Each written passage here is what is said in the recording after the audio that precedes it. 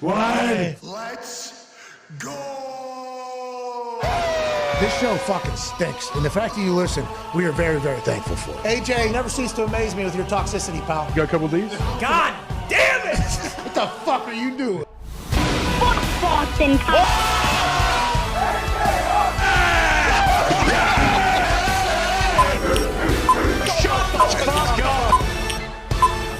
Hello, beautiful people.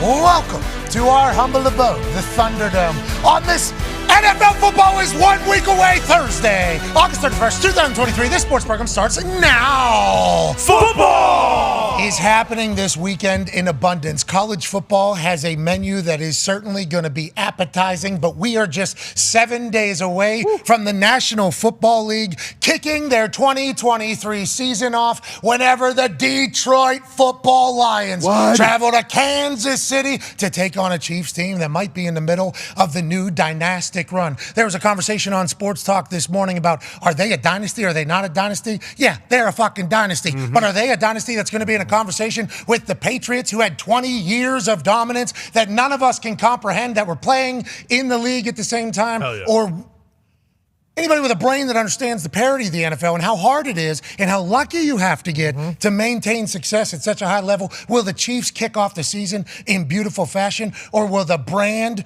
new Lions go in and say, hey, I know you guys are out of bank robbing wolf, but there's 53 fucking Lions coming into town, and we're taking Arrowhead down on this banner night where you're celebrating yet another Super Bowl championship. We have not won a playoff game since 1991. Wow. Sheesh. That's what we're 1 week away from talking about. Yeah. Oh, yeah. We're 1 week away from debuting on ESPN. We're 1 week and 1 day away from being live in Tuscaloosa. We're 1 week and 3 days away from a full NFL Sunday slate. We're 1 week and 4 days away from Overreaction Monday. Then we're off and running with college football and NFL for the foreseeable future. Life is beautiful. Let's have a Thursday. Hell yeah! Joe Theismann will be joining us in about 26 minutes. The artist formerly known as Joe Theismann out of New Jersey. Darius Butler will join us in the second hour. Can't wait to chat with him. And Bill Carr. Coach Carr. Hey. Bill Carr will be joining us in the third hour. Obviously, a man that we have great respect for and admiration for, and have seen him do a lot of great things. Last year, though, I did tell him, hey, Bill, enough. Pipe okay? down. Had to. Yeah. For the good of my friend, Jeff Saturday. That's right. Yep. Did that work out great? No. Would any coach that went in there do well? I don't think so. Had a lot of shit going on. There's people gambling on their own against their own team. That's Yeah. good. In the building was happening in there. Repair a lot. Right down the road here. Betting in there. Late to meetings. Late to treatment. What?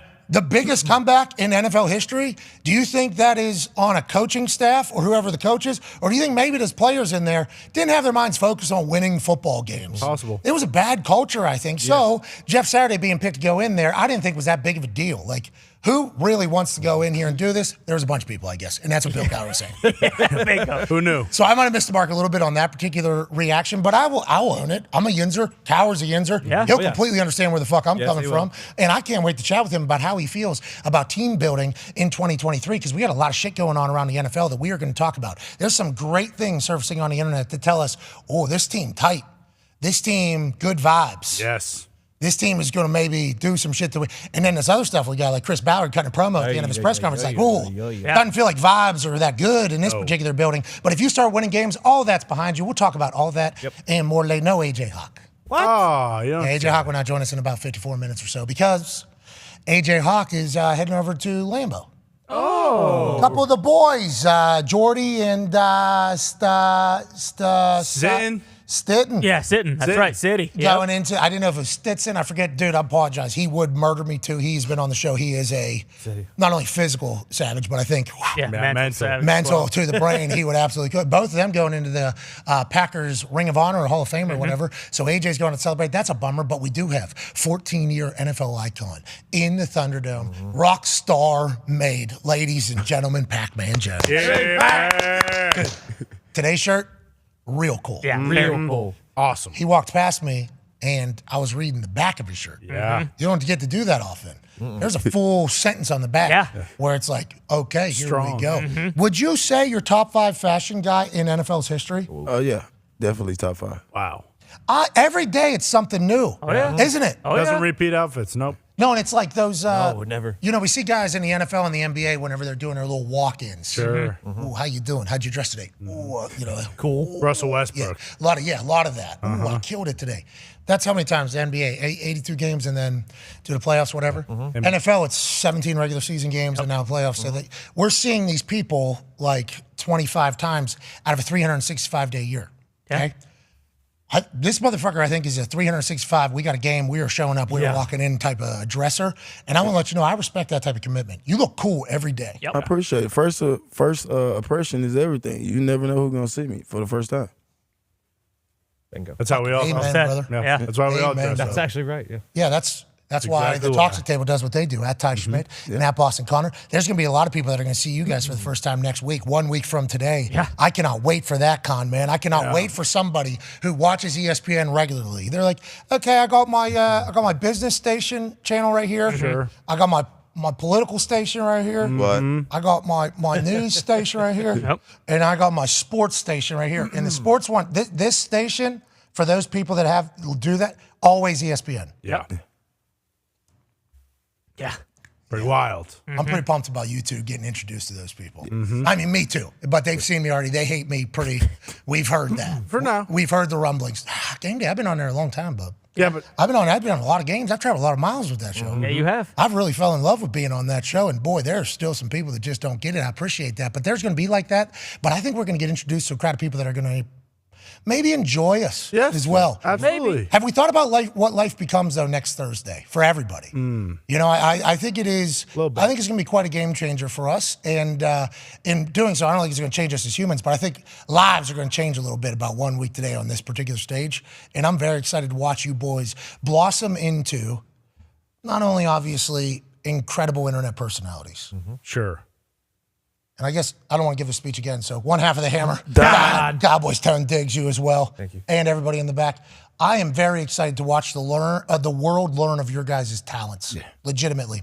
Because there's a lot of people, I'd assume, that have had no idea that some of the most talented brains in the sports media world are in this Thunderdome. And I get attacked for a lot of things, and people come after me. And every single conversation I have, I say, it's not just me. Like, I have 15 employees over here, okay?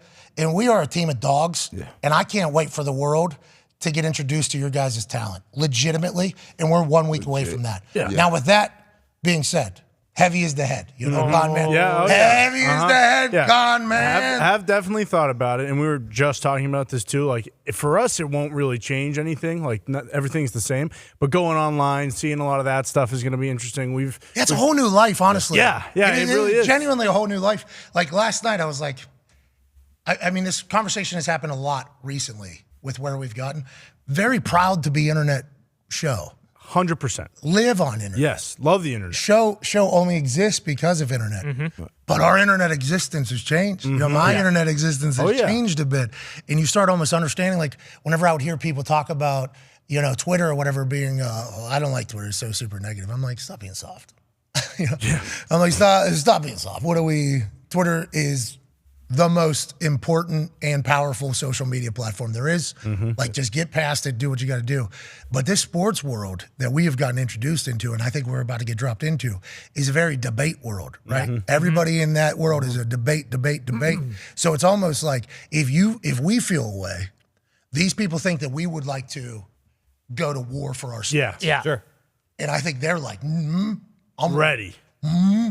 For sure. No way is this person right. And they're going, it's a little different tone on the internet these days. In my world, I don't know what it is for you, Ty, but I'm pretty pumped to see how you hilariously handle it all, because I think the world will enjoy it. I think I think part of it too is because we've been doing it so long, and granted, like, going on ESPN is going to be a completely different level, but Different crowds. exactly different crowd. Different crowd. But I just look at, like, the different iterations of our show. Like, when I first started, like, producing your podcast and stuff like that, like, people hate change. So it's like, this guy sucks. He's not funny. He's an asshole. Like, I don't want to listen to this guy. So, like, you kind of, you know, your skin gets a little bit thicker, or I guess you just learn to, like, oh, well, who gives a fuck? Like, this person wishes they could sit up here with you guys and do what I get to do every single day. See, that's the thing, though. Like, everybody sounds jaded when they talk about it, but it's, like, real. Like, you have to have the mentality like, fuck these people. Oh, For yeah. sure. And that's like not good. I don't like Yeah. having that mentality, but it is how you kind of have to be. But with that being said, let's talk about the positive side of it. Yeah.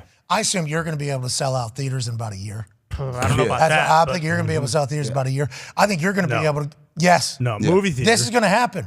All right, sell at a movie theater. Do it. What is the ACC?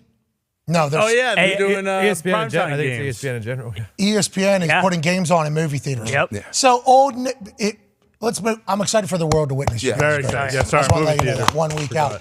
Yeah, but let's go back in time. There were some people that predicted the death of movie theaters. I don't know if you're willing to turn your mic on. Nick Moraldo was dancing on the graves of movie theaters. Oh, yeah. Hey, so happy. Oh, I don't have to pay 20. What? The whole Yeah, thing. I know you love going to the theater so much as well. Well, recently it was a terrible experience. The last time I went, it was awful. But I enjoy.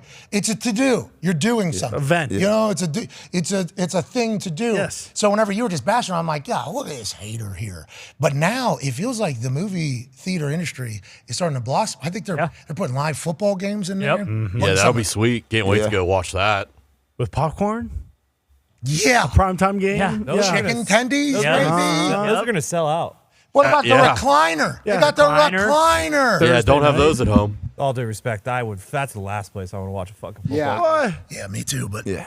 What about the ones? But if you want to, if the movie theaters, Yeah. they think it's going to work. The ones where they bring you food and you just ring a button and they bring everything to you? That would be awesome. That would be awesome. Yeah. If you bonding with your son or something, it's cool. Sure, sure. Oh, there it Somebody is.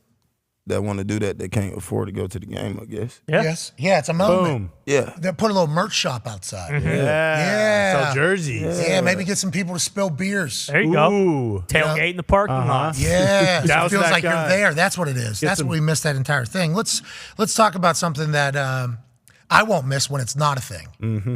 Okay, this Jonathan Taylor Indianapolis Colts situation is continuing to brew, isn't it? You know, and now that Jonathan Taylor has been placed on the PUP, he'll be missing the first 4 weeks of the season anyways. Okay, remember.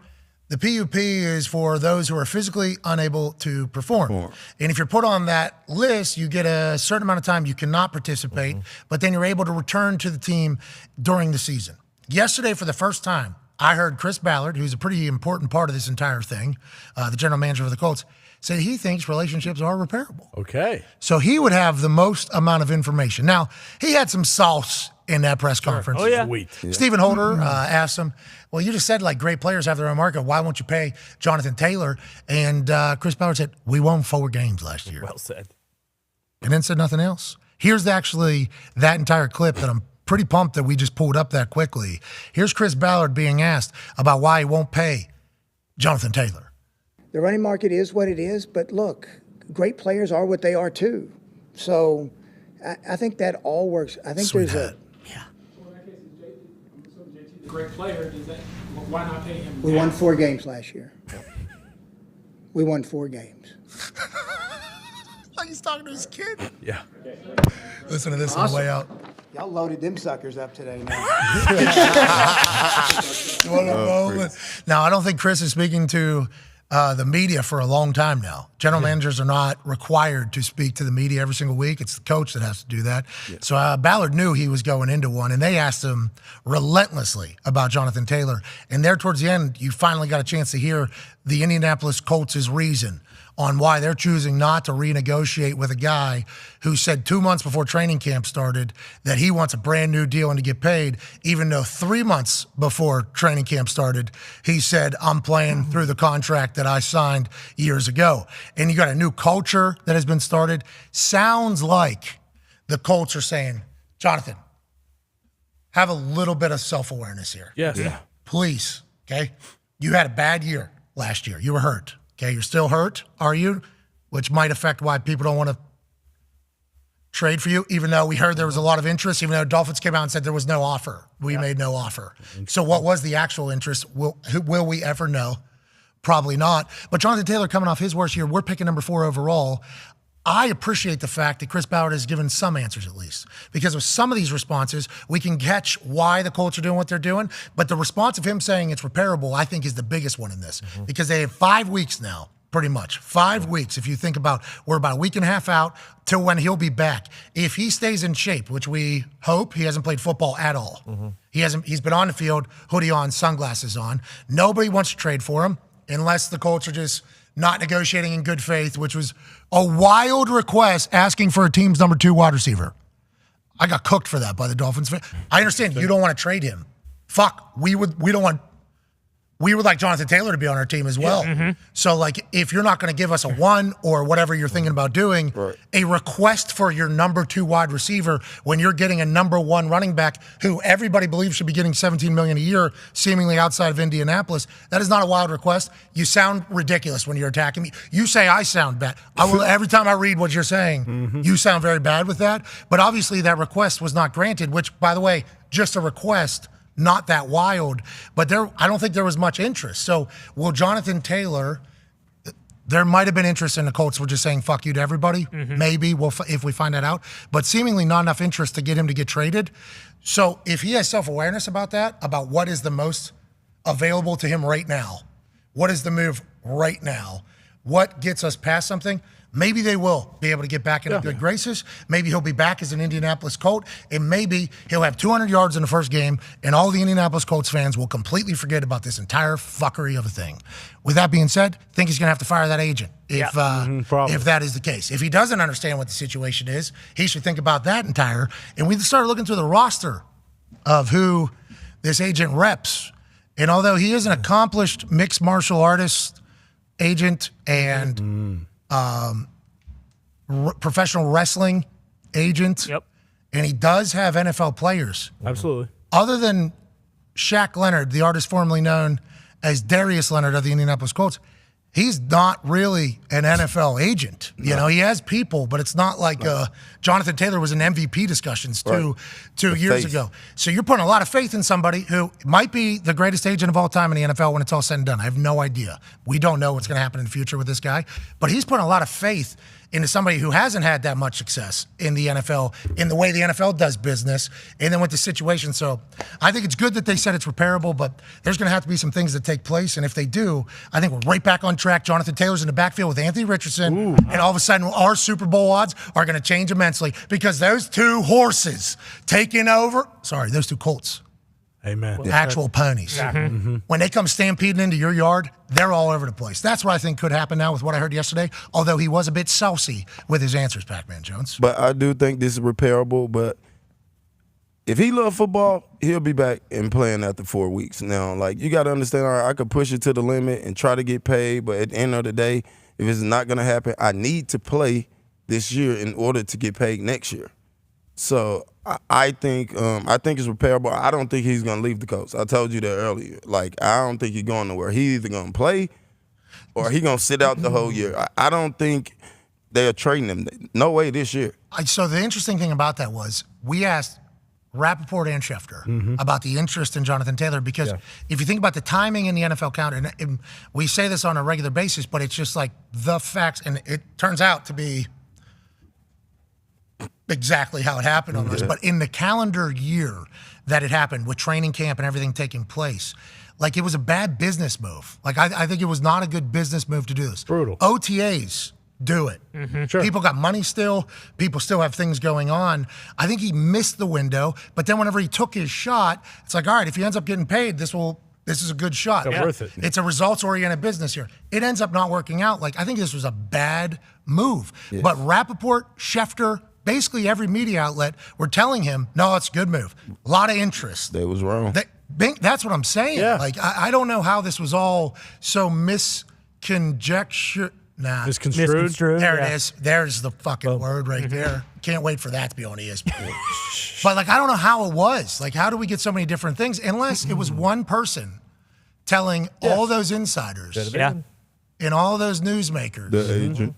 No. Is that what you're saying? Yeah, it make a lot of sense. That would make a lot of sense. Yeah. Unless it's just the Colts weren't negotiating in good faith, or what we were being told is not an accurate thing, even though sometimes that's how the game goes. Well, and the good faith thing that makes no sense. Like, we're talking about Chris Ballard, who's arguably one of the better drafters in the entire NFL when it comes to being a GM. So if it was, okay, you're going to get 4 picks like the McAfee deal where they brought up, you got Now, there will be people that will say to you, we had the number 4 overall pick. So absolutely, yeah. But that, I mean, that has a lot to do with the performance, which you can also then just go right back to the fact that, so why would he not want to trade somebody for all 4 of those picks if they had the 4th overall pick because they were that bad? My favorite part is Chris Ballard having to explain to people that when you're not good at your job, you don't get paid and things happen. Thank you for saying that. That's typically how the world works. And I know everyone should have a job and everyone should be able to play in the NFL, but that's just not a reality. And you mentioned the timing aspect of it. I think that's what it comes down to. Like, let's say the Eagles, like if DeAndre Swift and Rashad Penny both get hurt in the first 6 weeks of the season, I assume that they're going to say, okay, we'll back up and give them a first round pick for Jonathan Taylor, because if we get him, we probably will go on and win the Super Bowl. I don't know. Shane Steichen over here, good relationship with the Philadelphia Eagles. Yeah. I legitimately wonder if they'd be like, do we want? True. Yeah. Yeah. You know what I mean? Right. Is this what? Yeah. Because this is now, and there has been plenty of occasions where teams have said, especially in modern history here, like last 5-10 years, where teams go, just because he didn't get along with that crew doesn't mean he won't get along with us over here. Right. You know? And I think that could be said even about us with companies. Sure. So Yeah. we do appreciate that, but I do wonder how teams will take into account this whole thing happening, the way it happened, when it happened, if that'll affect any future businesses, and if anybody gave a shit at all. I don't know if that'll affect future business because he had a good rapport with the coaches that were here. I don't think him not showing up, not being here now will affect him from going somewhere else. Yeah, I got you. It might You get just what I'm like saying? they say, like Jonathan Taylor just didn't want to be there. So Yeah. this is what he had. This was a play. This was a play that he had to make business wise. He's not going to do that here because he's going to want to be here. Right. I respect that. But I respect that. in the locker room, like, are you guys used to this? Like, he gets paid, he comes back in the locker room, nothing. Don't even worry Yeah, about it. nobody gives a Oh, fuck. yeah. Yeah. As long as he come back, shit, we have. Yeah, if he got his money, he comes Yeah. back, good. Cool. If he doesn't get his money, comes back, there's going to be a couple. First day. So First Hayes? day. Oh, KT! You know, there's going to be a lot of that. And practice, but it's a whole new culture, too. Like, Yeah. That's the thing that is really, like last year, Gus Bradley comes in, D coordinator. Okay, Darius Leonard, the year before, like by far best player we had on defense. He gets hurt. So he misses like the first whatever of Gus Bradley's regime with the defense. So it's almost like Darius is watching, Shaq is watching a defense get created that he used to lead, but he's not a part of. And then whenever he came back, it was a tough thing because where in the hierarchy are you in the coach's eyes? Where's the plays? How are they going? And I'm not saying that when Shaq Leonard came back, he's not the guy, but he was even talking like, He said as much. yeah, he said, I'm not the guy. He's, here's the guy in this defense. This is a new defense and everything like that. And I would assume that Jonathan Taylor's confidence is going to be unrattleable. But with this offense kind of developing right now, right in front of his eyes with him holding out, and they're going to, if it's obviously going to go at least 4 weeks into the season, if there's success in that thing, and then you drop him in, and then Shane Steichen's like, hey, this is just the role you need to play here, right? And this offense is now built around Anthony Richardson as opposed to being built around Jonathan Taylor in the run game and in the backfield. That's a whole nother interesting, like, human element here that could come into play that we just assume will get settled if they figure out a money or a reality situation that pops into Jonathan Taylor. Yeah, at the end of the day, like, he's gonna have to make concessions. Like that's basically what it comes down to. Like, hey, we gave you your opportunity here. Like, no one gave us fair trade compensation that we were okay with getting rid of you. Like, Unless that's not real. unless that's not real. And I guess it is possible that, you know, he comes off PUP and has a good game or whatever, and then still gets traded before October 31st or whenever the trade deadline is. But like, if he's going to play for the Colts this year, like, he has to make concessions. He has to change something. He can't keep doing what he's doing. Like, it's already been proven. Like, hey, guess what? Like, there's a line was drawn in the sand. You didn't get what you wanted, but we're not just going to crumble now because everything kind of went to shit. What if he comes back with a press conference too, and he just completely lays it out? Yeah, really misread the whole situation. Took my shot. Hey, had to do it. I apologize. It was just one of those things. I thought it was going to go well. It did not. Here we are. Excited to be back. Yeah, Excited to be it back. ain't personal. It's just business. Excited to be back. Yeah, excited to be back. Let's move along. Like, I'm thinking PR-wise now how this thing works, because that's a whole nother animal. Because the noise always comes from the outside, but once that noise creeps in, which it does everywhere pretty much, that can start dividing everything. And it's like, what will be said about Jonathan Taylor when he comes back and the Colts? And, well, behind the sources are saying, like all the anonymous shit that could potentially, I just hope they figure it out. And when they do, Conti's going to have to be a big part of this. Yeah. Hey, good luck, Conti. Yeah, go get him, Chris. Conti's head PR guy for the Colts. His name's Matt, not Chris. Some people call him Chris Canty. Nope. I've heard it before. No, that's only come out of your mouth, so you heard that in your voice. No, people were whispering behind me. I was like, oh, okay. So That was also your voices. No. Yeah, that was also yours. No. So from the Jonathan Taylor situation, which is, right? Yeah. Pretty, Yeah, big time. Ugh.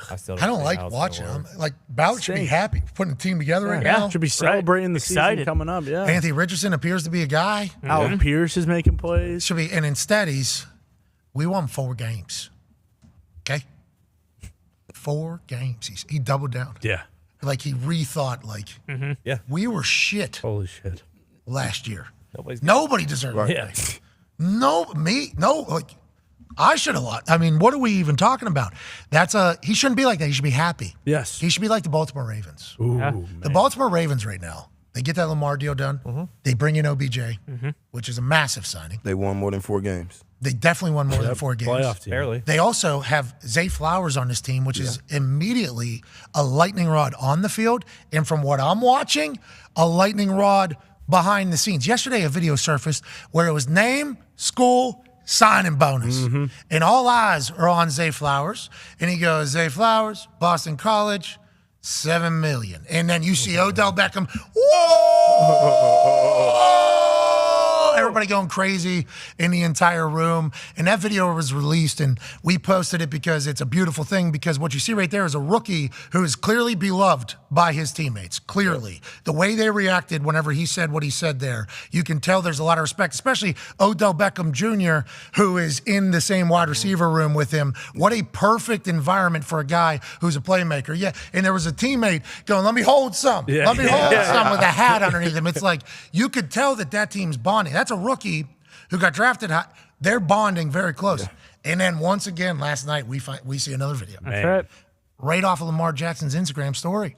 And this is Zay Flowers' guy. Zay Flowers is loved by this fucking Baltimore Ravens team. And when you watch this video, we won't be able to play it because Kodak Black would certainly give us a copyright strike. Like, banger of a song, by the way. I guess that is literally the entire South Florida anthem, it sounds like, because as Zay Flowers comes into, as he comes in here, I don't know if this was a rookie show or not. I don't know what this event was. I have no idea. They got chandeliers in there. Maybe it's just, I have no clue where they are here. But I love the fact that you can see exactly who all is from South Florida. And they are the ones that are surrounding him by the end of this, rapping the entire song lyric for lyric with Zay. This is the type of video you see. Saw it with the Eagles. Yeah. With a hold on, wait a minute. And it was right before the NFC Championship game. Yes. The video hit the internet that this is what the team meeting looks like. And there was offensive line coaches in the whole room dancing. It's like, oh, that team's going to win right there. That is a team that is together. That's a team that is loose. That team likes each other, it appears. That is a weapon. If you have the talent and you like each other, I feel like you're going to play harder and better. That's what I'm seeing on this fucking Ravens team. Every video that surfaces from them, we need to start talking more about the Baltimore Ravens. Nobody's chatting about the Baltimore Ravens. Who are we talking about? Cincinnati Bengals. Joey Burrow's back in practice. Here we go. Smell me? He's back. Joey fucking Burr is back. Let's talk about the Bengals. Let's talk about the Pittsburgh Steelers. They look a lot better. Nobody's talking about the Baltimore Ravens right now. I see these videos. I get very excited about the Baltimore Ravens and what their season could look like. Adam Pac-Man Jones. Well, we know they're going to be a good team. We know they going to make the playoffs. We know they're going to be in the hunt. The question with Baltimore is, can they stay healthy? If they stay healthy, we'll be talking about them late in December, early January, hopefully not February, but they could be a really good team. That's the bias of this program. Yeah. You know what I mean? Because we got that, and then we got this right here. Tone, are you not scared to death after seeing that? Those boys are tight. I would be. Well, That is a very look at Chris Ballard, how he's talking. Not happy. We want 4 games, bro. Fucking get off my fuck these people. Walks off. Yeah. And then you got Lamar Jackson, starting quarterback, highest paid guy in the league, on his Instagram story with the entire team, except for some whites that had never heard Yeah, that. a couple whites. There's some It whites. seemed like everybody was into it. There was a lot of whites that did not fully understand, but at the end, standing up. I don't know what you're saying, what you're singing, but goddamn, I fucking love it. What a show. There's a lot of that. You know, there was a lot of that, and that takes place in a lot of these rookie shows. There'll be some like some big fat white on the offensive line will come out. Yeah. Tyler Linderbaum. Okay, what? Yeah. And he'll go, I should have been a cowboy. And you'll hear all the other whites that understand that. They start singing along. You know what I mean? And then at the end, like, you'll get the guys that have never heard that song before go, all right. That was good. Yeah. All right. Should have been one. Yeah, fuck. Yeah, fuck. Good hey, tune. Me too. Fuck. What are you, light ranching or whatever? And then there will come those situations. Or, you know, where a rap song will start and all of a sudden you'll hear like 2-3 people. And then literally the entire team meeting standing, except for like some really country fat white just sitting there. I don't know. I want to be a part of it. It's I good. can't. Those types of moments are huge for team camaraderie. Those types of moments are huge for everything that you need to be successful in the league, I think. People talk about the college atmosphere where it's like, those are your brothers. You go from boys to men together. You have to live in the same places. You sweat and bleed a little bit more in those college workouts and in the summer and everything like that. That's a tight group. If you could bottle that, this is the last time. Once you go professional, you don't get this anymore. If you could bottle it, it's like it is hard. With transactions, we just had Tuesday, over 1,000 people were cut. You don't keep people around for 4 years. And now college, we'll see what it's like anyways, because I'm trying to, for college game day this weekend, I'm trying to go through every single quarterback that transferred. There's like 20 quarterbacks at a new home or whatever. Nice. Now, granted, you're trying to get that, but that type of tightness doesn't always happen in professional sports. So whenever you see it, I think we got to respect the shit out of it. And I think the Ravens got it right now. Not that the Steelers don't. No. They were all chugging beers at all these concerts together. I love seeing that type of stuff. There are. I think there's a lot of teams in the AFC who are good and also tight. And the Ravens, I feel like, because obviously we've followed them close over the years, being the rival. I feel like they always are tight, except for last year, potentially because of the contract thing was going on. But now that that's all figured out, they have no reason not to be tight at all. And yeah, I think they're going to be better because I think Monken's better, and I think the offense is going to be different than what it is. But I mean, unless that video can help Lamar throw a deep ball. All right. Don't need to hear Tony. it. Joining us now, ladies and gentlemen, is a man who's a Super Bowl champion, okay? A legend in the NFL, but before that, played in the CFL. Ooh. Learned that today while I was doing a little bit of research. He's obviously an incredible TV personality. His golf game, Stupendous. Chef's kiss. Yeah. Former Heisman with, ladies and gentlemen, Joe Theismann. Joe, how you doing, pal? I'm doing great, buddy. Hey, thanks for having me. And first thing I got to ask you, how's your golf game? Terrible, Joe. We spent some time on the range together out of Lake Tahoe. Joe, I want to let you know, my game fucking stinks, Joe. I can't. The game is impossible. It is. You gave me a great tip, didn't he, Evan? Remember, Evan was standing right there. Oh yeah, Joe. Pat, you need to slow down. Like, I'm like, all right, I'll listen. You're fucking Joe Theismann. I will listen to that. And I hit like 3 good ones. You remember, Joe? I hit 3 good balls there. Yep, you really did. Yeah, absolutely. So then I went good. Then I went on a course and I hit 100 bad ones. So it was a tough day. It didn't transfer. You're not alone. Okay. Yeah, but you're a player. You're a player, right? all the time. Do you play a lot still? I love it. Yeah. You good? Yeah, I do.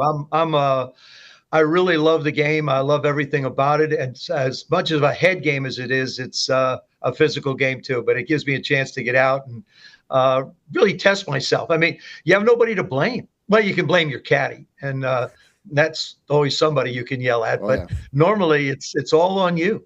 Yeah, I love that type of feeling. And I think the more I learned about you today, I didn't know you were a punt returner. Did you know this guy was a punt returner? No. What a weapon. No. This guy, you were a punt returner? I had no idea that was the case. So I would Actually, it started in college doing it. My first 7 games in college as a sophomore, I returned punts. And then when I joined the NFL, the first 2 years, I was a punt returner. So then you get the starting job and you just go on to be dominant, win a Super Bowl champion, and become a legend of the NFL. Is that how that worked out? Were you a quarterback while in college, or were you just a punt returner? I assume you had. Oh no, I have a few records at the University of Notre Dame. I think our record was like 23 to 2-1 or 2-2 or something like that. We had a pretty good run there, Pat. Pretty good run. Yeah, I'd say. I'm in Indiana too. They're back too this year with Sam Hartman. Yep. They're back here with Sam Hartman. Oh yeah, Sam's good. Hey, Sam is good. He's a player. Sam's legit. He's a player. This is big. I think Marcus Freeman's got a guy. I think they got a guy. I think they got a team right now. I think like legit. Oh yeah. I think, and we I think Texas Southern. I think we have this week. Last year we lost to Marshall, which we really shouldn't have. Well, respect to everybody, but the fact of the matter is, these are the games that you have to go out and dominate. I mean, that's the bottom line. You have to dominate them. What was your? You one of those guys uber competitive still to this day? Is that you think that was one of your edges? Oh yeah. Yeah. I'm a competition junkie. If you and I are at a light together, you're in one car, I'm in the other car. We're the first two cars. It's on. It's on. What do you drive? I'm gonna beat you off the line. It's like being in a drag race. You check the other lights on the other side to see if it's gone to orange, and then you anticipate it going to green, and then here we go. Yeah, and absolutely love it. Yeah, you got to pop that clutch a little bit there. So you're not on your phone at the red light either. I think that is quite an advantage in modern day. Is like if the person next to you is on their phone, it's almost like, all right, let's not interrupt this person here. We are off and running. I also get a kick out of like picking which horse is the right one. When I'm pulling up, let's say there's 2 lanes and you got 2 cars up there. Picking and judging the car that is going to be the one that isn't distracted and the one that's going to get off the line. Fun little game. Get real excited when I pick the right fucking lane too, Joe. I'm going to let you know that.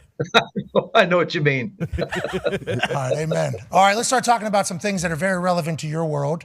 The Washington football team, the Washington Commanders. Not going to say it, even though there's a massive petition to bring it back, although now we're hearing that potentially isn't legit. Who knows? What do you think the future looks like? Do you think they have a new team name? And how quickly does that happen? And how does it look, you think, Joe? Well, the process is it would have to be submitted to the league, and nothing would happen probably within a year, possibly 2, when it comes to a new name. I think they want to move towards a new name and sort of put everything about the Washington Commanders, the Washington football team, in the rearview mirror and move forward. I think Josh Harris and his group have done a terrific job of creating an environment that's really very positive. What you hear a lot now is people talking about the football team. Over the past couple of years, there's been more conversation about what's taken place off the field or away from the field than it has been on the field. So to me, I think what we see is something very, very positive going on. And you look at our running backs, you look at our wide receivers, you look at the defensive line. They're inside the top 8 or 9 in the league. The big question is, what's Sam going to be able to do? And he acquitted himself, I thought, pretty darn well through the preseason. And now it's just a question of, can you carry that through over a 17-game schedule? And I'll tell you, Pat, 17 games is a lot of football. You watch these guys transition from the collegiate level into the professional level. They hit about week 12, and it's like hitting a wall. But yet you still have a lot of the season left. So there is a big transition for him. Yeah, you hit that rookie wall, and then it's like a tunnel, and then you get to like week 16, week 17, and it's like, oh, there's a light at the end of the tunnel there. But it is a tough part of the season for people, emotionally, mentally, energy, everything, in a very important time. The Commanders are looking to play important football, obviously, in that stretch. I think what Sam Howell has done is remarkable. But that NFC East, Bud, it's loaded, right? Oh, I mean, just a few years back, it was absolute crop, everybody in there. Like 7 wins. A year ago. Yeah. What's that? A year ago, everybody was saying, oh, geez, NFC East. Cowboys are dominant ones. Then all of a sudden the Eagles come up. The Giants play well. And had it not been for conceivably a call by an official in the second Giant game, Washington could have made the playoffs as well. So you'd have all 4 teams in that division going. But if you look around at the divisions, Pat, it's really interesting. The AFC East, that's a loaded one. Loaded. The AFC North is a loaded one. Yeah. The NFC East is loaded. Don't count. Listen, the team that don't count Seattle out in the West. Don't sleep on Seattle. Like Pete? You like Pete, huh? You like Pete Carroll? I like what Pete's done. Pete has reloaded, and Geno is recharged. People don't realize Geno Smith had the best completion percentage in football a year ago, 70%. And I think they got better. So you still, San Francisco, you're still wondering what's going on. And so, you look at the let's talk about division. that. Let's talk about that because Jimmy G just came out from Sports Illustrated with Robin Lundberg, I do believe, and was asked pretty much about the Trey Lance situation in San Francisco. This is what he had to say. Now, Jimmy G in San Francisco had a lot of success together whenever he was playing. This is how he spoke about the Niners when asked about it by Robin Lundberg. What did you make of the Trey Lance trade to Dallas? Weird situation. Been a lot of weird situations over there in San Francisco, just to leave it at that. But, I'm happy Trey got another shot, man. How do you think San Francisco's handled those quarterback situations? How do you think they've handled them? I think it's been messy. I'll put it that way. Yeah, that's a nice way to put it.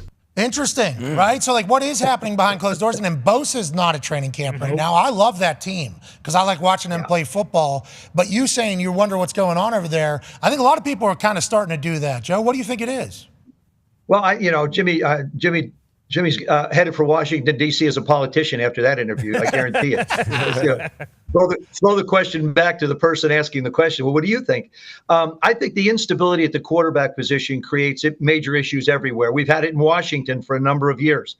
Now, San Francisco, you've had different people play. The Trey Lance deal, when it was made, I was wondering about it and scratching my head initially. And then, of course, Jimmy had a chance to play. Brock's come in and played well. I mean, you've had different people play over periods of time, but you don't have any consistency like, say, you have in Green Bay or you had in San Francisco before. We just haven't seen that in a lot of places. Good transition in Kansas City with Alex going to Patrick. And so if you don't have that consistency, if you don't have that guy behind center being able to play and practice, and that's really important, Pat. You have to be able to practice to get better to play. You have to be able to play to learn what you need to do. And that's been, I think, a problem with it. Yeah, listen, we both know it. You can't win at any level without a quarterback. Yeah, that's why $230 million, Joe, you see these deals. I know you do. Don't bring that up. Don't mention numbers. I don't want to talk about please. It. Joe, we're talking 200-some million. Absurd. Joe, we're talking 200-some. That's only going this way too, Joe. Just only going this way. I know. Oh. Hey, 1984, fourth highest paid player in the National Football League. I was at $1 million a year. A millionaire kid out of New Jersey. Got a millionaire. It's funny. It's amazing. It's amazing how things have changed. And you know what? I don't begrudge these guys one penny. Get everything you can get. It's a short-lived career. Yeah. It's an opportunity to be able to do the thing you dreamt about as a kid. And the numbers are there. If you can get somebody to pay you, good for you. Hey, and also on the flip side, we would all like to say thank you to guys like you and others that laid the framework and the groundwork for this league that is the most successful in the entire world. So thank you, Joe. Yeah. Thank you, Joe. Thank you, Joe. Thank you, guys. Thank you, Joe. Thank you, Joe. You're welcome. That's a real thing. I know it gets said by a lot of people, especially whenever they're talking about like lifelong and health insurance and other stuff. Like, we appreciate what those guys did for us. Now, also, I can figure it out, bro. It's kind of like two sides of a coin. But I know every player that I've talked to is very appreciative of everything you guys had to go through and what you did to get us to where we are. So we're very grateful. Speaking of, one of the things that you had to go through that nobody else went through, and obviously every conversation you've ever had has probably came back to this one play, which sucks, I would assume, because of how fucking great you were in the NFL. But that play where the end? Yeah. That sucks. I guess you could call it the end. It's interesting about that night, Pat, because the success that I enjoyed in the National Football League as a part of the Washington quote-unquote Redskins was really special. I mean, to be an MVP, to win a Super Bowl, to be in the salary category I was at that time, all those things were wonderful. But I really started really believing my own headlines. I started thinking I was really, really good. And it changed me as a person, I believe. And what that night did, that was divine intervention in my mind. I was headed down a path where my ego was getting the best of me. I thought I was really special. I thought I was the guy. I thought I was the one that they couldn't be without. and then obviously found out things differently. But, you get caught up in that world, and we've seen so many athletes have that happen, and I was one of them. And then after the evening, after I got hurt, it gave me a chance to be introspective and look at my life and look at the person I became and was becoming, as opposed to the person that I wanted to be. I want to be able to help people. I want to be able to do things. I want to be able to help other people achieve success. I get the greatest joy out of working with young quarterbacks today, whether it's high school or college. It doesn't matter. And watch them succeed. And the look on their face is priceless. It's like opening, a big Christmas present. They get so excited about the fact that they've discovered something that may be able to help them. That's my joy in life now, is to be able to help other people enjoy the success that I had, and to be able to play for Coach Gibbs and Coach Walton and Coach Allen. I'm telling you, it was just, and Jack Pardee was the one that gave me my chance to play in '78. He made me the starter after George got fired. So I have a lot of people to thank. And at one point in my life, I thought it was all about me. And you know what, Pat? The bottom line is, we're not on this earth to be served.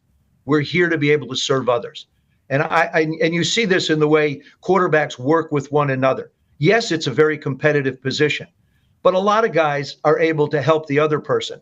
And then I say this to any young quarterback out there: watch what the other guy is doing and doing well. That's how you learn. Don't ask for a verbal description, but observe. Yeah, well, you said a lot there, and I want to let you know that was fucking very cool to hear. Yeah. Not a lot of people. That was really cool to hear. Because I think I didn't know that about you. I assume there are people who have told you at different times of your life, maybe, that you're being an asshole or whatever. So here, as a human, later, realizing, looking back, changing, growing, chasing fulfillment is what it sounds like you've focused on, as opposed to anything else. That's a cool thing for people to hear, bro. A lot of people just don't change. You know that. A lot of people just an asshole. They just keep going. Well, it's hard. It's hard sometimes to look in a mirror and be flat out honest. And you know what? It's what I appreciate about you. There's no facade. Well, if anybody wants to know who Pat McAfee is, all you need to do is watch. And all you need to do is listen. You're out front. You're right there. And, sometimes honesty just scares the living daylights out of people, especially when it's about themselves. It's much easier to hide and go, oh, that's not me. Well, if you face it, it's a little bit easier. It's not easy to deal with, but down the road, it becomes a better situation. Yeah, if you're always being yourself, you won't get caught. I think that's one thing that I like. You kind of see with a lot of people. Now, I had to get, I wasn't comfortable with being me for a long time, and then you get down to the bottom of the bottom, and everybody turns on you. Not everybody, but a lot of people turn on you and start burying you and tell you that you're a piece of shit, like when I got in trouble or whatever. It's like that's a time where you really got to do the same thing you do, and then you just own it, and that's Joe. And that's Theismann. But so you just own it, and I appreciate you saying that, though. That's a big deal, man. You should be very proud of yourself. Honestly, you should be.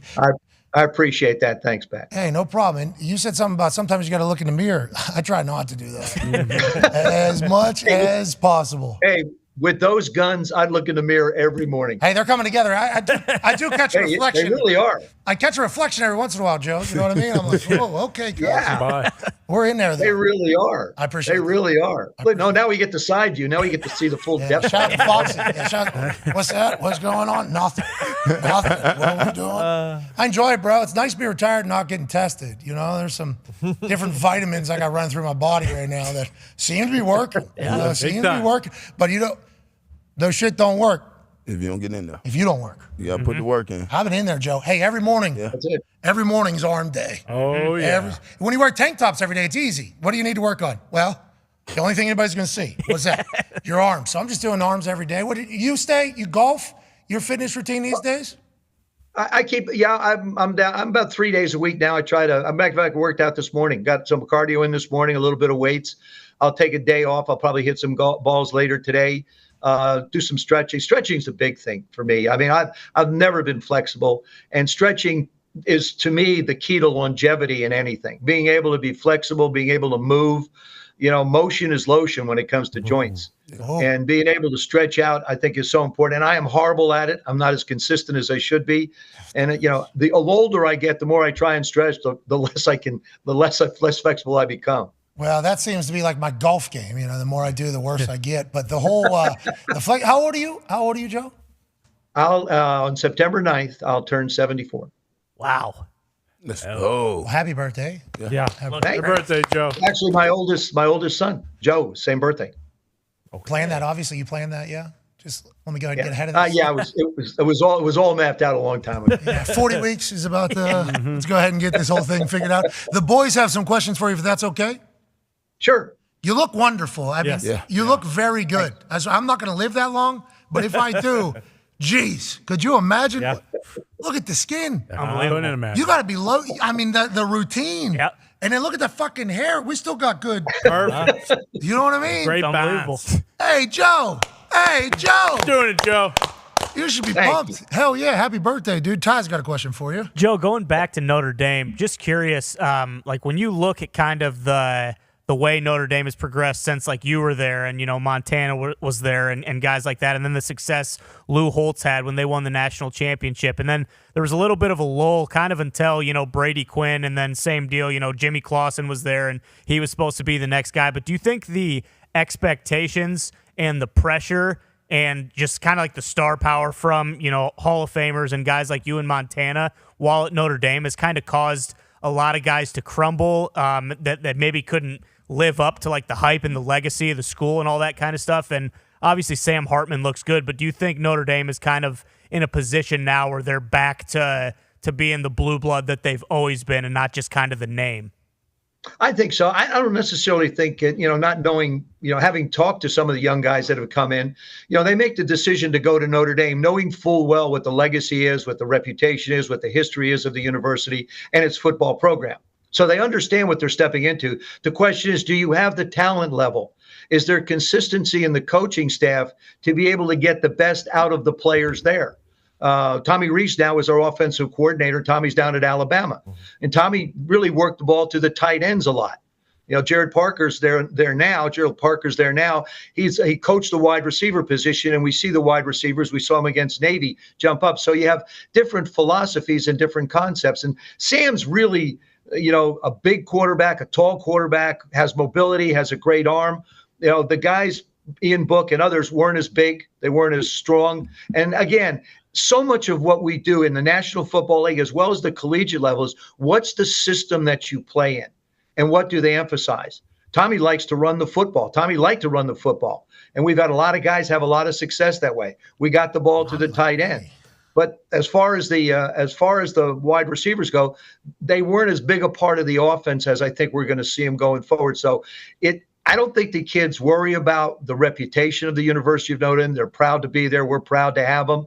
And it's just the talent level around them so much that determines. I've always said this, the quarterback position is the single most dependent position on the field. We really stop and think about it. Jim Kelly would have had a Super Bowl ring had somebody made a kick. Whoa. You're right, though. You're right. Sure. Mm-hmm. I mean, Jim, who I love Jim. Mm-hmm. Great guy. Respect the hell out of Jim. Great guy. I mean, you win by 40, you don't have to make kick. That's true. So, you know what I mean? You know what I mean? You don't cover. Yeah. Right now, you have to talk about not covering. Hey, you get into that at all, Joe? You get into gambling at all? No, I don't.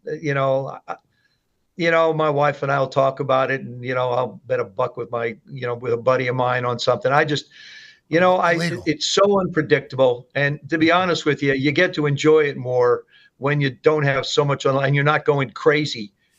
Sure. When somebody's driving down the field to try and cover, I know all the jargon. I know what's going on. When you're somebody's driving down the field and they're about to do a cover. It's like, oh no, a backdoor cover. No, yep, there we go. It just breaks your heart and it ruins the day. And then all of a sudden, the worst thing is you start chasing. Yeah, got to get back now. Got to get back. Yeah, you've got to win the first one or two, or else you're going to chase, and it's going to be a long, long weekend. So the sports books have regulations on there to save people from themselves, but there are certainly people losing money still. And I think as it continues to go on, in last year, Joe, we won one for, I think, 18 or something. Yep. One for 19. 20 because we did multiple. It was it was so bad. We were picking like, okay, this is an actual guarantee. Mm-hmm. We're going to move the odds for this. We're going to get everybody. Sure. Hey, listen, we're going to get back on track here. We're getting back on that horse. Let's go. This is a guarantee. And we would lose. It's like It's so impossible to win. I have no idea. Don't you love those locks? Don't you love those locks? This is a lock. This is a guarantee. Guaranteed win. They're playing at home. They haven't lost in 25 years. The other team doesn't have 15 players, and all of a sudden you lose. Yeah, we know too much, Joe. That's the thing. We know too much. We know, stats say 87% of the time a team coming off of this is going to do this, especially going into a situation like that. Oh, you add in the wind. Whoa, this bumps up to a 92%. 92%. That sounds like a great time. But then you don't account for, there's fucking 8% there. Uh-huh. That 8% is still a very real, it's not a zero there. That is not so that 8% might be moving for the next 50 times that situation pops up. You have no idea because the past. The classic of that is horse racing, Pat. How many times have you heard people they go to a track, they're going to bet on a horse. Why'd you bet on the horse? Because I like the colors. The jockey's wearing a really nice outfit, or the horse has really nice colors on it. So I'm going to bet the horse, and the horse wins. And all those numbers and all those statistics and the races they've run in mud or whether it's dry or whether it's turf, nothing. Does not matter. Nope. Does not matter. No. How'd you get to that point right there? Did you see that pink? So sweet. Yeah, I had that pink. It was raining. It was the only one I could see. Caught my eye. Literally, I would like to see the horse that I'm betting on, and then all of a sudden, here we are. Right. Triple crime. We did it. Unreal. Then they shoot the horse. That's true. Joe, that is the downfall of horse. Yeah. We've learned that this year. We don't like doing it, Joe. We got to cover sports every single day. We learned a lot about the horse racing community this year. A lot. I didn't know that. Sadly. Yeah. No. Let's have a moment of silence for all those horses that have raced. Moment passed. Thank you, ponies. Thank you, Thank you, ponies. Pac-Man has a question for you, Joe. Joe, my question is, the NIL deals is really big right now, especially at Notre Dame. What do you think it would have been when your time? And also, what are your feels on the transport portal? Because we are looking up teams, and it's 100 different kids that's transporting to different schools every other week. Feel like how we looking at the schedule. Are you with the transport portal, or you're not with it? Pac-Man, first of all, the NIL is it's seeping into high schools and it's ruining it. I mean, we don't have, I didn't know that, Joe. Yeah. Oh yeah. It's in the high schools too, as well as the colleges. It's been in basketball for a long time. It's scary. I mean, the numbers are crazy for college guys. We don't have college football anymore. We have semi-professional football played by young people. That's basically what it's boiled down to. And we heard a couple of years ago, couple of coaches going at it where now you get to buy your team. That's in essence what they're doing right now is colleges are buying. The wealthy are going to get more wealthy, and those that can't afford the players are going to be able to just provide education and a place to play some football. But when it comes to the competition, the other thing, Pac-Man, too, is how about the conferences? What's a conference anymore? A conference this year is not a conference next year. If you're part of a conference this year, you're probably not going to be part of it next year because somebody's going to offer you more money. I mean, it's crazy what's going on. The NILs, I think, I thought there was a better way to compensate the athlete, and instead of just giving them money and giving people a chance to be able to make it. I won't get into that. And as far as the portal goes, what the portal has basically done is basically said, hey, look, if the competition looks a little tough ahead of you, just go someplace else. I don't know how a college coach recruits anymore today, Pat. Yeah. Really, how do you recruit someone? You can't publish a depth chart. I've talked to coaches where they cannot put out a depth chart, all right, for their spring game because they're going to have people transfer out if they're not one or two. Oh, I didn't even think about that. Instead of competing instead of saying, okay, I've committed to this university, the guy ahead of me is there and I'm going to compete. But now it's like, well, if you're really good, that means you probably have a minimum of 20 other schools that are interested in you. So now you have this elevated opinion of yourself.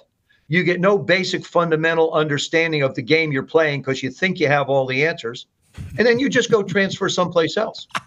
We see guys going from one to the other. Now, I will say this. I think they need to do something with the portal. I think they need to create some type of stability in college football so you can't just pick up and leave all the time. But yet, we at the University of Notre Dame have benefited from it because Sam Hartman transferred from Wake Forest to Notre Dame.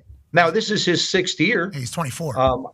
I don't know what the quarterback's going to be next year. Of course, he received the extra year because of the pandemic year. So, and I think, like I say, I think we're going to surprise people going forward. We got some tough games. Got Clemson coming up, USC coming up, Ohio State. I'll be out there for the Ohio State game. It's going to be big. Ohio State's looking at that one, right? That one's the one that can potentially knock Ohio State off the path there, waiting for the big one at the end with Michigan. I want to get back into what you were talking about there, though, with the transfer portal and, not being able to release a depth chart. I thought about this with how open it was. There was over, 1,900 kids or something in the portal or something. There's only 130 teams. I don't know where a lot of people are going to go. But if you start thinking about the ripple effects of that, let alone the money, if I was handed that type of money, I would have been a bag of shit. At that time, I would have not have been waking up at the time that those off-season workouts were at. I would not have been all in at those summer conditioning workouts. I would have been a bad person. Now, I'm not saying everybody's like me. I'm a, white trash kid. You hand $100,000 to me in Morgantown. I'm going to have.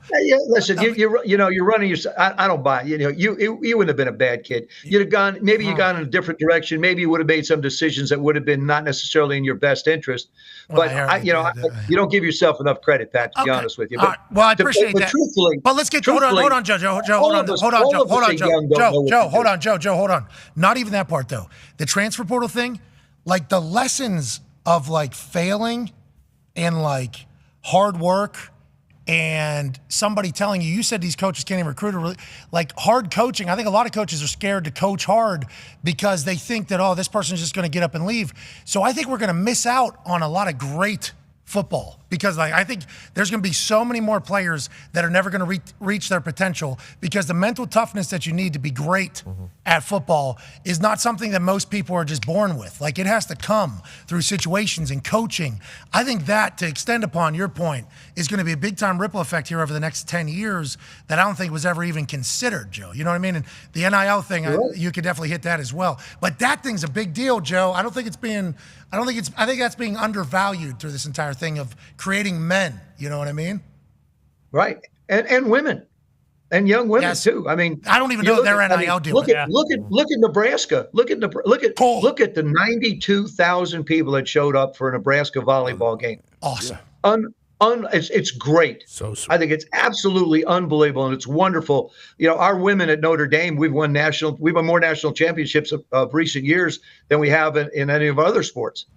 And our hockey is great. Our basketball is come on. Lacrosse. Our baseball has come on. Lacrosse has come on. Soccer, obviously football. So, but what I watched this morning when I was watching Sports Center, I'm going, wow, that is so wonderful. And for the athlete to feel that way. And, the other thing too, Pat, that you're really referring to is the life lessons that you learn working hard for something are invaluable for you for the rest of your life. Yes. Because you're going to go to a job and somebody may be better than you there. And what are you going to do? Are you going to go someplace else and then someplace else and then someplace else and just become a nomad going from job to job, as opposed to fighting it out, learning, toughing it out? I think the most important asset any individual has that wants to be successful is mental toughness. Hell yeah. Joe, I enjoyed this conversation immensely. Yeah. Thank you for coming on, man. Genuinely. Thanks for having me. What do you do? Thanks for having me. You do some Commander stuff, right? I was looking it up. I was trying to. I do. Yeah, I did the preseason for a couple of years, and I haven't the last few years. Mostly I do a lot of motivational speaking. Have a chance to travel around the country and now every now and then around the world to be able to share some stories with people and share some experiences. I've been blessed to have some unbelievable people help me get where I am today, and I appreciate them every minute.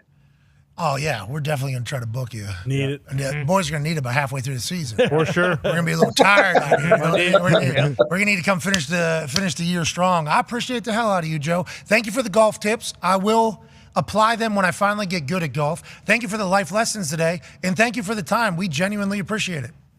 Pat, great being with you. Thanks for having me. Take care. Hey, Coach Lou Holtz is here as well. I think he wanted to tell you something about your birthday coming up. Yeah, Coach, Joe, I'd just like to say happy birthday to you. I know that I'm sure we've crossed paths. I can't really remember right now. I know you never actually played for me. I can't remember if you played for Era Parsons or if it was Dale Devine or if it was one of those other guys. I know it wasn't Newt Rockney. I know he was a little bit before your time. But, Joe, it was an honor, talking to you today. And I love that you go out there and you put on for the University of Notre Dame. I know how much you love the university, and I think you know how much I love the university as well. Go Irish, Joe. And happy birthday.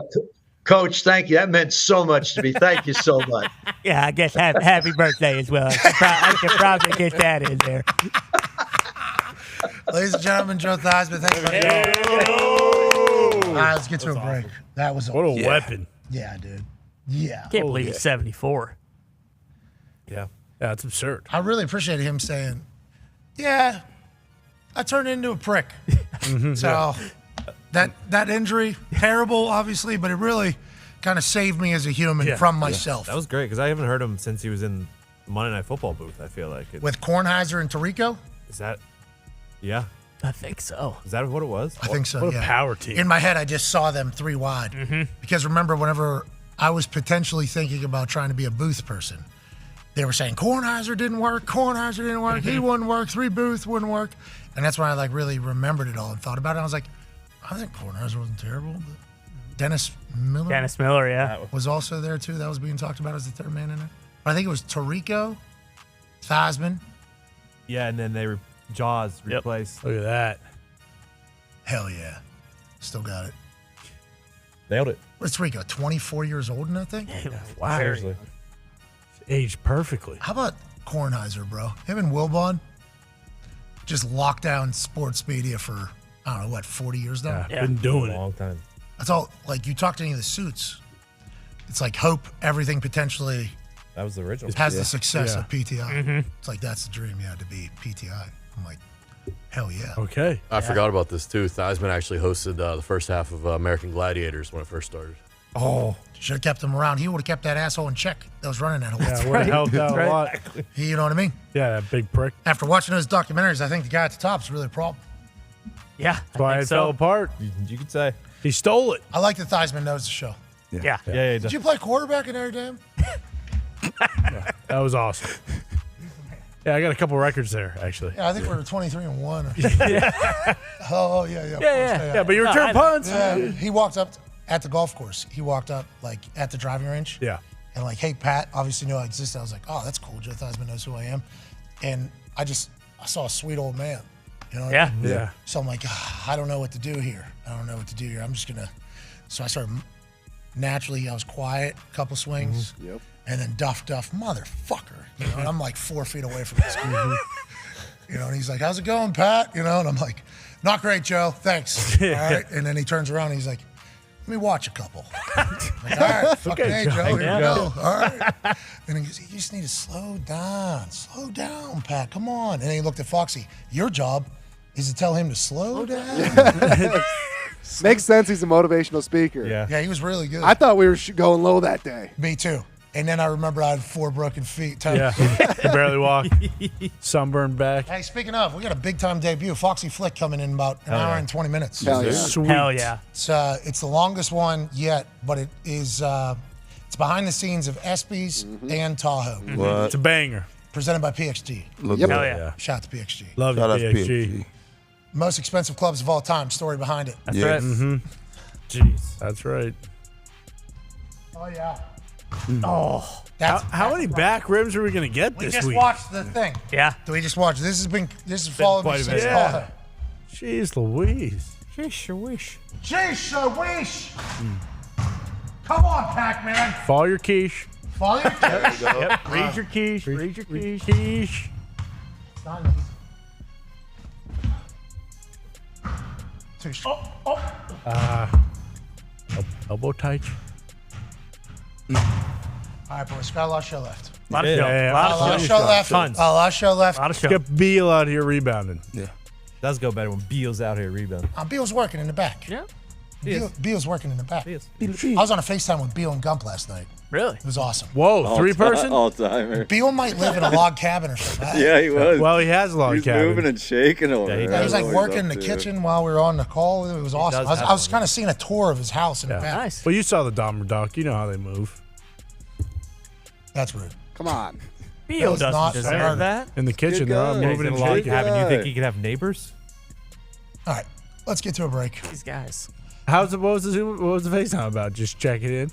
Yeah, we were just talking about how we're going to move forward because the new system that they have that will replace the system that we've used Yeah. for ripping and clipping is only, I'm trying to think of the acronym, 20 to 25 times better than the one we use. Oh, is that right? Finally. I think their back end clipping ripping system is Just a tiny maybe bit 40 times better Oh, than okay. the one that we just signed up for another round for 2 more years. Oh, nice. Yeah, we re-upped to it. Yeah. Yeah, we re-upped right before finding out about this Oh, mega Nice. thing that we're allowed to use that makes everybody in here's life much, much easier. Yeah.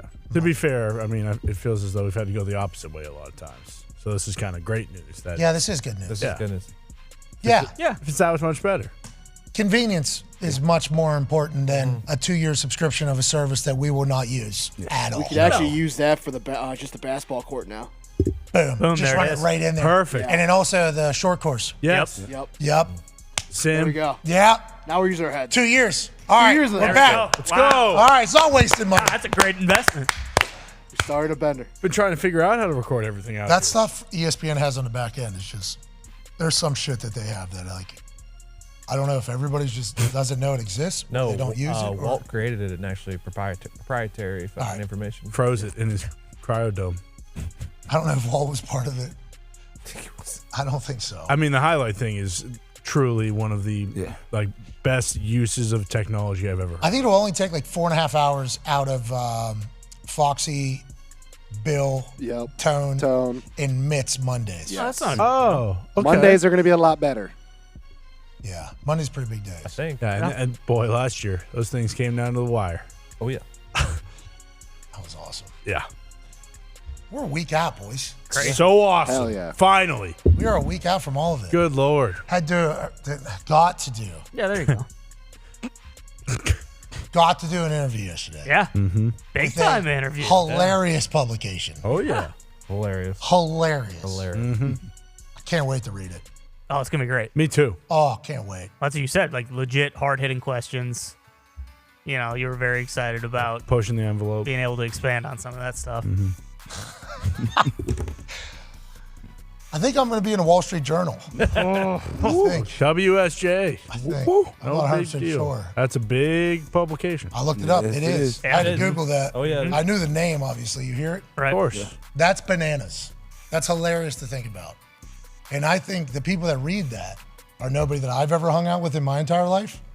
But boy, are they going to hate me. And I can't wait for them to read those words. Or they're gonna love you. You never know. They might. You never know. They just might. Following the last one? Following the Bloomberg?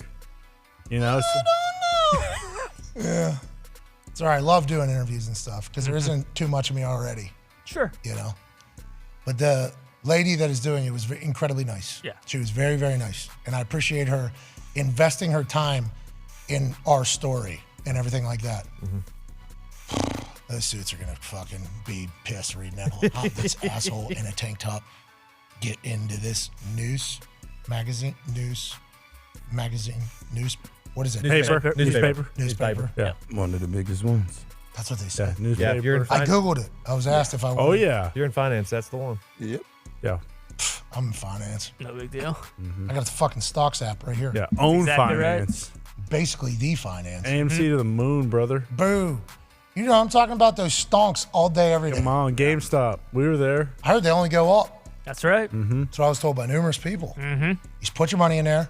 Well, actually, it's like the top 300 companies. You're kind of betting on them to do well. And then that's really a safe bet. That'll give you, you know, like a 6 to 7% annual ROI. return. That's basically the smart one. And then I read the Wall Street Journal. Boom. Boom. Gotcha. I like you. Boom. There it is. This guy's hitting buttons like Jim Cramer. Yeah. Sell, sell, sell. All right, let's get out of here.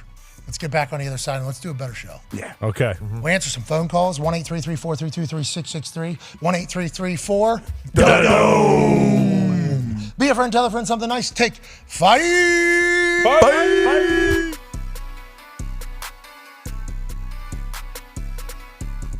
Hi, how's it going? My name is Pat McAfee. Used to hold balls for Adam Vinatieri. Now I'm in his home state. College game day is absolutely electric. In Brookings,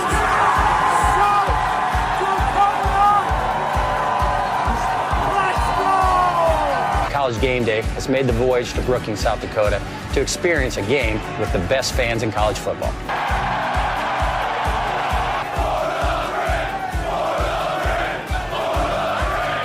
I unfortunately cannot attend because I have a game this Sunday, so I sent a man I trust to make my picks.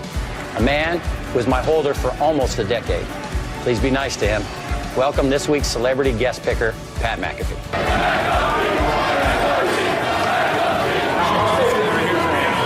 Go big, go blue, go Jacks. Hosting Auburn. Yes, everybody saw this. The best fake punt in the world. What do you think, Pat? I absolutely loved it all the way up until execution time. That is not one we like to show in the brand headquarters and punting and kicking world. Oh, dance off. Oh, let's get weird. Yes. Duck that, huh? Bang! Right off the top of the dome. That makes it a lot easier when you got a dummy standing right in front of you like that. Running. He's Hayukin! Daniel Russo! Wax on! Wax off! Knee to the face! World Series. Go! Yes! These teams stick with that 15. They celebrate by doing shotguns. And I'm going to figure that out. I'm going with the University of Virginia Cavaliers. That was great. Whoa! I will never, ever in the history of my life try to get that ball. Oklahoma State is the winner here. Not so fast again.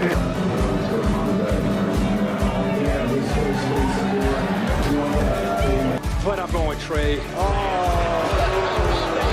Please excuse my dumb friend Kirk. Look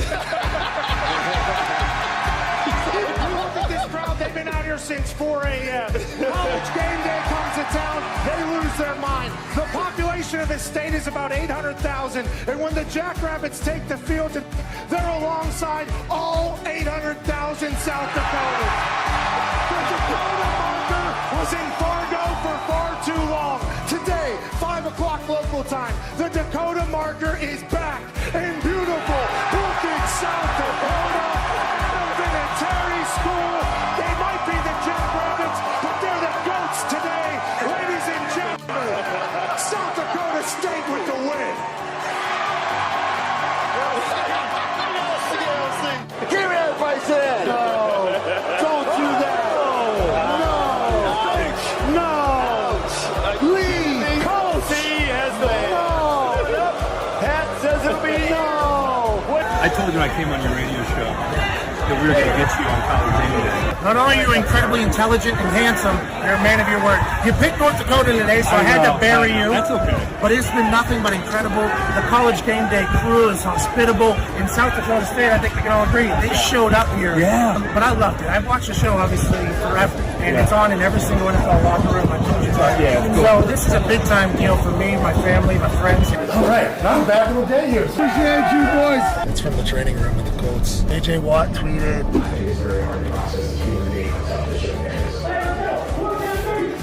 Get texts from every human that I've ever done television with, like since way back in the day. They're like, we knew this day would come. Equipment managers, old teammates. I mean, you don't get to trend on Twitter often anymore. They make it damn near impossible. Go up onto a stage with a couple legends, talk some shit in front of the incredible South Dakota fans. What an awesome opportunity. How'd you choose college coaching? I was coaching on the backside of the desert for a long time. I started off with youth football. We had one of the biggest programs in the country with ages 5 all the way through 14 and several teams of each age group. Name was truth. Trust in God, respect myself and others, understand I have unlimited possibilities, try my best, never give up, and honor the truth in its creed at all times. Oh, that's a good one. And we took the whole state of Texas and we went and played all around the country. That's what I was doing for a decade. Then I got into high school football. Then after high school, school. I'm just sitting there, all the kids about to go. Shiloh, Bucky had graduated from SMU. Shiloh was at South Carolina, and Shador was getting ready to go play for Coach Taggart. I started getting the call. Phone started ringing. Let me really consider that. So I interviewed on a couple of interviews and knocked them out of the park, but it wasn't the time.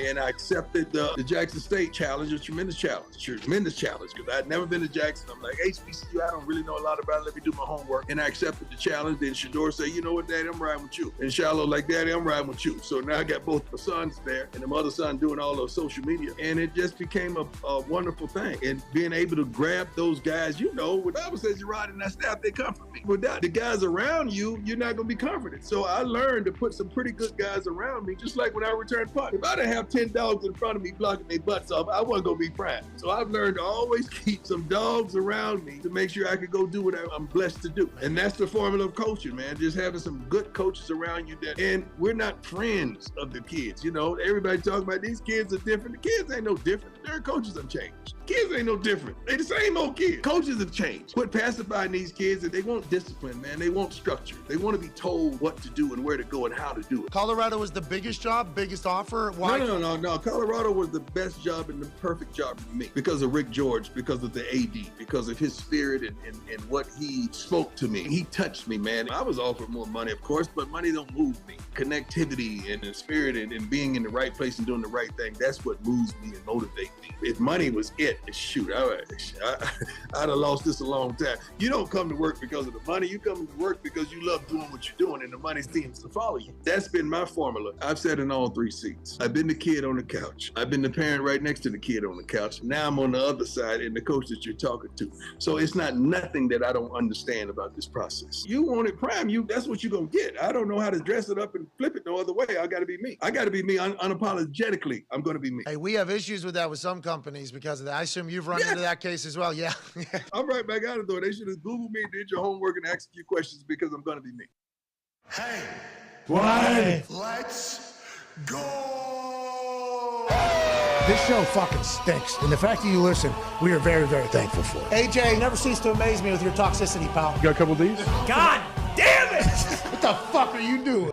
Fuck Boston.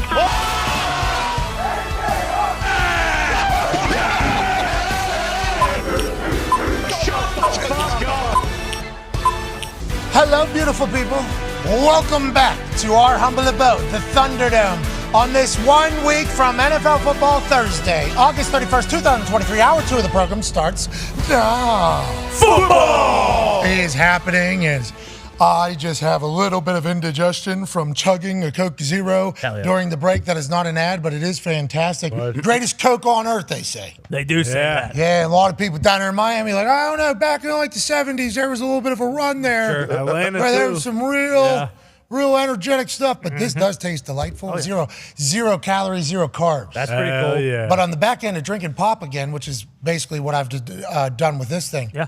It does. Oh, yeah. Oh, yeah. I got to make sure I time that properly because we're going to be on ESPN 1 week from today. Yeah. 1 week from today, the Talks at Table. At Boston Connor and at Ty Schmidt are going to be introduced to a bunch of suits that have never heard of us before, and it is going to be an absolute blast. One half of the Hammer, Dahn. Cowboys, Tone Diggs is here. The other half of the Hammer, Dahn. Cowboys, Bubba Gumpino's in the back, fresh out of can. Hell yeah, hell yeah, hell yeah. Hell yeah, Gumsh. You got that hair in the back. I don't think we've displayed it yet, but it's a fantastic haircut. You got the white Von Miller. Yeah, I trimmed it up. It was getting a little raggedy. Yeah. Looks good. What else is on the head there? Is there other hair or is that just? No. Oh. Cool. Oh, so it's just just a little piece. Oh, it's like like that. a mullet rat tail. Yeah, it's like Kind of those a things. Skullet, I guess. Skullet. yeah, kind of. Yeah. It's like the things at rug stores where you have like a Pelt. block. Yeah, pelt. Yeah, there It is a Work pelt. yourself to a It's a shoot, belt. brother. Hey, it looks good. Yeah, does. thank you. I'm a big fan of it. Yes, Hulk Hogan did have a skullet as well. Zito, I heard you drop that in there. Foxy's back there. Nick, Dirty, all the boys behind the scenes, we appreciate them. Joining us now down in Florida is a guy who obviously is a football savant. Right? He played professionally, played at a college now that stinks at football, but is getting better because Dan Orlovsky's giving motivational speeches. Hell yeah. Back at the time, though, second round pick. Whoa. Yeah, big time dog. Also fancies himself an F1 guy. That right. So you have to immediately question his taste. But nonetheless, ladies and gentlemen, joining us, an absolute superstar, host of the Man to Man podcast and everything DB, Darius J. Butler. Yeah, Go, let's go. UConn didn't deserve that. We kicking off our night tonight against NC State. We didn't deserve that. Well, Dan We're on our way back up. Jim Moore. Dan Orlovsky's back in the building tonight. I heard he's going to be potentially running out with a Husky on his shoulder. Yeah. And this is big time. I do believe UConn's going to get back to some prominence like whenever you were there and when Dan Orlovsky was slinging the rock around. UConn takes on NC State this evening as a 14.5 home underdog. Then obviously Nebraska, Minnesota. Welcome to the Big Ten, Matt Rule, says PJ Fleck. Florida taking on Utah, 8 p.m. Eastern Standard Time. I believe Herbie's on that call. Let's go. Really? I believe Herbie's on that call. It should be a big-time night of college football. Yeah, man, we back, man. I'm excited to be back. And, I mean, it sucks when your school sucks, and that's been the thing for the last few years. But we got a little taste of some success. We got to get back in the conference, obviously, at some point. Everybody's moving around.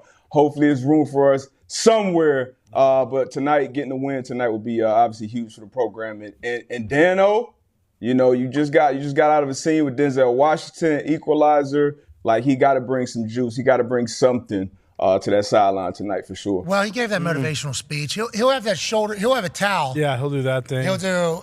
We need 30 seconds clockwise, and then guess what he'll be able to do? He's able to just he got to right back counterclockwise. Rotate that He thing. has the ability. So I think he'll be the lead towel waver this evening as well. I don't know if you saw yesterday, he hung up on us. That's messed up. I saw it. I saw the Beetlejuice comparisons. I think Wesley Snipes came from HA. The last one you guys threw was a little close to the dude that played in 13 hours. That was a good one. Well, that was the one he was pitching that one. Oh, okay. He thought. Yeah, so that's the answer he was looking for, like right out of our mouths, and nobody really thought of it for some reason. Somebody said Glenn Howerton, the guy from Always Sunny. I think that's more of an accurate depiction. I don't know which one that is. Yeah, if you saw him, He set himself up. You can't say, you got to know your personnel. You can't ask this crew, hey, who that was like, when Hasselbeck, hey, tell me something about Daniel Jones. Just can't do it. You got to know your personnel. I agree. Yeah, we did catch him off guard, though, because he was on set. We kind of called him because we saw that he was in a scene with Denzel Washington. Yep. He does look like that guy. Yeah, just like Who's this? Who's this? Always Dennis Sunny. from Always Sunny. What's the Glenn name? Howerton. This is Dan. We did it. We were trying to get there. Yeah. It took us a little bit. We apologize. You're Glenn.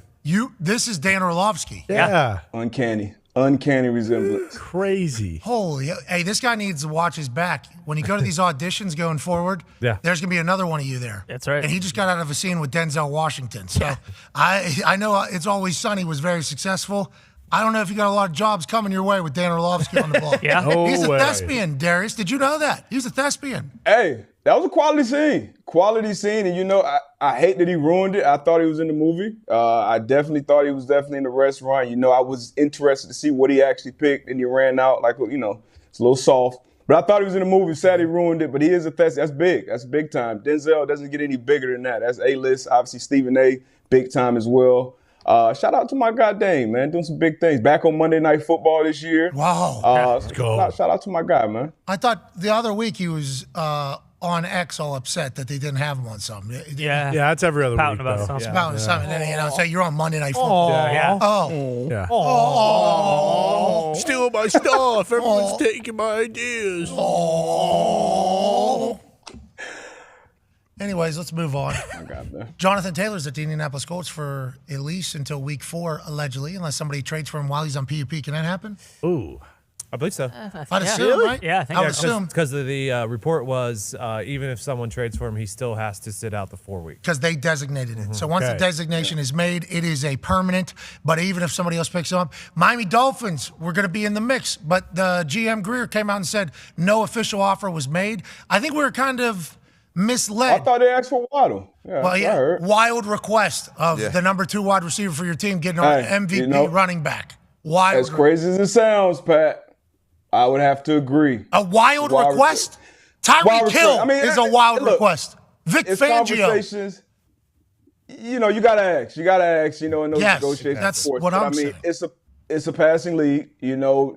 Waddle is a number 2 receiver, but probably the best number 2, if not the second best. But he's up there. Receivers are making shit. Number 2 receivers are probably making $20, $25 million a year soon once T. Higgins and those guys get paid. So with a passing league like that, a guy coming off his best year, and you're going to trade for, Jonathan Taylor, obviously great running back 2 years ago, was in the MVP conversation. Last year was banged up, not healthy currently. Not going to have him for the first 4 weeks. Wow, I mean that may be a little stretch, but yeah, it's definitely a request though. Like, what are we even talking? Easy It was a business negotiation, requesting the number 2 wide receiver when you're giving up the running back. I do not understand why it is the way it is, but it felt like the national narrative was if the Colts don't pay Jonathan Taylor $17 million a year, they're dumb. Like so now it's like, well, the number 2 wide receiver for a team, for a guy that everybody thinks is one of the top running backs in the NFL, which we hope is the case. That didn't make sense, but the deal was not made.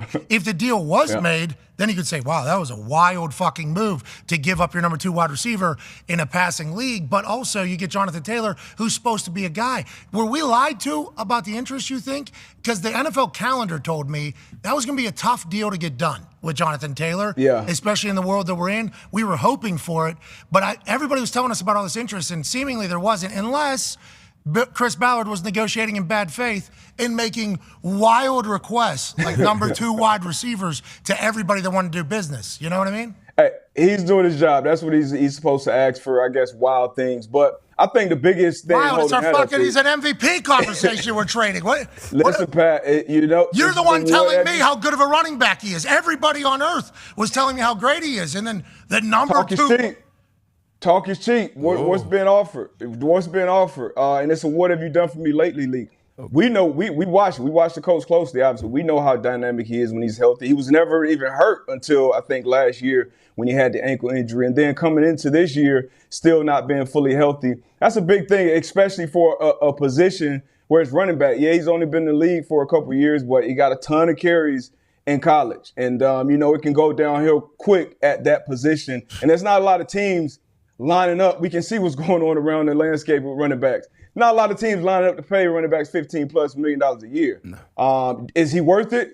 I think that's exactly what Anthony Richardson needs, especially when you look at the rest of the roster.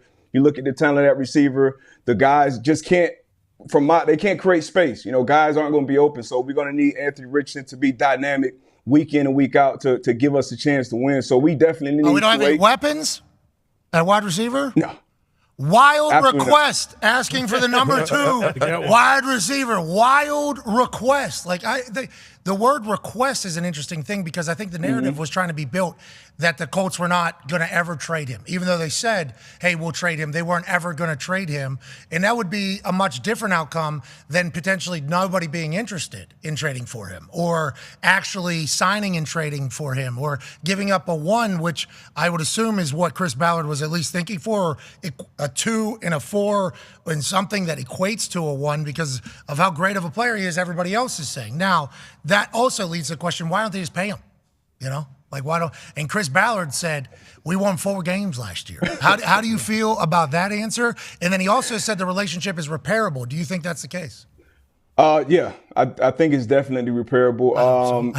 I hope, this is just me talking, but I hope Jonathan Taylor and Jim Irsay, Chris Ballard, I hope they all figure it out, and Jonathan Taylor goes down as one of the best running backs in Colts history. That's what I like to see. He's a great guy off the field. I'm not going to judge the guy based off how he's handling his business. In my opinion, I don't think it's great. I didn't think Lamar Jackson was handling that whole thing great, but it ended up working out. He ended up being the highest paid quarterback in league history. So it worked out for him, and he had the talent. He was coming off a season where he wasn't healthy either. So Jonathan Taylor, you got to handle your business. Just like when we were in the locker room, hey, you got to handle your money situation. That's not my problem. We want you in the building. You got to figure it out.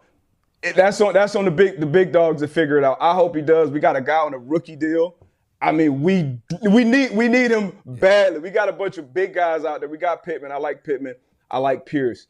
But when I watch them on tape, every catch, every throw is like a contested throw. Like, guys are sticking to him. We drafted Downs to be that guy to create separation. They obviously don't love Isaiah McKenzie. They let him go and then signed him back. So we got big tight ends. Once again, big guys usually aren't great at creating that type of space. So I love Anthony Richardson. I love everything I've seen from him. We know Shane Steichen's system works. The offensive line, we know we have the talent there. We spent the money there. They got to get out there and produce. So I didn't love the answer. We won 4 games last year, from Chris Ballard. And obviously I love Chris. I also didn't like the Andrew Luck comparison because we know Andrew Luck had T.Y., had Fleener, had Reggie, had, good backs, had Bruce Arians, so it was a completely different. And Andrew Luck came in, and he was, a ready-made product from day one. So different ball game, but I hope those guys figured out. And I mean, we're rebuilding, so it's not a rush. We don't expect to go and compete for a championship this year, but we got to get it done sooner than later. I hope we get the truth on how much interest there actually was, and if the Colts were saying no to things, or if there is ever a sense of self-awareness coming down the pipe for Jonathan Taylor, like, yeah, we should have done this play at a different time. Maybe not as interested. You gotta get healthy, man. Yeah, and also play. But D-Bud, this was what I was telling Pat at the break. It's really like the Colts have the ball in their hand. If they don't want to trade them, they don't have to trade them. They don't really even have to bring them off the PUP list. Correct. He have nothing to do with what their decision is right now if they wanted to play bully ball. To me, the best thing you can do is repair the relationship. If not, guess what, buddy? We'll leave your ass on PUP for the whole year, and you'll be back in the same situation next year. Yeah, that's an interesting thing. If they want to do that, and it sounds like Jim Irsay, especially after the loss of Takate. Might. He's down. That's your city. That's down there in Miami. Thanks a lot, D-Butt. So he had Jonathan Taylor, Jonathan Taylor's agent. Yeah. The whole situation, Dan Snyder getting voted. He had a lot coming down the plate. And then he's got Chris Angel coming down next Friday night, Lucas Oil Stadium, doing everything. And then Takate dies. Yeah. And then he's like, Jonathan, you want to be paid? I want my whale. Yeah, grieving. exactly. Okay, life isn't easy. I just bought a Jack Nicklaus putter to kind of soothe my pain. And you're talking about doing this whole deal coming off your worst year, so... I hope it's repairable. Chris Ballard saying it's repairable, though. He knows Jim. He's been talking to Jim. And I would assume him saying we won 4 games last year is not just Chris Ballard's thoughts. Oh. Yeah. Those are, you know what I mean? Those are coming. He's tired. Obviously, he's tired of hearing it. He's tired of hearing the questions. And it's you devalue, obviously, the asset, the player, when you know that relationship is already bad. You know the guy wants out. So guys aren't, I don't have to give up as much to get him because you want to get a deal done. And I think Lombo said it. You also don't want to be in a position where you're just going to take the best deal that's out there and it's not what you value to get back. So everybody's in a tough spot. I think Chris Ballard said that yesterday too. Like, hey, look, the Colts are in a shitty situation. Jonathan Taylor's in a shitty situation. And typically that's what leads to things being able to be repaired and get back. But hopefully he gets his money and gets back out there, gets healthy, and gets back to the guy that we're used to seeing. That's a good thing to say there, because if we're all wrong, we're all right, If we're both in a good situation, probably be able to get a deal done. If we're both in a shitty situation, probably be able to get a deal done. Mm-hmm. Somebody's in a good situation, a bad situation, probably not going to be able to see eye to eye. No. Yeah. Deshaun Watson, he wanted out. Everybody knew he wanted out, but he was a quarterback in his prime of his career. Obviously, he had the shit going off the field, but those don't come around often. You don't get those quarterbacks in their early 20s that's going to be available. He ended up getting 230 fully guaranteed, and the Texans got a bunch of picks back for it. So it obviously – so what's going on with Jonathan Taylor? It's the market. Josh Jacobs led the league in rushing last year. He had to sit out, hold out, and still, get a couple million more. Saquon Barkley coming off one of his best years. He got Austin $1 million. Eckler, It's tough, right? Austin. Mm-hmm. Yep. And got $2 million more bucks in incentives. Yeah. Yes. I want to be traded. Yeah. I want a deal. Okay, go look for one. All right, welcome back. What are we doing? Oh, yeah, you know what? We'll give you $1.7 million in incentives. You need to rush for 2,000 yards, Chris Johnson. Hey, you can do it. That's right. It happened. And we need 22 touchdowns out of it. Easy. You literally have no other option, so. Good and luck. also, then we're going to draft the receiver in the here. first round. What's that? And pay we're going to draft the receiver in the first round, then make the quarterback the highest paid quarterback in the league. So, it's a throwing league once again. That's just what it is. And these running backs are I hate it for him. I honestly do. I hate it for him because, Eckler's situation is obviously completely different than John Taylor's, as far as how the team is built and how much we need them. But it's tough for the running backs right now. Yeah, I'm intrigued to see how it all pans out. There's humans involved in all of this. So there's a chance that, pride and ego and spite come into play. Oh, yeah. But there's also a chance that empathy, compassion, and appreciation come into play as well. Unity. Let's remember that as we look ahead 5 weeks when Jonathan Taylor could potentially come back. And I assume we won't have to talk about it at all. No. The first 4 weeks as this whole season kicks off. Connor has a question for you about a team in a great spot, seemingly. Yeah, D-But, you brought up the Ravens and Zay Flowers and or Lamar. And actually, I just remembered D-But challenged me to Madden yesterday, and I just want to let you know publicly here, I would kick your fucking ass, and we're not going to do that yet. But with the Ravens and Zay Flowers, okay. with the Ravens and Zay Flowers, I'm not sure if you saw the video of him rapping Kodak Black, but it was unbelievable. When you see stuff like that, is it just immediate, okay, the Ravens are going to go on and rip off 13 games and possibly go to the Super Bowl because they're doing stuff like this? Or what's your reaction to seeing a team this juiced about a rookie wide receiver nonetheless?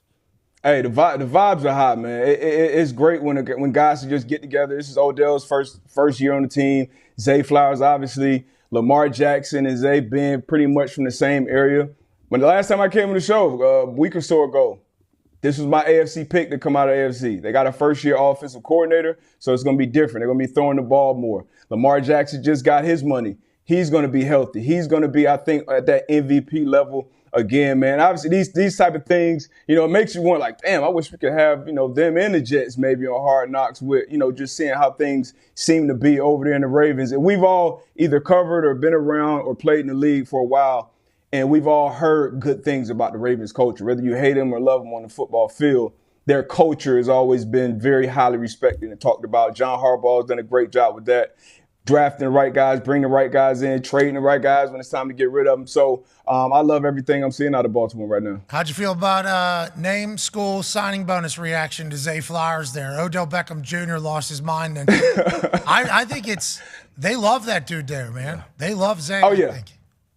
Yeah, they love him. Every time you see him, he's one of those kids, one of those young players you see every time. It's like he's smiling. He's out there doing his job. He's grinding. He's working. That was even before he got drafted. It's always like good vibes with him. So that's one of those guys who come in and you don't think, he's going to go out there and put in the work. That's the thing. When we came in the league, it was like, hey, rookie, you almost want to be seen and not heard. You get out there, you get your job done. A lot, league has changed a little bit more, but Zay fitting right in. I mean, I love every second of that shit, man. I can't wait to watch the boys get out there and ball for sure. The name signing bonus thing, that's something obviously we do that every training camp, every year for rookies.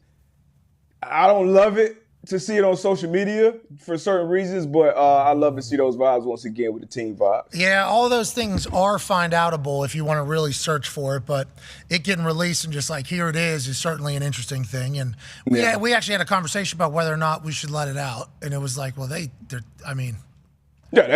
team did, so it's like it's not our decision. Well, I'm saying it's public information anyway. Yeah, but I'm saying a lot of things are public information, but people don't really go seek it, find it, and then it kind of gets just shoved. It's an interesting thing, but all of our contracts are known by everybody. It's not a good thing. It puts a lot of people in a bad position. So I appreciate that this potentially led to that conversation taking place, because this has been something that's been a problem, I think, for people dealing with family and friends and targets and everything like that for a long time. Everybody knowing the exact amount of money you are worth, and also everything that's on your body. There's some stuff coming out of the Dwayne Haskins story. Yeah, crazy. That is kind of this exact thing taking place, and it's not been legitimized, but you should look into that. That's one of those things that you should kind of look into. Speaking of things that we kind of have to look into, Jimmy G. Hey, did you hear this? Jimmy G. Super handsome. Jimmy G knows missed it. You didn't see? Oh, dude, he was talking to Sports Illustrated's Robin Lundberg. Had a nice little split screen, And Jimmy G seemingly didn't really mince his thoughts at all about how he feels about the Niners, and I did not expect this. Normally super high road shit all the time out of everybody. This was not the case. Here's Jimmy G talking to Robin Lundberg. What did you make of the Trey Lance trade to Dallas? Weird situation. Been a lot of weird situations over there in San Francisco, just to leave it at that. But, I'm happy Trey got another shot, man. How do you think San Francisco's handled those quarterback situations? How do you think they've handled them? I think it's been messy. I'll put it that way. Yeah, that's a nice way to put it. Yeah, Messi obviously had his first tie last night against Nashville, but Messi is the way that old Robin Lundberg is describing the situation in San Fran. And Jimmy doesn't correct him. Does this make you worry a little bit about what's going on behind closed doors in San Francisco with Bosa still out? Or should we just say, hey, Jimmy's not a part of that team anymore? Who cares? Who cares? Who cares? I mean, yeah, that's one of those things. When whatever happens in this building, that's all that matters. Obviously, Jimmy, I still think right there, Jimmy G kind of took the high road. And anybody that was watching that situation, you had the guy. Yeah, you signed him back under contract. You had him not being able to practice with the team or some shit like that. That different was just field. bullshit. Different field. Yeah, after a Super Bowl. Never heard of no shit like that. And it was kind of that situation was the grass is going to be green on the other side type situation. You go and get Trey Lance, top 3 in the draft. Everybody's talked about, trading all the picks, getting them. It was a bad pick from the jump. Like nobody had saw that much film. You fell in love with him with the off the field stuff, the intangibles, all that stuff is great. But you gotta play football. Like you gotta play football, especially if you're not playing it at that high level. But you got a guy who's went to an NFC Championship, a Super Bowl, and you just kind of like, all right, get the fuck out. Oh, actually, we need you back because our guy got hurt, so now we need you back. All right, now we get you out. Like it was a messed up situation for sure. But I still think right there, Jimmy G took the high road. Yeah, I guess he could have certainly been worse. Could have gone harder. Yeah, I don't know. I think hey, I'm pulling for Trey. Just a classic cliche bullshit answer that could have came. So I'm very appreciative of how Jimmy handled that, and I hope this continues to be a thing that everybody does now. It feels like people are a little bit more comfortable with telling their actual, real, genuine feelings, which is good news because as we learn more about people as opposed to a facade, I think we respect and appreciate them more, which is only going to grow the game. Yeah. So I think all these cliche answers were bad actually back in the day for a long time, and there's still going to be bullshit. We're just taking this one day at a time, all that type of shit. But him choosing not to do that, I enjoyed it. I love Jimmy. Cool. Yeah. Huh? You said Pac said he sounded like it seemed like they were cool for sure. And I mean, I love Jimmy. I've been rooting for him this whole time. Obviously, he can't stay healthy. That's been Jimmy's thing. But when he's out there, he's a good quarterback. He's a quarterback you can win with. Now in San Fran, it's a huge year for Brock Purdy. A lot of people, are saying just going in, kind of almost crowning him. And he had a great end of the year. 8-9 game stretch down there at the end of the year. This is a big year. Now you're being the guy. You got the book on him. All right, this is what he's good at. This is what he's not. Let's figure him out. Now he's got a whole season to kind of get out there and run this offense. And obviously you moved on from Trey, so that's not lingering in the background. You got Sam Darnold, backing you up. But it's big year for Brock Purdy out there. Hakuna Matata with Bosa soon, you think, or what? You got to get that. You got to get him in the building. That's the best pass rush in the league right now. You got to get 9-7 in the building. I saw something that said he's supposed to be available for the Steelers game. Sorry about it, Tone. But I didn't see anything about the deal getting done, so that's going to be interesting. I know the Bosas, they don't play about that bread, so it'll be interesting to see. There's been a lot of projections that deals are going to get done. The Bosa deal is going to get done around this time. Yeah. They're like, you don't do training camp, normally about a week, 10 days, 2 weeks out. You'll see that's when the deal will get done. So now there's been a lot of people that are like, it's getting close. The deal is going to be done by whatever it is, but why? I mean, like he said, sorry about it, but I mean, they are so fucking stacked at every position. Every single one. Yep. Yeah. They only got better on defense. Ridiculous. They have, Adden Hargrave is unbelievable. Man. And who was there? Oh, the Cleveland Farrell, who was a top 5 pick. Now he probably shouldn't have been there, but he's now on that D line too. They're Armstead. Yeah, I mean, I enjoy watching that Niners team. So fun. That's why whenever I hear Jimmy say it, I'm like, oh, they play fast too. So fast. And they Greenlaw, talk shit. Fanga. And they talk shit. Oh yeah. They are. It's not just like, all right, let's line up again and go to the huddle. It's like big hit, celebration. Gonna hear about it. Yeah, and then we're back. And Fred, the way he plays, he's unbelievable. Kinlaw. Yep. Hufanga's going to be in the house that Troy built, so I'm sure he's not going to be motivated there. What do you? Yeah. The Steelers always play good week one. They do. The Steelers always play good week one. Bosa's not even in the building right now. Steelers play good every week. They stack, man. You lose to DC, you lose to Miko Ryans, then you get Steve Wilkes to come in, who's one of the better defensive minds in the league. Yeah. And then when you are a great defense like that, and you got the offense on the other side of the ball who like to kind of control the clock, throw good inside completions, keep the clock moving, run the ball, so you can actually get over there and rest, go over adjustments, and then you come out and get back on the field. That's a bad combination for opponents. How about Chris Jones? The Steelers. Hey, they got to pay him too, and now he's kind of in that situation where it's other guys on the team. They're in the middle of a kind of a dynasty type run. It's other guys on the team take your team friendly deals, but.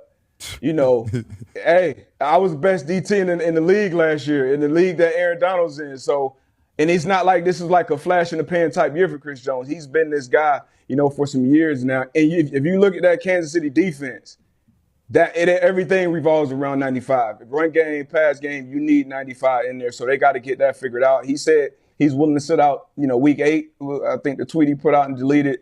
So we'll see if that. Oh, he deleted that? They got to get it paid. I didn't know he deleted that. I didn't know he deleted that. Yeah, we talking about that bread. That lot of money. He's getting fined. Yeah, there's a pretty good amount of cash coming out of his a lot payment, future potential payment is disappearing, but we assume that'll be negotiated in there. And to your point about Travis Kelce and Patrick Mahomes both having team-friendly deals, I mean, if you look at what just happened with Hawkinson, man, Travis Kelce slides down the list of how high he is being paid in the tight end department. He's going to go down statistically as the greatest tight end of all time. He reworked his deal a couple of years ago so they can continue to do this thing. That's why the Chris Jones situation is so many different layers. Like, Veach is saying that to Chris, and Chris is probably like, I don't care. I need to be compensated. I appreciate that. But it's not just the money, bro. It's like, whenever they're being talked about, how often does the defense get talked about? And how often does Chris Jones get talked about? Barely. He's the best D tackle in the game, you said last year, better than Aaron Donald. Yeah. And it's obviously football fans are big fans of him. Yeah. But when you talk about the Chiefs, it's not a Chris Jones conversation ever. So I think there's layers to it on his side too, So it's like, that's a tough deal. And the offensive guys, they making a lot of money off the field, I'm sure. They're a lot more marketable off the field. You know what I mean? Like Chris Jones, everybody loves him, but you're not going to see Chris Jones, playing in the match or, big-time commercials or on these NFL. Like, these are two of the faces of the league when you talk about Patrick Mahomes and Travis Kelce. So they solid. And once again, it's always in that locker room, it's like, hey, as a man, as a player, you got to handle your business, how you see fit. So obviously I don't have a problem with how Chris Jones is handling him. But I want to see 9-5 on that field to see, how many Kansas City can run up and if they can actually be like, a dynasty. Would be so abnormal if we saw Bosa hold out, Jones hold out, Jonathan Taylor basically hold out. That'd be crazy. Yep. Yeah, Brian Burns with Carolina, he hasn't been paid. He's hold in though, right? He's hold in, yeah, true. He's hold in the building. Christian Wilkins. He's holding, right? Yep. He's also holding. Yep. He's in the building. But what if it is like, now granted, it's all going to get figured out. Yes. We just assume. Right. Has to. It's got to be. Good organizations. Too much money. Too much out there. Yeah. Too good. I mean, the Miami Dolphins, Christian Wilkins holding in or whatever, they paid a D lineman a couple days ago. They just paid a fullback. Yeah. A fullback. Highest paid fullback, right? In the history of the league. Highest paid, more than Patrick Ricard, more than Juice. Oh, Juszczyk over there in San Francisco. The fullback just got paid in Miami. And it's like, Wilkins we've been publicly hearing about him negotiating. It's like, Miami's got 2 other big deals done. Yeah. Wow, that's still popping off. Gumpy, you got to love to see it. The team's coming together. Everybody's getting paid. The boys are back. Yeah, everyone knows in McDaniel's offense, you got to have a great fullback. Yeah, it's true. Have to, highest paid for sure. Don't pay Wilkins though. Take your time. Well, I appreciate that. The number 2 wide receiver was a wild request, and then literally the next day, highest paid fullback in the history of the game. Does anyone know what the word fucking request means? No, yeah, but it's just an ask. Not Dolphins fans, like, bro. Who gives a shit? No. Right now, in this exact moment, they do not, because they're like, it'd be insane to trade. It's like he did untouchable. But like it's untouchable. Number 2. Fucking untouchable. I respect that. As a Dolphins fan, I respect you saying that. But with that being said, we just drafted him six overall a couple years ago. He's coming off his best year. What did we just do with fucking Jonathan Taylor? What are we even talking about? The guy's fucking MVP 2 years ago. The running back, Pat. No, we're gonna pay him $17 million. I'm being fucking told. Everybody's talking against themselves. I don't want to fucking hear. That's cap. That's cap. He's not. I mean, we just saw the market. We see what's going on in the running back market. No, Darius, you did. Who's getting paid $17 million? Who's nobody? Which is what I think Chris Ballard has been trying to say this entire time. Yeah. What are we talking about? Dude, why would they reset the market now? If he was holding out after that MVP year, that's a different conversation. I just don't understand. That was his third year, but I'm sure this Malky guy's got it figured out, and I do appreciate that. And if he gets a deal done. I don't know. He's possibly the worst holdout of all time. Timing and everything. That's what I'm saying. Like the entire strategy behind it is just if it works out, we're wrong completely. Okay? Sure. Which could happen, and business does do that. That is something that could happen. But optically, with where we are right now, with how it has panned out, Colts look stupid. Jonathan Taylor deal looks stupid. This agent is hated by the entire city. Yep. I mean, and Jim Irsay. Yeah. And if he's going to continue to do, and we don't know if that's the truth. This is us just projecting what it looks like from right now. Yep. It's like, this is a bad thing. This is just a bad business move. But it might work out. And hopefully Jonathan Taylor, still the guy from 2 years ago, right? That's what we're hoping? Hell yeah, we hope, because you look at shit. I'm optimistic. Pac-Man, you go on this Wednesday meeting and you put up the game records. Like, who are the 3 game records on offense for the Colts right now? Anthony Richardson.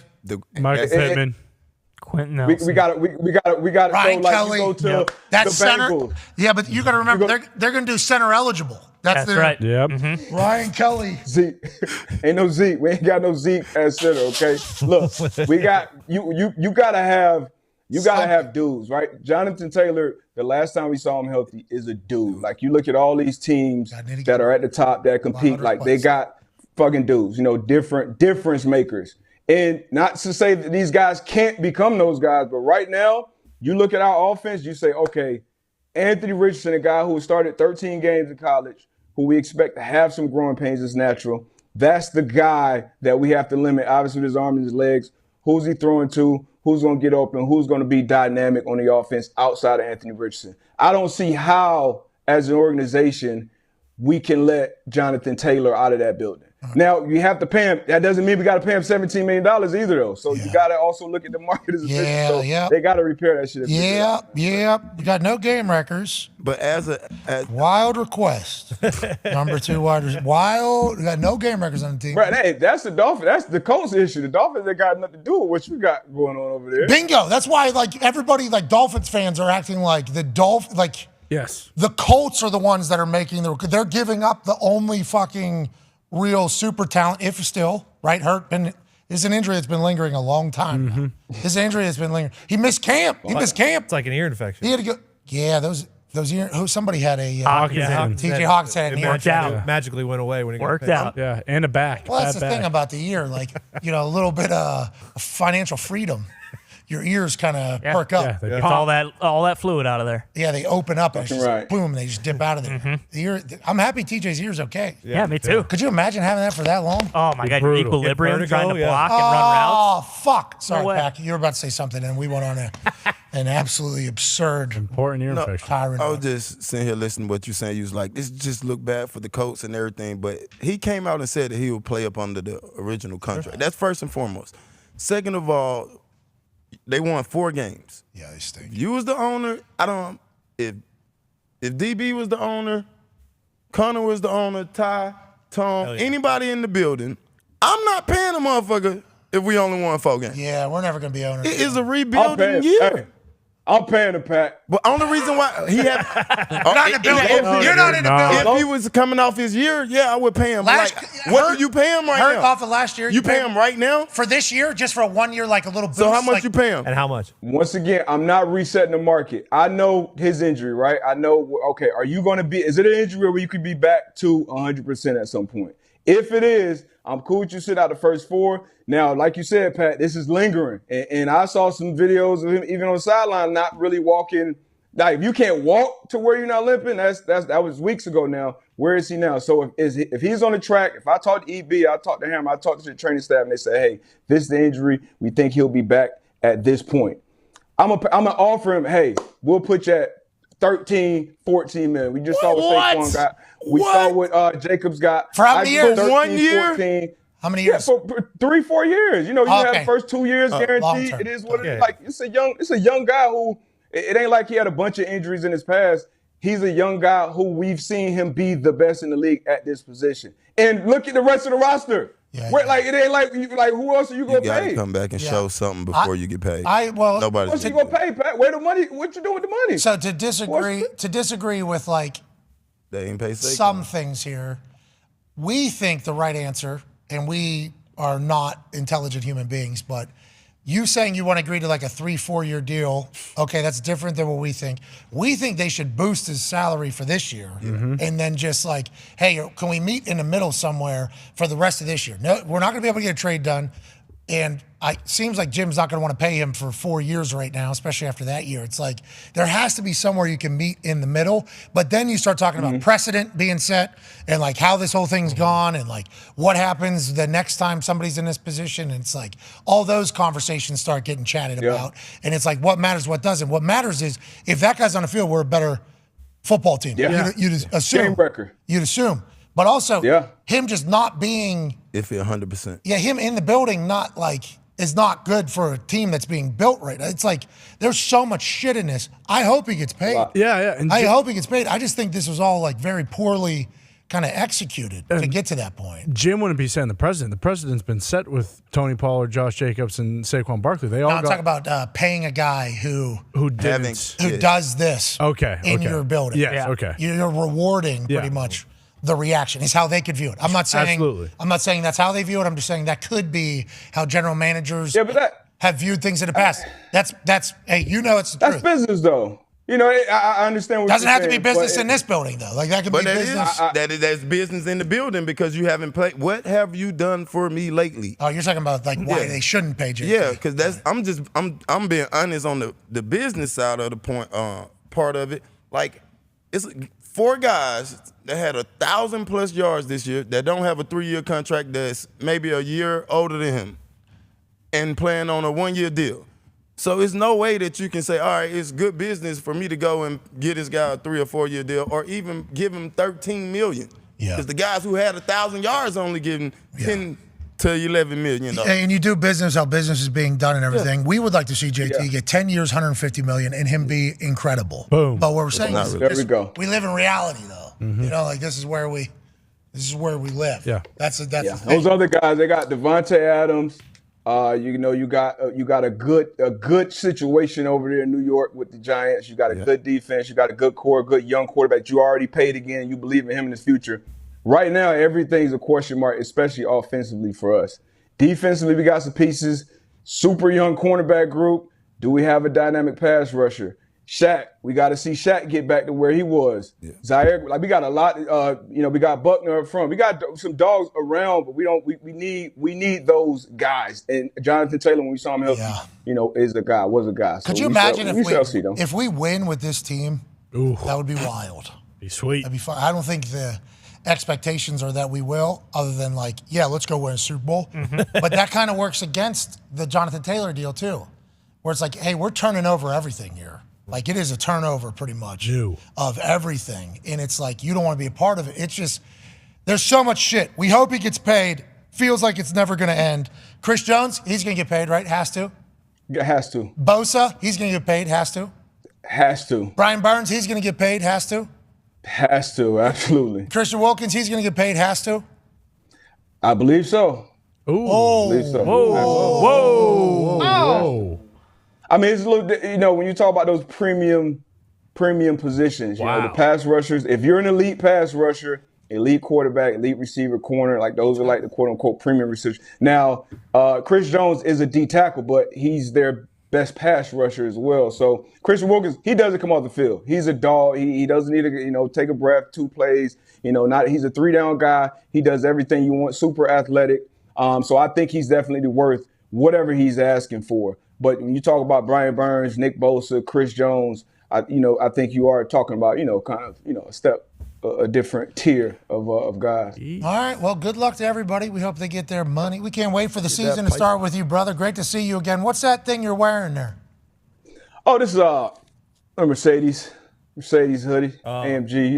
F1. We did re-sign Lewis Hamilton for a 2-year deal. Congratulations, Lewis. You're going to lose to Vanderstamp. Yeah.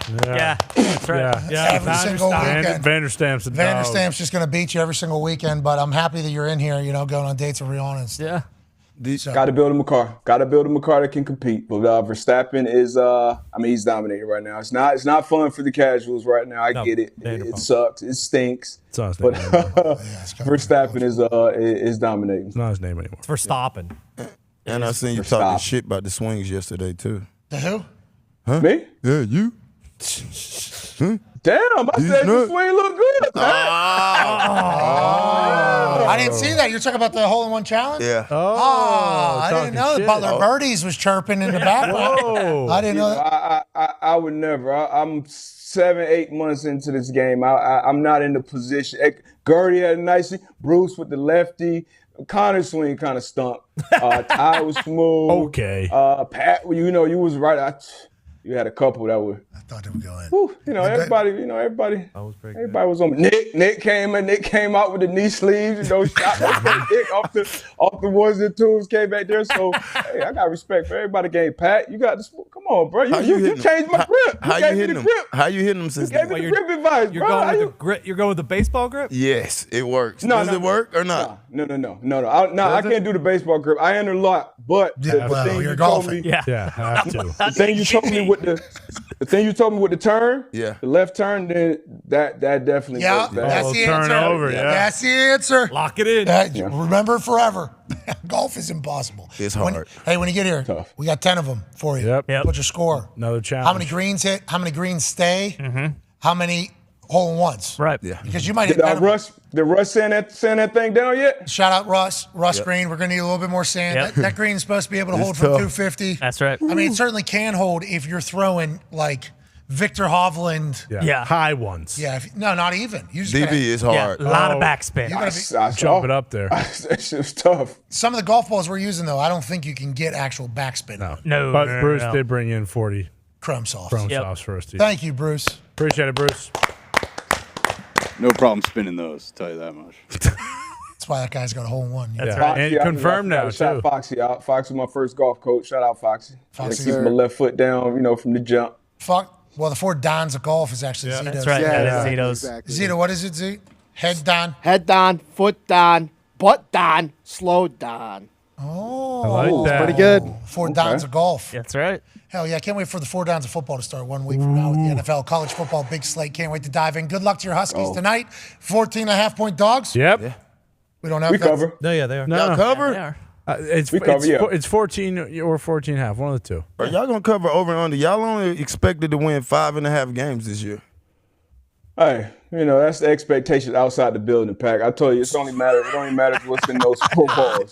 And the expectations we have for ourselves. I just talked to the team a couple weeks ago. No! We're ready to get after it. Okay. right, What you Gil. saying to the boys? Hey, fellas, we can't get into a conference. Everybody wants a school. We can't get into one. Everybody's talking Notre Dame as an independent. We're an independent. Are we choosing to do it? Maybe not. But now is the time to rewrite the story of the UConn Huskies. Is that what you're saying to these boys?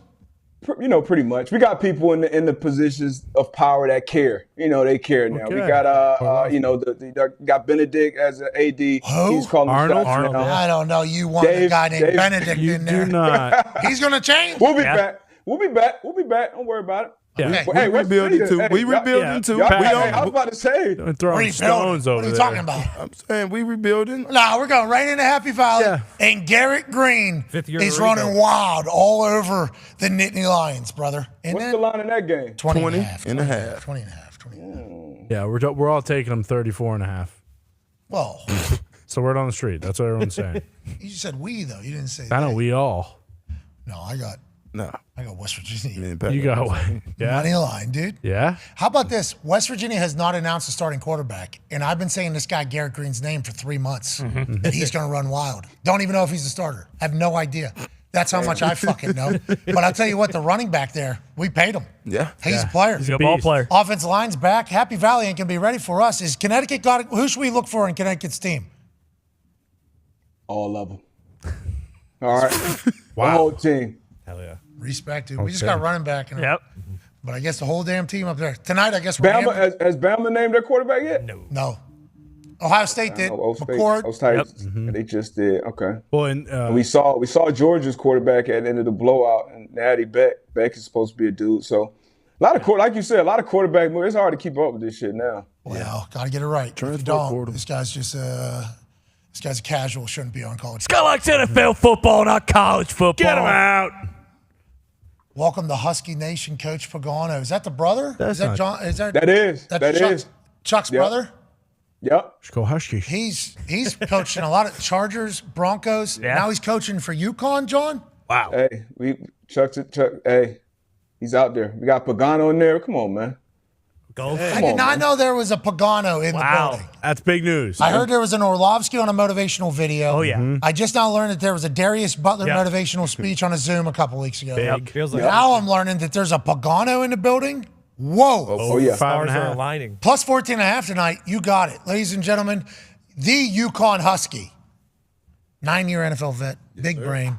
Host of the Man and Man podcast, Darius Brothers. Thank you. boy. All right, let's get to a break. We're 4 or 5 minutes late on Bill Cowher already. He's not going to be happy. We apologize on that. He will be back on the other side.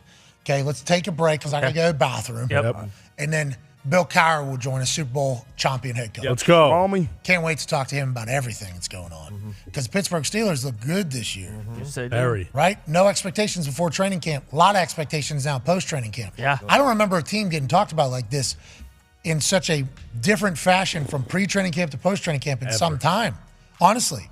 Normally, like, people just wait for the season to start. Yeah. Like, oh, this team could be better than we thought. And then, like, week 2, they go, remember, we didn't know. Now it's like end of training camp, middle of training camp, like, Pittsburgh Steelers are going to be a real team. What a time in Pittsburgh. You're going to ask Bill Cowher about all of that. You guys should win the AFC North, maybe the Super Bowl. Yeah. That's what it is. Before training camp, nothing.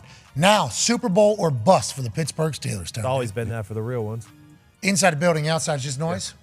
That is not how he felt before training camp, by the way. No. But he has gotten very excited and now incredibly scared because everybody's talking about how good they are. That's right. Yeah, the most miserable I've ever seen Tony is when the Steelers were 11-0. Well, that was Foxy's fault. That was awesome.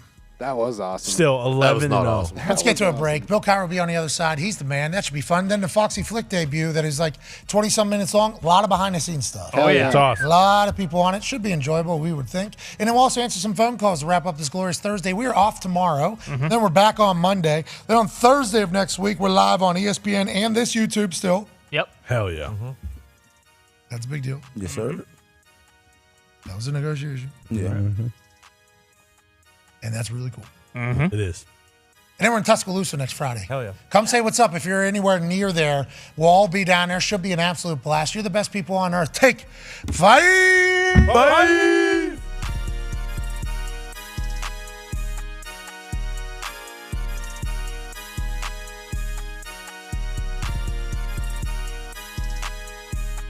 Why is football the greatest sport on earth? And do you think football is the greatest sport on earth? And why do you like football?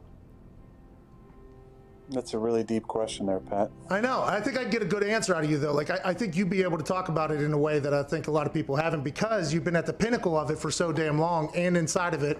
And your brain is a pretty fantastic one. We've learned here over the last few weeks, obviously. Last few weeks, that's it. That's all the time we've learned that.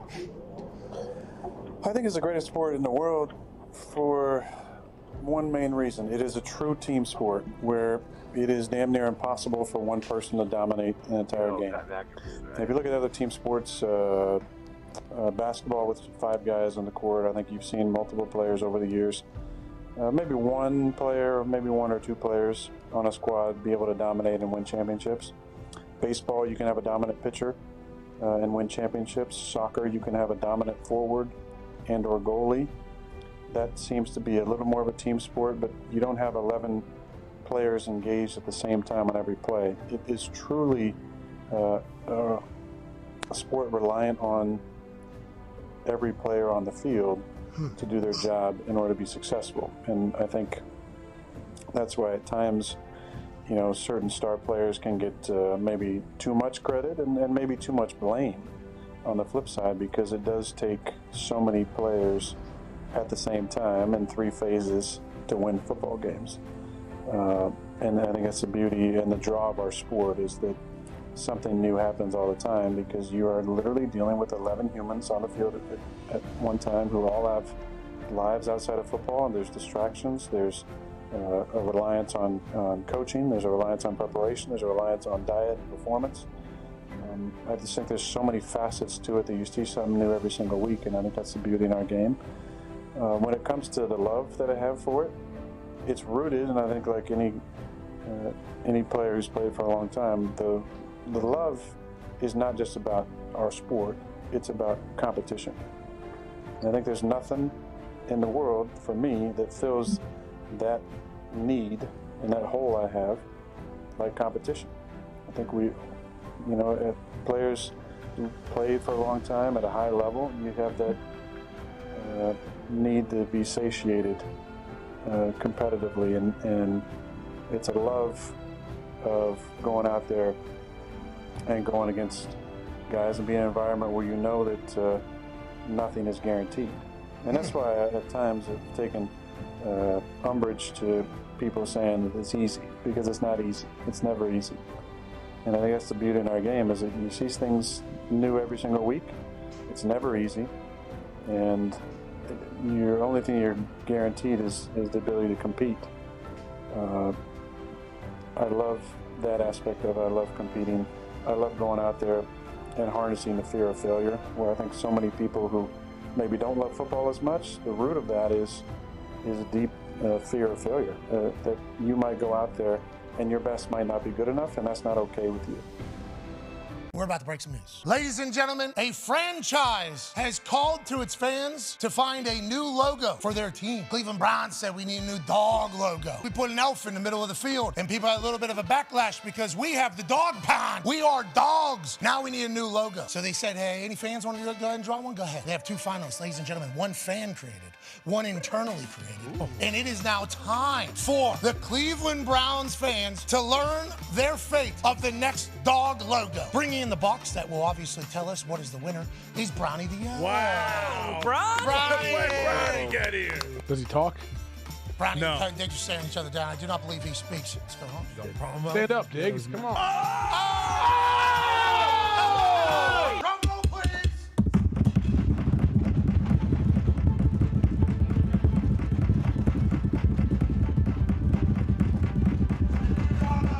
Replacing the elf. Trust me, brother. Always be a place for you. Always be a place. Sorry, Brownie. Wow. Okay. Dog logo. So this is a dog by a dog for the dog. Hell yeah. Read it and weep, Brownie. Suck it. Oh, let's go shake their hands. Oh. Let's go shake their hands. Oh! Truce. Okay. Hey, that was fun. See, good AFC North. Oh, Brownie said last word. Brownie, in the elf community, how high are you in the hierarchy of elves? At the top. Not more than Harry Potter. Whoa. What about these cookie elves? They're pretty. Whoa. What does a Brownie the elf eat, if you have to guess? Yeah. Poop. What do you eat? I don't know. What do you do? Brownies. What is it?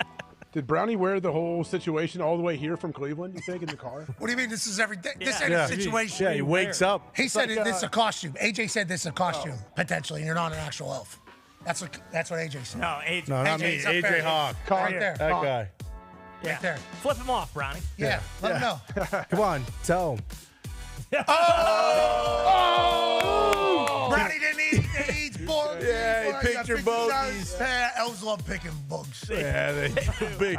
Is that the second favorite thing he eats, I wonder? Oh, yeah, because Bugs. Brownie's number one, bugs number two. Bugs 2. Dog poop around the stadium. 3. Yeah. Dog pound. Yeah. Yeah.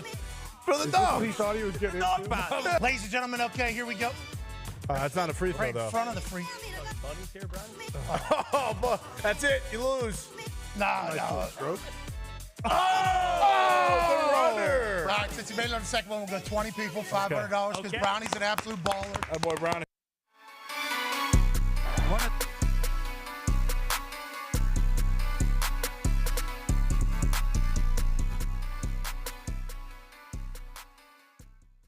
Hey. Why? Let's go. This show fucking stinks, and the fact that you listen, we are very, very thankful for it. AJ, never cease to amaze me with your toxicity, pal. You got a couple of these? God damn it! What the fuck are you doing? Fuck Boston.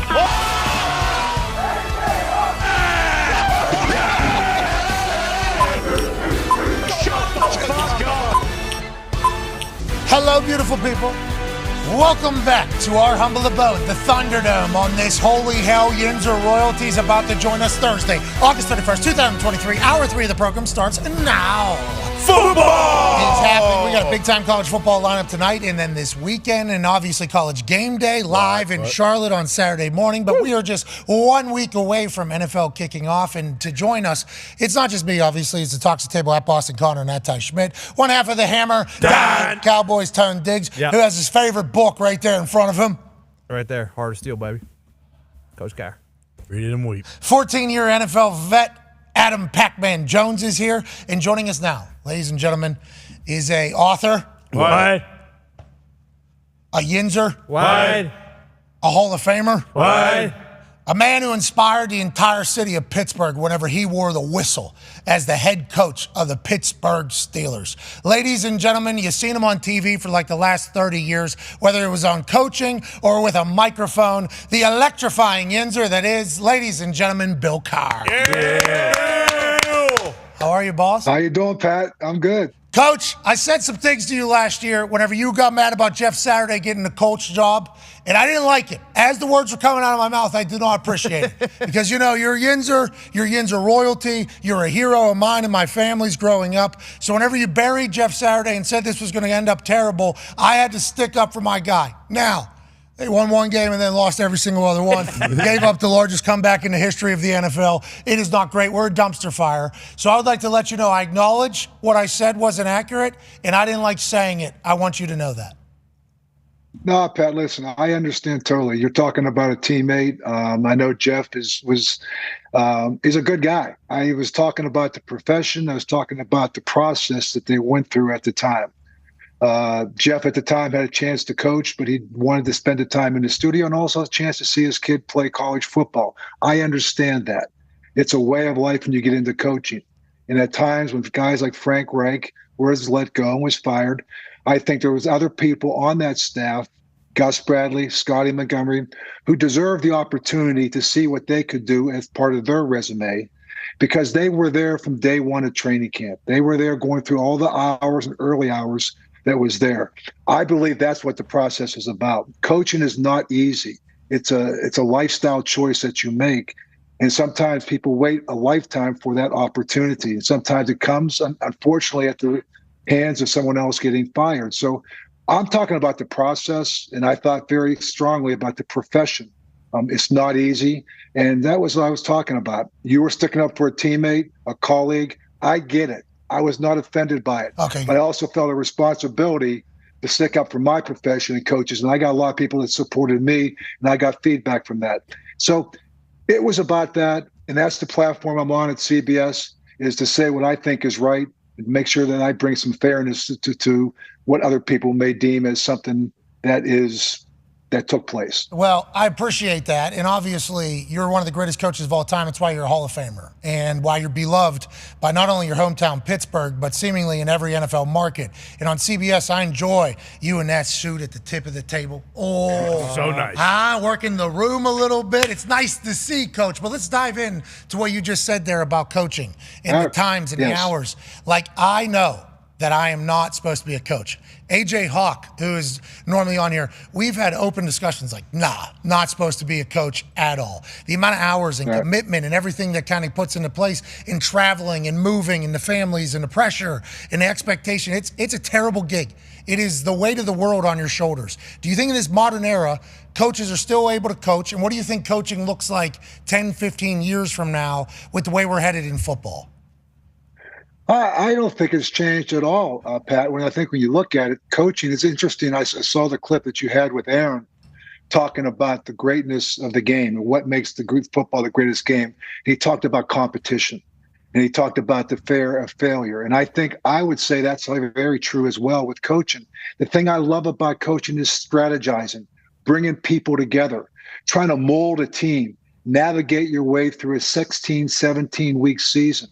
And at the very end, try to find yourself and put you in a position where it's do or die, it's win or go home. And so that thrill is something that brings coaches together. And you're a teacher. Coaches are teachers. We're trying to bring a bunch of people together. I coached special teams that first started in the National Football League. I played special teams.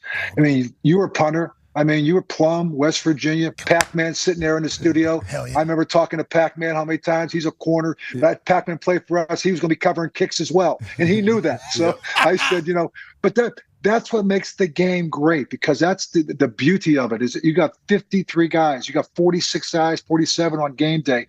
Everybody has a role. And, and my feeling was I trying to coach, Pat, is I want everyone to embrace that role, to be as good as they can be. And I want them to walk on that field with a swagger, a bounce, a cockiness, maybe short of being a little bit arrogant. I says, you know what? And the only thing I ask you to do is don't cross the line. What's crossing the line? Disrespecting the game, disrespecting the opponent, or disrespecting a teammate. And if you cross that line, my job is to pull you back. But man, I wanted you to walk that line as close as you could. Hell yeah. I'd rather pull you back than you being too far away from it, afraid to cross it. So we did have a little chippiness about us when we played. We had a little cockiness about us when we played, a little bounce in our step. That's how I wanted us to play every week. And so I always try to make the game personal. God, Coach, still got it. Yeah. Getting Coach, chill. still got it. And obviously, you're Yinzer. We've been down to Crafton. And obviously, your hero there. You coaching the Pittsburgh Steelers with that mentality. I think like Pittsburgh people bought into the team. Yeah. This is our team. It's representing our city. It was a perfect fit. Right. Obviously, you're from there, so you are one of the Pittsburgh people. But when a city and a team's attitude and mentality match each other, I think that's when it's really a beautiful thing. And the Pittsburgh Steelers have been able to get this right now from Noel to you to Tomlin. It's not easy as that in everywhere else. Why do you think the Steelers have been able to be as consistent with a mentality, a message, and in the head coaching department when seemingly everywhere else is struggling to do that except for like 2-3 places? You know, Pat, I think it starts at the top. You know, when Dan Rooney hired me, it was a family type of atmosphere. You walked in there. Rest in peace. You know, I mean, it was, rest in peace for Dan. And now it's Arts. And before Dan, it was the Chief. And, you know, it was all about culture. It was about walking in there, and it's about a selflessness. You know, they bought the team based on winning money at the racetrack, right? And so it was just, they lived on the north side. I mean, Mr. Rooney with the North Hills and, you know, North Catholic. And so you felt it when you walked in there. It's like, leave your ego at the door, because you know what? I don't want to hear it. When you walk in here, it's about what you're willing to put up. What can you offer to put together the configuration and the collaboration that we're going to have, from the personnel people to the person, the receptionist. We're all in this together. We're all a Pittsburgh Steelers. There's a responsibility we have to represent this city, to represent this team with what it really means to be a professional and to be a hard-working, blue-collar, no-nonsense, no frills, competitive, knock me down, but I'll get back up because I'll be the most resilient thing you have ever faced. And you know what? That's who we were. That was the obligation we had. And Mike has taken it and I just gave it to him, and he's taken it and run with it. You left those Iron Cities in the fridge. He has not drank them. Those things, they're going to have a little bit of sauce on them whenever those get cracked open. Well, I got my face on the name of Iron City now. That's one of the great achievements I made. I made a cover of an Iron City beer. Yeah, hey, Pat, you've done a lot of great things, but till you get your face on the cover of an Iron City beer, don't tell me about what you've accomplished. I know. I just felt this big right there. I'm talking to a giant. Is it the Mongo? Is it an OG? What is it? Iron City OG? Listen, it's not even. No, it's an Iron City. It's not even an IC light. It's an IC. It's a true IC. Wow. Hell yeah. Yeah. Holy shit. Oh, there it is. Look at you. Yeah, come on now. Yeah, come on. Congrats, Coach. Wow. Let's go. Yeah. Hall of Fame is good. This is great. Hell yeah.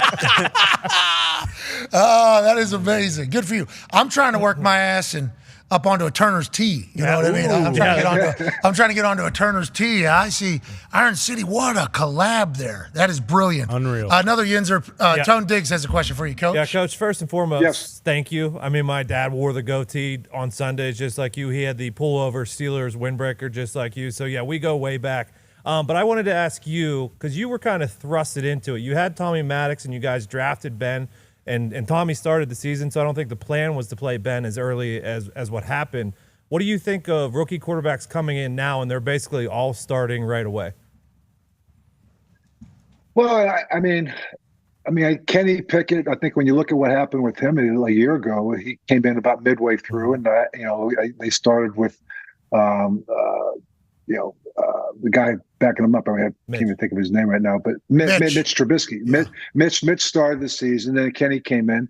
I think you got to be really careful. And I think, I go back and I know Anthony Richardson's starting right now in the Indianapolis Colts, and man, their best player, Jonathan Taylor, is not going to be there for him. And I think that's the best thing you can do with a young quarterback is don't ask him to do too much too early. I think if you can play defense, you can run the football, let him get a feel for the game. The feel for the playing quarterback in the National Football League from college to pro, number one, the complexities that you're going to go through week in and week out, the speed of the game that you're going to go through week in and week out. So it's very hard to get a feel for that. and just, the quality of teams that you go through. I mean, week in, week out. You come from college, well, you play maybe 3 or 4 big games a year. Every week is a big game here, and you're going to get the best. It's the best. Coach, Urban right? Meyer said every week's Alabama. Remember that? Right. So I just think bringing these guys along in a manner with you don't want to destroy their confidence. And I liked even what Matt Canada did. If you think about Joe Burrow his first year, they put him in the shotgun. That's what he was in college. And he was throwing a ball 35, 40 times a year. Got hurt. He couldn't even finish the season. The next year, what they do, Zach Taylor, start putting him under the center, run the football a little bit more. And all of a sudden, now the running game complemented that. And then all of a sudden, he's evolved to where he's at. I think Matt Canada did that near the end of last year with Kenny Pickett. Started running the ball a little bit, put him under center, a little bit of the play action. You saw in the preseason. He's starting to feel more comfortable right now. He's being able to process things better. And I think that that's the thing that you want to do is bring him along slowly and don't destroy their confidence. And sometimes if you throw him in there and try to do something, ask him to do too much too early, it could stunt their growth. Yeah, because once somebody loses their confidence, it's over. Like we saw it with Mariota seemingly this year in the training in preseason, like in that first game, it's like that guy seemingly has lost his moxie right there. And that is not something that you can regain. You would hope a young guy would be able to get through it. But if you see ghosts, it's that becomes a tough thing to get past week in and week out. And that's coaching too, Pat. I mean, that's the part of that. So I love about that is how much do you give a guy? When Ben came on, and he started week 3 for us. If you watch week 3 through week 8, he was probably throwing the ball 24, 25 times a game. We were running the football, playing good defense. We were winning. But as he got more comfortable in the offenses, he started to process things a little better because it was repetitive plays that were coming in.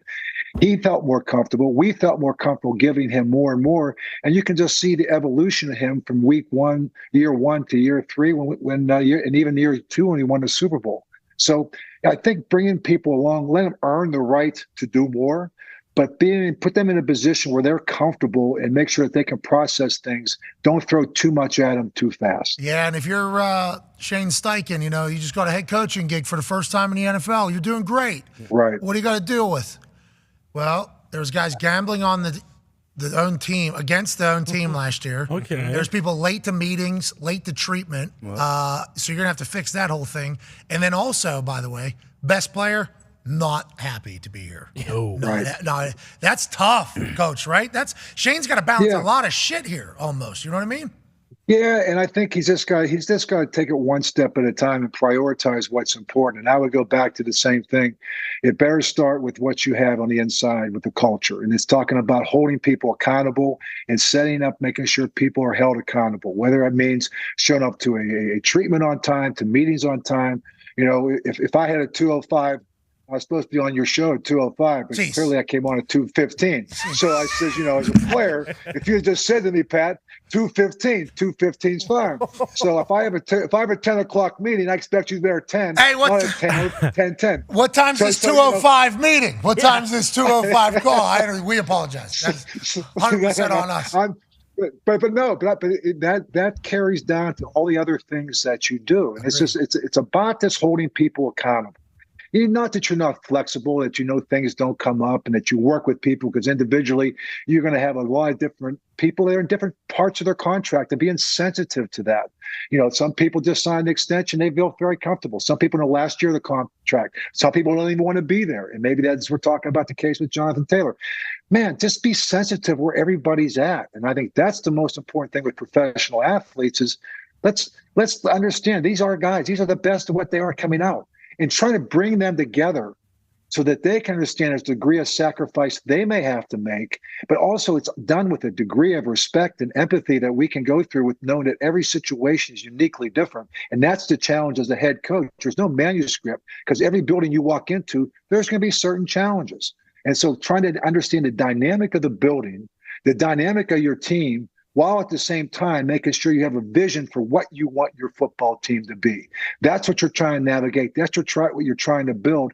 And that's really what is great about coaching, is that you're a part of that process. Oh, But there's a lot of people that aren't good at it. I mean, what was the number? Like 200? How much? 800. I think it was 800. $800 million or something was being paid to fired coaches around the NFL last year with contracts that were still going, which is great news. Guaranteed contracts. Get all the money you can get in that whole thing. But it's hard to win, and there's no patience anymore right now. There's zero patience. That's the thing, right? That's the thing. People don't have patience anyway. And I think that's the thing what happens with some of the owners that are coming in. You say, why about the Rooneys? They understand that like it is part of the process is going through that learning curve. And some, you sit there and you look at coaches and, I was talking to Mike the other day where I saw him at the Hall of Fame. We sat down one Friday night. We still had a chance to talk probably for the first time since he's taken over. And we just start talking about where it is from a coaching profession, that he's so much better a coach now than he was when he first got there. My year one, I was just trying to figure out the dynamic of the building and trying to win games along the way, understand my team, even understand my assistant coaches. And that's the other thing for a head coach is, are you willing, who are you aligned to? Well, you got to be loyal to this. The only person you have to be loyal to is your owner, because they brought you in there to win a championship. So sometimes you're going to have to tweak. Sometimes you're going to have to make change. And those are the things that you have to be able to navigate. You got to be able to understand. That's why it takes a coach, give him 3 years. I've always said, give a coach 3 years. And in the 3 years' time, if you're not trending upward, if you don't see a sign of you getting any better or that the plan isn't taking place in terms of trying to create a direction, a culture, then I get it. But man, those first 3 years, it's a lot of a learning curve, and every building is different. And it takes a lot of support people from the standpoint of personnel, from coaches to players, and trying to get that right dynamic. Think about Zach Taylor, coach. I mean, that first year, they were terrible. Yeah, they earned Joey Burrow. They earned Joey Burrow by being so bad. And it was like, this guy's bad, but he won't get fired because the Brown family is not going to pay a contract to a coach that ain't going to be coaching. Like, that's what people were saying about him. Like, this guy would not have a job if he was on any other team. And then now it's like, expectations are to win the AFC North. Expectations are to win the Super Bowl. It's like he got his team in there, his vision in there, and we're all very lucky for it because that Bengals team is incredible to watch. Yeah. Coach. They are. Coach, hey, I know you're doing TV and all that shit. You're a coach though still, huh? You ever? Yeah. Is there teams that have reached out? Oh, down through the years, yeah. Yeah, I mean, I wouldn't say every year, but pretty much very often. And then what happens? You just don't want to commit to the whole everything? No, you know what? No, I've been there. I guess I got a little taste of normality when I stepped down. This is what humans are like. Yeah. Wow. You mean there is an off season? Oh, I can travel, and so So I've been able to enjoy the off season, and at the same time, when I lost my wife 3 years after I stepped down, and I stepped down because of her, and met my current wife. I started thinking about going back. I just said, I'm good. And plus, I really enjoyed being at CBS. And it gave me a little bit of my fill during the season of being able to watch football with a bunch of football guys, with Boomer and Phil and Nate and JB. And so we sit there every Sunday and watch every game. I talk to a lot of coaches around the league, GMs around the league, and just give them my feedback, what I see, because sometimes what you see isn't always what's really taking place. I still just very, very involved throughout the league, but I'm more in the periphery because I just, I love the game, Pat. I love the game. I love to see guys get opportunities. I'm trying to just see how we can get more of the guys like Scotty Montgomery's and Eric Bieniemy's and get some of these guys get a chance to become a head coach. So I guess that's why we got really passionate last year with Jeff. And so I think it was a process. I just didn't think you should be skipping the line and jumping in front when other people are sitting there. Like you said, it's a lifestyle. You don't see your family. You're working 70-hour week jobs. There's no guarantee that you're going to be there outside of your contract, which may be 1 or 2 years. If you can get aligned with a good head coach, a lot of times that'll give you the stability that you may want, but that doesn't always take place. So I understand the profession and great respect for the profession, great respect for the game. And so I know we're trying to make it safer. I just don't want us to get to the point where we're playing flag football. Oh, yes. This is a good pivot. That's the only thing I want to say. This is a good pivot. So let's talk about this because I think why Pittsburghers loved you so much is because, and you talked about this, there's going to be a toughness about like our team. We're we're representing a tough city here. Like this city, every person from this city pretty much thinks they are a tough person. Like that is what they want to be represented as. That is what they want to be. This is what it is. So whenever you think about football and how they were changing a little bit, less practices, less OTAs, a strike zone on a quarterback, there's rules changing to open up tight ends to make it very, very difficult in the middle of the football field. And it's good for tight ends, great for tight ends, but it make it hard to make plays in the middle.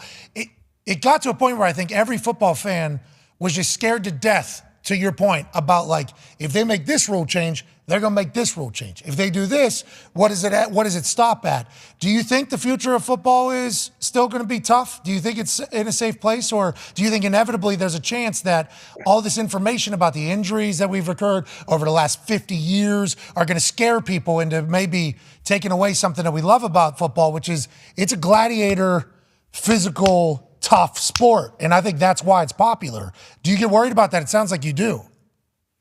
I do. I think Roger Goodell has done a very good job of making it safer. I think that they were constantly looking at ways to make more padding on the helmet, make it should eliminate the concussions. But baseline testing has been a part of everything that we're doing right now. So, and maybe getting a point to it's such a great industry, has earned so much high revenue that maybe we can get the surfaces to all be the same. I really do believe that has a lot to do with it as well. Find a way to make all the surfaces the same, because when you think about it, these guys are practicing on one surface, playing on another surface, and then next week it could be somewhere else and maybe a surface they've never even played on when they go to another team. So if we can even that out, then finding footwear that can match the surface, I think that would do it. The heads and the helmet, I think we're acclimating to that. I really do.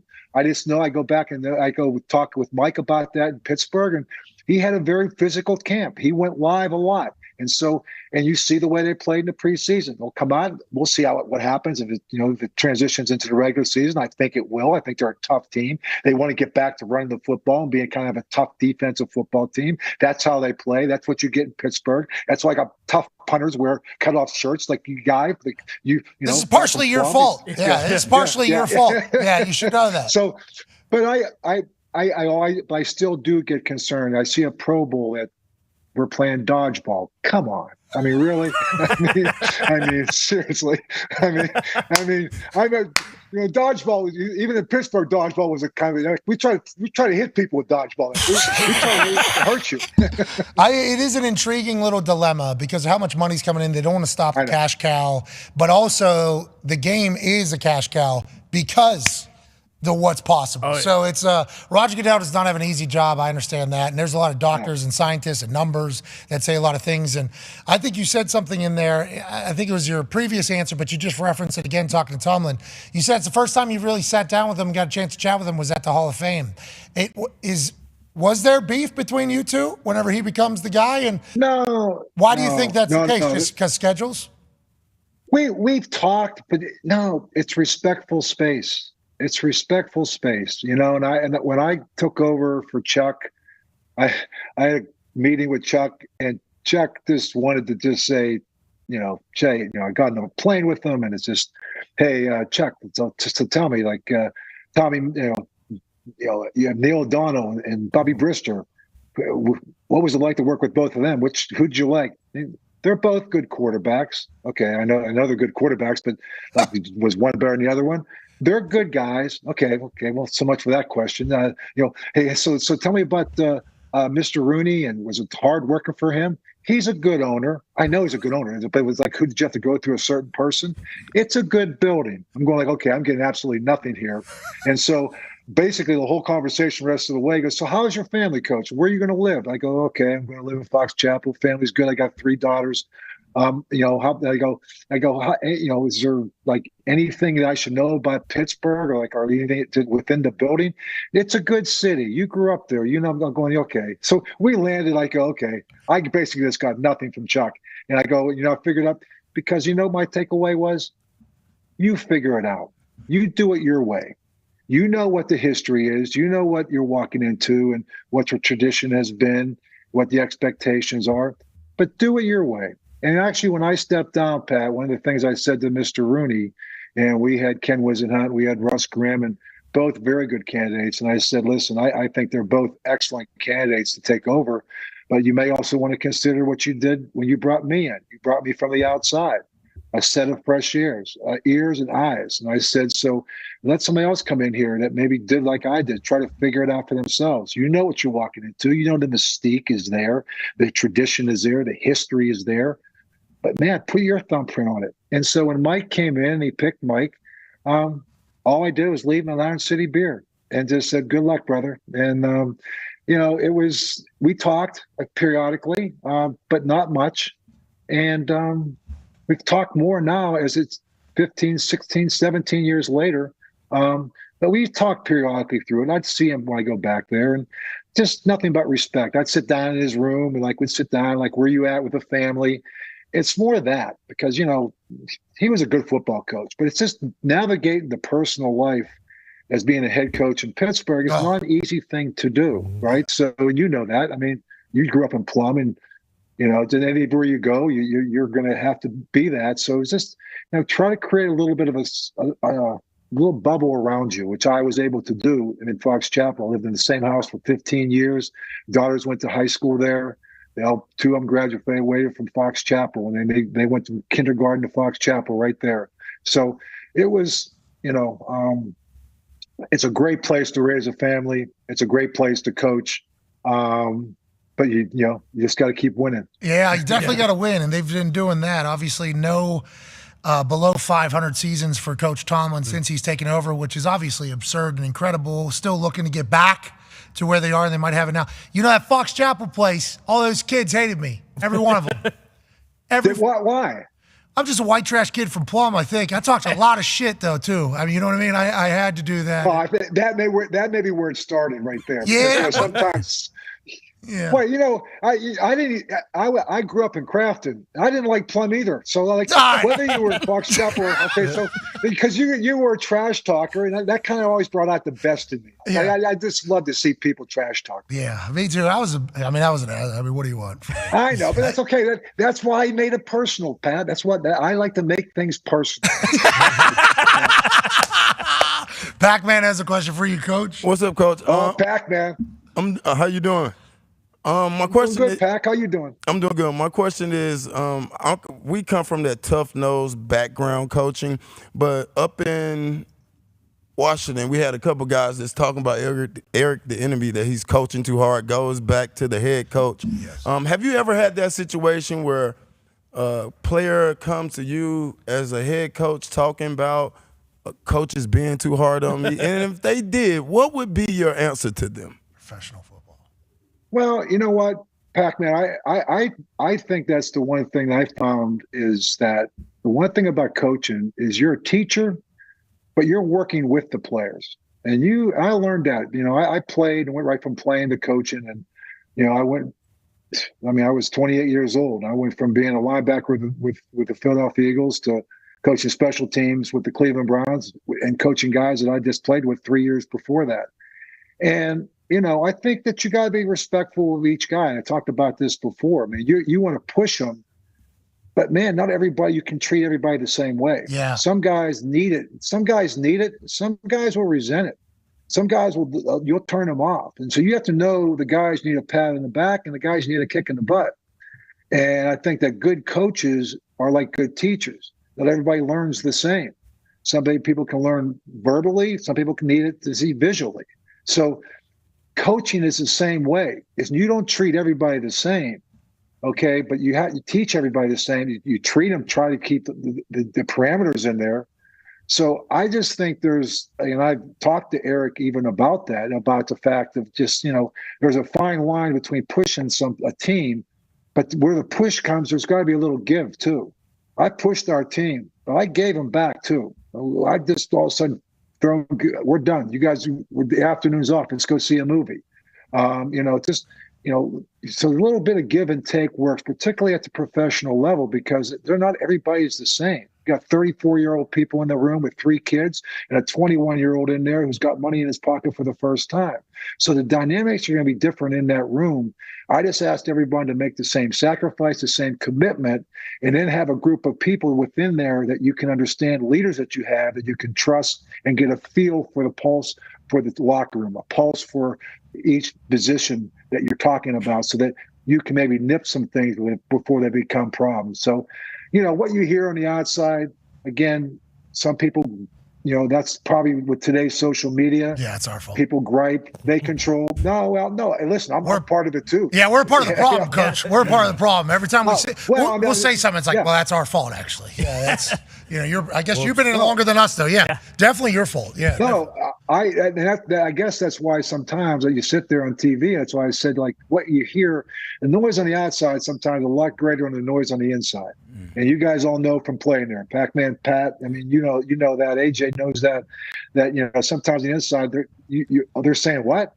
So like it's, on the inside you can navigate it because there's a brotherhood that's in there. There's a camaraderie that's in there. There's an understanding. There's a culture, particularly there's a culture. I always had an open door policy, and I always said one thing: come in and ask a tough question, just to get ready for the tough answer. Why am I not starting? Because I don't think you're the best option I have right now. Sorry. Okay. All right, thanks. Any other questions? Anything else? Now, did you treat every ref the same? Felt like you did. Felt like you treated every ref the exact same. I want to let you know, Coach, I don't know how often you guys talk about refereeing and officiating on your show, but we're a big time, I don't want to say the officials hate us, but boy, we will, because they're so important to the outcome of games. So important. Right. They make decisions that affect jobs, careers, legacies, everything. Money. And it's like there's no questions asked to them afterwards. And I think the way you would get fired up, not only would it fire the city up and fans, but your team sees that and it's like, this guy feels the same way that we feel. I want to let you know I appreciated the way you talked to the refs, even though I assume they weren't necessarily as grateful for all the actions.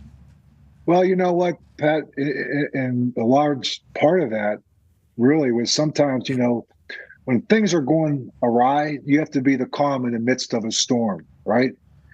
Sometimes you have to be the storm to get people wake up. So sometimes I use the officials to kind of create the storm. Oh, like a hockey fight. So, like a hockey fight. Almost like, sometimes it's just like, you know what? I didn't mean to ever show up. No, that's a terrible picture. That was like, God bless Gordon Carter. That was wrong of me to do what I did. Of course. You've admitted it. You've moved on. It's all right. I did. It was a great teaching lesson for my daughter because she said to me after the game, "Daddy, you were so good by putting that picture in that official's pocket." Because he was wrong. I go, "Yes, Lauren, he was wrong, but your father was wrong. 2 wrongs do not make a right. Don't show people up like that." So it was a great teaching moment for me. So I used that as that moment. Oh, thank you, Coach. Hey, way to go, Coach. Hey, way to go, Coach. So at the expense of Gordon McCarter, but anyway, it's okay. But you know what? Honestly, sometimes it's just, it's the passion. I just want to make sure they knew it's important to me as it is to you. So I just want you to know, like I was going to stick up for our team. I was going to stick up for it. And sometimes, again, you cross the line, get over here. But, man, I wanted you to walk that line. I needed to walk that line. So it was me that had to be – if I'm going to talk the talk, I had to walk the walk. And so I was always constantly doing it, trying to create the energy and the focus and the ability to understand this, where we are, how important the game was, how important it was to be able to do the little things. At the little missing a little thing, it's going to create missing a big thing. Yeah, I love it. And that moment there that you used to teach your daughter, we were just running it here in the background, more hilarious than I remembered. First of all, your fucking mustache, stupendous. That's the jacket, too. Stupendous. That starter jacket, Yep. Oh my God. Yeah. The hair, and then this is back in the day where actually had to print those things off. Yeah. So you thought you were right, and then they printed it out, and then you knew you were right, and then it was a full-on. Yeah, because I told Kevin Green and Greg Lloyd, okay, don't anyone stay. Who was out there? If there's somebody was out there, I'm not going to sit there and make a fool out of myself. They go, no one left the field. We had 11 guys. And then someone came up and handed me a picture. And I'm like, now I was like really mad. So I gave a great halftime talk right there. And we came out the second half, and Jim Miller threw 2 pick sixes, and we got beat by 30 points. Really rallied the boys. Really rallied the boys. I swear to God, it was one of the best halftime talks they've ever given. Yeah, well, sometimes the message just doesn't hit until the next week. Yeah. Sometimes that's going to be the way it goes. Coach, we appreciate your time, man. Thank you so much for everything, obviously, and thank you for the words today. You got us ready to run through a wall like 4 different times. You're always going to have it, Coach. Well, thanks, Pat. And listen, good luck to you. Congratulations on your success and everything you got moving forward. Your Saturday gig with College Game Day, it's awesome. Listen, anytime a Yinzer can come from Plum to get to the point where he can wear the muscle shirt right now and stand up and say whatever he wants to say, man, you've broke some boundaries. I like it. I'm proud of you. Well, thank you. I appreciate that. It means a lot coming from you. Tonight, NC State, UConn, 14.5-point favorites. Yeah. You see that? I know. Do you know the team? I know the team. Matter of fact, I'm going on the Ring of Honor at the end of this month against Louisville. Wow. So they're putting me in there. Thank you. I'm very, very proud of that because that is the place I went to school there, and I made this statement. I went down there as a boy from Crafton, and I left there a man. So that was NC State is a very, very special place to me. Is that where you birthed the mustache? Oh, the mustache. You can go back. There's a couple clips. The mustache was on there back then. Yes. Yeah. All right. Oh, it was grown there. Yeah. Things beautiful. That's what boy to man. That's right. Bingo. Right here. That's basically a visualization of it all. You're the best, Coach. Yeah. Will you come on our show again? Yeah. I mean, sure. If you ask me. That's very cool. That's good. We'll keep that in mind. Sweet. Yeah, we want to you're the best. Ladies and gentlemen, Hall of Famer Bill Cowher. Thank you, buddy. Yeah, Coach. That was awesome. Unreal. You were sticking up for a teammate. As soon as he saw my clip, he was like, Pat has to say this. Yeah. He's wrong, but he has to say it. Yeah, he's completely wrong, and he's going to be proven wrong. This is going to be a disaster, but stand-up guy. He has to do it. I get it. I appreciate that he saw that. That was sweet. That was a cool convo. Yeah, seriously. Legend. Hey, the motherfucker, he gets you ready. Yeah. He still got it. He started giving that speech. Thinking about football while he was talking. I wouldn't say not every year, but most years people are like, hey, Bill, you want to coach again? Or how about you? Did we know Tone had this book? I didn't. Me neither. Idea. This thing just popped up out of nowhere. This is signed by Coach Cowher. What? Kidding me? Tony. Yeah. Wow. Tony. Is that what it says? Yeah, Tony. Tony. Easy to read? It's Tony. Enjoy the read. Oh, I thought it said easy to read. Like, hey, Tone, even a buffoon can read this. Yeah, you saw the E. Enjoy the read. Yeah, just like the back of this shirt earlier. I thought it said something. Bingo. I didn't know what it said, but I thought it said something. Well, it does. I just learned a lot. It does say something. Yeah, but it didn't say what he thought. Yeah, bingo. That was like 2 minutes before the show started. I got pretty fucked up real quick. It was only him in there. Like, heck, what? Sure you want to wear that on the All show? right, sweet. You say whatever you need to say to me, man. It's all good. Let's go to the phones. Let's go to Cole. And that was cool. Yeah. Nick was waving a terrible towel back there. We should have asked about fucking Myron Cope.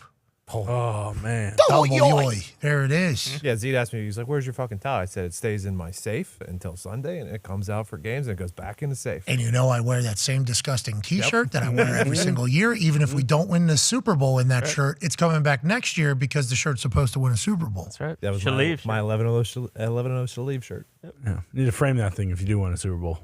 Shalev. Shout out. Pittsburgh's a hell of a city, man. It really is. Yeah. Bill Cowher's like the perfect head coach. Perfect. Yeah. At the time in which Pittsburgh was Pittsburgh. Perfect head coach. I love what Noel did to him, and I love that he kind of returned the favor to Tomlin. Yeah, Bub. I could tell you a lot of things, but also this is your time, not mine. Like a smart people thing. Yeah. Hey, figure it out. Hey, figure it out. Yeah. I like that they sat down though and just like, what if? So, how do you feel now here? 17 years later, what are your thoughts? Any decisions you regret? And then Tomlin just talking about the expectations of Steelers fans. Because Steelers have a massive fan base. Massive.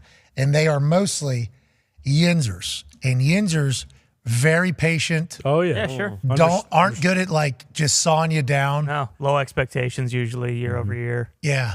Don't talk shit. Like won't openly say how they feel. Nope. No. So that's an easy team to coach. Yep. You lose 2-3 games in a row. This guy fucking forgot how to this guy doesn't even know football. Get him out. You got some guy sitting at home who's like, we run the ball, just like we did with Bettish. Now we got Naj. What's Naj doing? And you get a chance to see it on social media now more than ever. Oh, yeah. But Bill Cowher's like, thank God everybody's starting to witness this. It's impossible to keep you in. Yeah. It really is. And I bet you Tomlin feels the same way. He handles it pretty well. He does. He's got an unflappable confidence, it feels like. Have to have that. Yeah, as with the head bars. coach's He's position. always the same. You can't tell any difference no matter what. Let's go to Rob in Chicago. Rob, what's going on, pal? Hey, Pat. What's up, boys? Hey, what's going on, Rob? What do you want to talk about? So, Pat, I saw you tweeted last night about 92,000 people packing a football stadium in Nebraska to watch a volleyball game. Hell yeah, Rob. Unreal. We got a chance to chat with that with Joe Theismann. Unreal is a great descriptor there. And I guess this is something that I should have known about happening, right? We should have known this. Well, This is a historic event taking place in Nebraska. I played volleyball in high school. It was my favorite sport that I played. Love the sport of volleyball. It's sophisticated. There's strategy. There's a lot of athleticism in there. And there's moments to lose your mind. Like when somebody spikes one and it just hits the ground, lose your mind. When somebody blocks somebody, roofs somebody, lose your mind. There's a lot of joyful moments. I've always thought it should be a bit more popular than it is. Now, our high school volleyball team, we used to fill up the basketball gym, and there was fights because of our volleyball games, which seems to follow the Fox Chapel conversation with Bill Cowher. I mean, it's just a nonstop thing in Pittsburgh. But like volleyball, great sport. I did not know that Nebraska had a team, a women's volleyball team. Very good. Seemingly. Yeah, great. Not just good, great. And I appreciate the fact that everybody in Nebraska was like, yep, let's do this. I saw people tweeting, like a couple other schools could do this if they wanted to. Well, do it then. Yeah. Do you think you could get 92,000 people to show up for an event for something? That is not normal. Like people see football teams do this, or like Taylor Swift do this, or like Beyonce do this, and they just think this is a normal thing. If you build it, they will come, they say. That is not the case. People choose not to do shit all the time. The fact that 92,000 people were like, yep, we're going to support our team. And the girls, I think, showed up and had the moxie and swagger. What a moment. Congrats to all of them. And congrats to volleyball, the sport as a whole. Yeah. Getting some recognition because Nick sent me some things last night. Volleyball's ratings, good. Here we go. Like climbing. Super fun. Everybody thought pickleball was going to be the sport that kind of takes over. But watching pickleball kind of stinks. There's a couple players that are electrifying to watch, but mostly pickleball is not fun to watch. Fun to play, but as a spectating sport, not great. Volleyball actually drives a little bit of numbers. Volleyball now is filling up fucking football stadiums. What if volleyball is the sport? And what if we look back on this moment like 10 years from now? It's like, hey, the Nebraska women's volleyball team was the one that kind of opened everybody's eyes about the sport being maybe that sport that can crack in and crack the code of people wanting to watch and enjoy it. I think it was a big moment last night. It's awesome. It's awesome to watch during the Olympics, and everybody loves beach volleyball during the Olympics. Like, and it's super fun to watch. And not to bring it back to football, but like this is why when like Nebraska head coaching job was open, and they were like, "Oh, well, Nebraska's been shitty at football for years." And it doesn't matter. That fucking school and fan base shows up for pretty much. That was remarkable. So cool. Like, I understand that there was a lot of people in those stands that had never seen the women's volleyball team. Well, that was smart, too, is I think they did either a country concert afterwards or before it, I can't believe. So, like, maybe some of those, like, fringe people who, like, you know, didn't necessarily want to go to a volleyball game would be interested in going to the concert, but then you go see. It's like, we got a team. This is fucking awesome. Yeah. We got a team. Yeah. Let's go. I love it. There's no way every school could do this or any other school, really, because, I mean, this happened in the NBA. Like Steph Curry, when they went to San Antonio, they played in the Alamo Dome, and that was still only 57,000 people. Not only 57,000 is the biggest basketball game ever, but 90,000. So many people choosing to go do this. Yeah. You know, like that. You got to get humans to leave their homes, cancel plans, prime time spot, go sit in the middle of the week. Yes, sit in a very tight, confined spot. Some of them, and just go do. It's like that is very impressive. So cool. And tonight, Rule got a chance to debut the team against old Minnesota. PJ Fleck saying, "Matt Rule, welcome to the Big Ten." You know, the off-season conversation about PJ Fleck was, this guy has a banking system. Yeah. He got Fleck coins. That's right. How dare he? People are manipulating things. And how are you doing? Elite. I don't care if you're not good. You're elite. Better say it. Welcome. You're lucky to be here. How you doing? Good? No. How you doing? You tired? No. You're elite. Damn right. They tried to get him out of town. Yeah. Yeah. They were trying to get him out. Instead, what I think happened was a little babyface turn for PJ Fleck, Seriously. the head coach of Minnesota, because a lot of people were like, the people are trying to get a guy out of a building because he's trying to basically build his culture and his views or whatever. I don't know how Nebraska's going to be this year, but I do know that when Rule is coaching in college, he's good. And we just need to maintain that theory this evening as we watch the Minnesota Gophers take on the Nebraska Cornhuskers. He's been incredible at turning around programs. He turned around Temple, he turned around Baylor, but both of those first years at those places were terrible. Like, he took over and it took a year at both of those places. But for tonight, Minnesota, they lost their quarterback, Tanner Morgan, who was just on the Steelers. He got cut. And then Mo Ibrahim, who ran for, I don't know, he was so good. a billion yards a game. So Minnesota's a down year. It's a good year for Nebraska to catch them opening weekend, I think. I love, though. Go. Keep in mind, though, PJ Fleck early in the season is when Minnesota usually shines because the snake oil hasn't exactly worn off yet. So Come on. You get to, like, mid-November, late November, that snake oil is No, he's worn off. babyface now. Yeah, but again, early season, a lot of people are invested in the Fleck coins and how many they have in the bank and stuff like that. If they have lost, 4 or 5 games by the time November comes around, that's when the snake oil typically wears off and people stop giving a shit. Who hates Iowa? We hate Iowa, says the Minnesotans. Yeah, because they very rarely, if ever, beat Iowa. That's why. Watch out, PJ Fleck ain't fucking around this shit. Nope. Yeah, he wasn't last year, but, they choked at home against Iowa when they were supposed to win. Iowa, worst offense ever. They still couldn't beat them, so.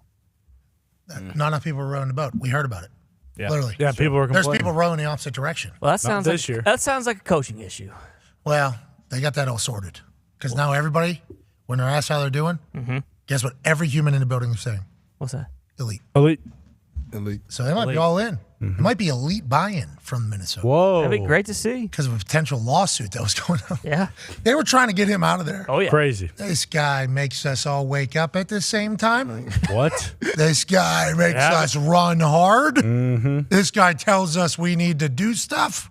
This guy is a problem. Not my coach. Get him. Pretty sure rules like that as well. Tell you what, Gumpy is drinking the Rule Kool-Aid hard. Yeah. Oh, yeah. Get in early. Nebraska outright tonight. Okay, I like it. I like Rule, I'm too. I'm fucking so. all in on Rule. I'm all in on Wisco. Yeah. Yeah, I'm all in on Wisco. Coaches Wisconsin. in college football are just huge. I think so. But the Rule thing is interesting because Nebraska literally was – they were supposed to be good with Frost, right? I mean, Yeah. He was like Navy SEAL. Remember they were like, Their recruiting UCF. classes were top tier, too. and they were just bad. So Like, bad. That made no sense to me why they were so bad. It's like Wisconsin, Luke Fickell comes into a pretty good spot. I'm not saying Nebraska isn't a great spot. It could be at some point because their fans are fucking could you imagine having that fan base? Yeah. Oh, yeah, they're crazy. 92,000 women's volleyball. Big old stadium. Big old stadium. Fans are diehard. Jim Carrey and Yes Man was right there, third row. Was. I forgot. Let's go to David in Odessa, Texas. What's going on, David? Pat, boys, how's it going? Keep it moving. Nailed it. Oh, yeah. That's a permit? All right, I got a little two-parter for you guys, one for the boys and then a football one for you, Pat. Earlier you were talking about how you can't wait for the new ESPN crowd to get a gander at the talent that you guys got going on at the Thunderdome. I can't fucking wait personally. I've been wanting to do this for a while. I've been wanting to say that Madam L. Kiper is a fucking dog. So I'm so excited for you guys, and I can't wait to walk into a tire place and look, it's Pat and the boys on the ESPN screen. Yeah. How dumb is that going to be? Go to Honestly, Michelin. that's going to be so bad. That's going to be very, very It's going to dumb. be so awesome. And also, Pat, come September 17th, I hate to do this to you. I know you got a lot of good things going on for you right now. ESPN move. You're properly jocked now. Thank you. And Anthony Richardson seems to be a guy. Yeah. But come September 17th, the Houston Texans are going to whoop the dog shit out of your precious Indianapolis. All right, David. Whoa. Go Mojo. Go Mojo. Go Mojo. What's that? Odessa is Fred Lights. Yeah, Permian Panthers. All right. Thank you, boys. David's an asshole. Yeah, I saw that one coming. As he was building up. Yeah, as he was building up. Yeah, Odessa. he was starting to really start. Yeah, 17th is I the knew second I knew Sunday. the 16th was a Saturday. Yeah. I do appreciate him. Genuinely, I do appreciate him calling in and putting over the boys. It's always good. Texans are the Texans. That's right. Okay? Texans are the Texans. You didn't know that? C.J. Stroud looked good. It looked really, really good. So does I thought Anthony C.J. Stroud looked very good. Mm-hmm. Even night one. Yeah. I was watching Against C.J. the Stroud. He Pats. had that one drive. He threw a pick. And I was like, not a bad outing for old C.J. Stroud. And everybody said, whack. I'm like, he looked like he was at least. Looked like an NFL quarterback. Looked like he knew what he was doing. He broke the huddle, had the whole thing. It's the first preseason game. I think from then to like after the third preseason game, it's like, I think C.J. Stroud's probably going to figure it out. I think C.J. Stroud's going to have a chance. Now with the offensive line, give him a shot. You would think that because Tons was down there. They invested in there. Then you start looking at the other side. Willie Anderson was just somehow unblocked every single play in college and in these preseason games. I don't know how that works every single time. Yeah, he had a. He just literally was just running free at quarterbacks in college and in the NFL. It's like, is his football IQ so high that he just like, okay, they just shifted to the right. That guy's not going to block anybody. I'm going to be wide the fuck open here. And if that's the case, that's a great trait to have. But nonetheless, I like D'Amico Ryans. I think the Texans not bad. Oh, yeah. You know, I heard Joe Theismann talking about how stacked some of these divisions are, and he didn't say the AFC South. That was weird. He just forgot, I think. He said AFC East, AFC North, NFC North, the AFC West. Don't sleep on Seattle, he said. I think he left out the Chiefs, too. Yeah. So that's probably why he was like, well, the Chiefs, I mean, they're also in that tough division the same way the Colts are. We got who? Jacksonville week 1? Yep. Yeah, Yep. Jags at home, 1 o'clock. Getting 4.5. Yeah, interesting little spread there. That feels a little. We should probably get a little bit more, right? Don't we? That should probably be That's what 7. I was thinking in my head. That's why it scares me. 7.5, 8.5. So Billy Walters is seeing this, and he's like, well, wait, let me check the book. Let's see if it's in the book. Sports book or? No, in my book, the rules are in a book. But then I'll check the sports book. All the sports books. Mm-hmm. What's the name of the book? What, my book? Yeah. What is it, like Secrets of a Gambling or Life at Risk or something? I mean, Yeah. it's in a book. You read a book, you'll figure it out. It's on the book. That is the title. name. Yeah. Gambler. Gambler. Secrets. Secrets of Life at Risk. Yeah, well, I wrote the fucking thing, so I'd hope I know the name of it. It's in the book. Again, just Well, a couple chapters. It's on the front. It's on the front of the book, in the inside flap of the book, Back of the book. in the actual book several times, and then the back of the book as well. What chapter do you debut that? You know how like you never know like the name of songs until it pops up or whatever. Mm-hmm. When do you start talking about the life at risk or whatever? Is that just immediate, the motto through the whole thing, or is there a certain story that we need to dive into in the book? Well, again, all this stuff is in a book. So if you read a book, you will, kind of realize it. But how many times did you tell us that? In the book, well, I ended every sentence with, again, it's in the book. I started every sentence with, it's in the book too, because I'm trying to sell the book. If we get the Locate whale bet of the day, Man. from Billy Walters, That'd be Want it unbelievable. bad. The Takate, Locate. yeah, I think we just call it the Locate whale bet of the day. From Billy fucking Walters.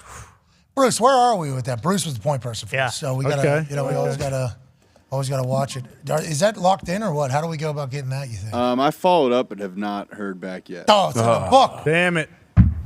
It's in the book. We'll just have to use his keys. Read your keys. And he's got good keys. Who's that? There it is. Walters. Bonus ball. Oh, get legs. Jabba. Yep, Thank you, counts. Jabba. Counts. Way to go, Jabba. Thank you, Yeah, Jabba. move your ass. Oh, got it. Wasted it. Sorry, Java. Bang. Yes. Oh, my God. I'm so sick of it. I am so fucking sick of it. Going after the last break. Yeah, I put one in. Go Yeah, break. right at then yeah, swish. Nice. There we go. Nice. We're back. All right. Just had to refocus. Needed that Thank one. you. That's a sick bracelet. That's sick. Let's go. Smell me? That's from. Tajay. There it is. Boom. Tajay. Gonna need that this weekend. It's like Dwight Howard's Rolls Royce or whatever. Did you see that? Yeah, I did. Starts with a ring. Takes a championship ring and just puts it on the front That's how you start. hood the car. ornament, and the car starts. Oh, that's So so cool. sweet. I did not see that. That's so much money. I couldn't even imagine how much Oh, money my that. God. Does he have that in the Philippines? Is that Thailand. No, he's Thailand? yeah, he's in Thailand. A lot of stuff being said about. Taiwan. Dwight excuse me. Howard, yeah. really Taiwan? A lot of stuff on here. There is. Is he in Taiwan? I believe he's in Taiwan. A lot of stuff being said about Taiwan too. That's it. Yeah. Thanks a lot. Send us all into oblivion. Bring it on. What happened with that guy yesterday that does the politics? Mitchie? Oh, boy. I saw it on the national news. He's still standing there. He came back. He came back. How about his assistant, the lady? Yeah, she. Are you okay? Do you want to take a break? You want? Hey, lady, just get him off the stage. You guys can say your questions louder. Speak up. How about her? After he doesn't answer that thing, he says he's okay. She goes, "Any other questions?" Yep. It's like, yeah, a lot. We have a lot of questions. Yeah, now. Like, Senator, we all got questions. Are you running or not? We got questions. Oh, fuck. You know, she's just waiting to get up there and grab him by the arm and be like, "Did you hear that, old man?" You think she's not? I think Oh she's yeah, had she enough. is so sick and tired of doing what she's doing. Hates Mitch. They tell me I commit to this job, I'll see a big promotion. Yeah. This would be great for my life. What do I have? Oh, a guy that can't talk into a microphone at a talking situation in a talking Give me profession. cheeseburgers. She's blended into smoothie to feed Oh my him. God, laying him on changing tables and bathrooms and changing his diaper. I'm trying to change Mackenzie. She gets her legs moving. I guess Oh, it yeah, could be a it's little tough. bit easy Yeah. with him. Yeah, it that might guy's be. legs Because don't he move. got that locked up thing that Yep. happened. Allegedly. All this stuff is alleged. No. He gets locked up. I was dehydrated. That was just sent in. Oh, let's get an IV in the guy. They wouldn't be able to. Yeah. No, They'd probably be like this inside of him. sir, you don't have any veins. Sorry, you have no soul or blood. We can't find it. I think it's been drained. Yeah, So just might just have to open his mouth up and just dump water. Yeah, this guy waterboarded him a little Drown bit. him. Yeah. No, his people can swim. how is that the best you smart people got? Isn't that their thing? Politics? Oh, yeah. Maybe. You smart people? Oh yeah. Those Figure it out. those Ivy Leaguers. Actually, I think the smart people are going private now. Private sector. Private sector. Yeah. At BlackRock. Boom. Oh, you couldn't wait to get that one. Nope. I saw that word Could not wait. bouncing around. Well, the don't you internet. worry. They're in politics too. Well, of course. It was trend. They were trending the other day. I didn't know exactly what it was. I'm like, oh, BlackRock. This is cool. I can't wait to see what this is. Going to be hilarious. You know, I was thinking maybe Black Twitter got a hold of something. Yeah, sure. I thought maybe there was like a new. I thought there was a new historic thing. New moon. No. Click on it. No, that is not. Yeah, maybe a new moon. Yeah. Maybe some crystal ball to power with the fucking super Yeah. blue moon that was out there. Mm-hmm. That is not what it is. Nope. Just all the powerful people put all their money in one place and they own everything. Yep. That's sweet. Oh, good ball. Oh, Was that moon cool? I fell asleep. it was super cool. Super blue moon. Very bright. So blue moons happen once every 3 years. So whenever somebody says once in a blue moon, that's every 3 years. A blue moon is 2 full moons in 1 month. Okay. Yeah. Last night was a super blue moon, which I'm not 100% sure what it means, other than the fact it might have been brighter than other blue moons. This fucker was a spotlight. Yeah. The next one's coming in 2037. Super blue moon. God damn it. I missed Fucking set my calendar. No, that's why I recorded it. You're here, right here. see it. Close your, kind of lock in. You'll be there. You're there. It was really bright. That is bright. Really bright. It was. Yeah, Bruce sent a photo too. Coming off the water, too. That's beautiful. There it is. Yeah, I went to somebody else's house and got a chance to get this shot. Mm-hmm. Yeah. This is not where I live. Thought it was a lighthouse out there. Yeah, it was very bright. It was almost like Yes Man when they flipped on the moon. Oh yeah. When they were looking for his ass. Yep. Or not, the Truman Show. Yeah. When they're looking for his ass. Yeah. Yeah. That's what it felt like, honestly. Like walked into this person's living room, out of the bathroom and bedroom, and it was just like so bright coming in. I'm like, what is this? Is somebody driving on that lake? And they go out, super blue moon. Super Yeah. blue. Moon. Super blue. Something's going on up there too. 200 tons of garbage on the moon left by humans. Yeah. Is that actually? I seen this on the internet. Wealth has a lot of incredible posts on Instagram. Very wide array of things. They do. Wealth is posting on there. After 50 years of exploration, is that right? Because 1969, right? Yeah, but they just don't like to tell people when they go back. After 50 years of exploration, the moon carries weight of nearly 200 tons, not American, of human artifacts, including abandoned robots, discarded spacecraft parts, and moon buggies. Among these remnants are items never meant to return, like a fallen astronaut figurine beside a plaque commemorating fallen explorers, and unexpected objects such as bags of human waste. These lunar mementos, ranging from golf balls and family photos to scientific tools and experiments, bear witness to humanity's enduring connection with the moon. I thought we had no fucking connection with the moon. That's what they tell you. Well, sorry, one-time connection with the moon. Oh, we've, orbited the moon countless number of times. And then what, we're just taking dumps and throwing them out there? Bingo. Fucking throw it on the moon. No. Yeah, I don't fully comprehend how this happens. Dark side of the moon. We might got be- people up there, huh? Yep. Have to. Also, I looked at this and saw how they spelled tons and realized it wasn't, an American interpretation. I said, fuck this shit. This is real. I got got nothing to say from this. That is not the right way to spell tunnel. It's not. We tried our best to understand what you were saying, but we just couldn't Exactly. comprehend what you were doing. Spell color C-O-U or C-O-L-O-U-R. That ain't how you spell. Can't do it. No. That ain't our English. The worst. No, it's not. I don't understand how languages have evolved so much. Now, let's not even dive into how sounds are something in one place and then just meters away, it is not that, and they grew up next to each other.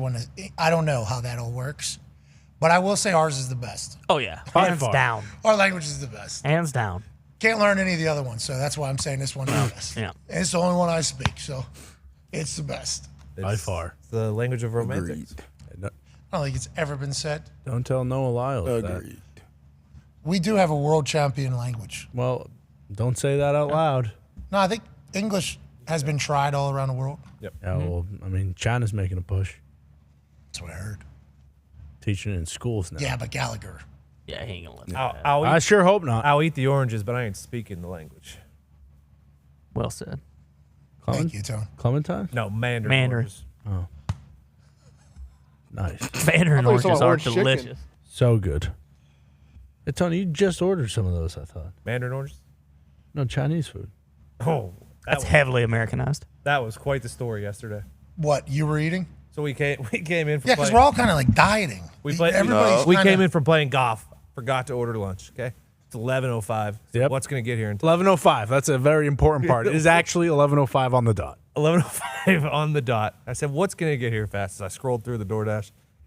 My order arrived here at 11:13. 11:13. That's like freaky fast, like Yes. Yeah. Yeah, like they were sitting there like, Tony needs to order this right now, or I don't know what we're going to do with this food. That's unbelievable. Unbelievable. How happy are you? My stomach didn't feel great later in the day, so. But it was there. It was there. You had nothing but time. Crazy. All of a sudden, I got 47 minutes. Yeah. Holy hell. You would think the trip, I guess it's right down the road there. Whole thing of What'd you orange get, General chicken. Tso? Yeah. Orange chicken, General Tso. General Tso. Oh. Respect. Shrimp fried rice? Chicken fried. Oh. Chicken fried rice. Zach How about Brown. romaine? Any noodles? Nope, that was it. It was a lunch combo. Egg roll? No. What? Typically, egg rolls. Like we said, we're trying to eat less. Okay? I mean, you're eating General Tso's and fried rice. Yeah, but no egg roll. Egg roll puts it over. I hate hearing that fucking laugh in the back. What? What are you talking about? I hear those two fucking cackling next to each other. Who? You can all, no one can hear it on the fucking. What's the issue, Tony? Those two are literally the peanut gallery. Yeah, they are. They're They are. sitting in a place that's above everybody. You can hear them through the glass, but no one on the show or like the audience can't hear them, but we can hear them. Oh, yeah. Yes. Oh, yes. Beautiful thing. We have a great time. I saw Acho on with Skip this morning. Yeah. Yeah. He said Caleb Williams is the best college quarterback he's ever seen in his lifetime. Really? Yeah. Keyshawn and Skip just fucking ripped him to shreds. Oh, Skip my. did? I just saw a lot of I didn't watch any of it. Keyshawn didn't like what he was saying, though. He said Vinny Testaverde was pretty fucking good. Ever heard of him? Yeah. I mean, Tebow. Well, Keith's Going a back USC to the guy, Florida right? Gators thing, Tebow was just so absurd. Yeah, he was good. Absurd. And he won. Yes. You know, that's the thing about Caleb. Like, he's going to have a lot of highlights this year again. And NFL teams are going to be very pumped to get him in the building because his playmaking ability is seemingly ridiculous. Yeah, and off the chart. And his confidence is what you want in the whole thing. But they're going to have to win for him to get another Heisman. And I hate that is the judgment. Well, he's not going to win a Heisman, but he might. I mean, hey, they're only up 21-14, though, at halftime. And their defense seemingly has the same issues that they had last year, but we're only week 0 in. Yeah, True. We're only week 0 in. time. I rode USC hard last year. I had them in the playoffs because I liked everything they were doing. I don't have them in the playoffs this year just because the Pac-12 is stacked, but we should enjoy the hell out of Caleb Williams, no matter how much. But that's sports media. We got to start comparing this guy now to Tim Tebow. Yeah, exactly. We got to start comparing this guy to Andrew Luck. You know, John Elway. I guess. Yeah. You start going through all the Joey Burrow the year he Josh had. Allen yesterday.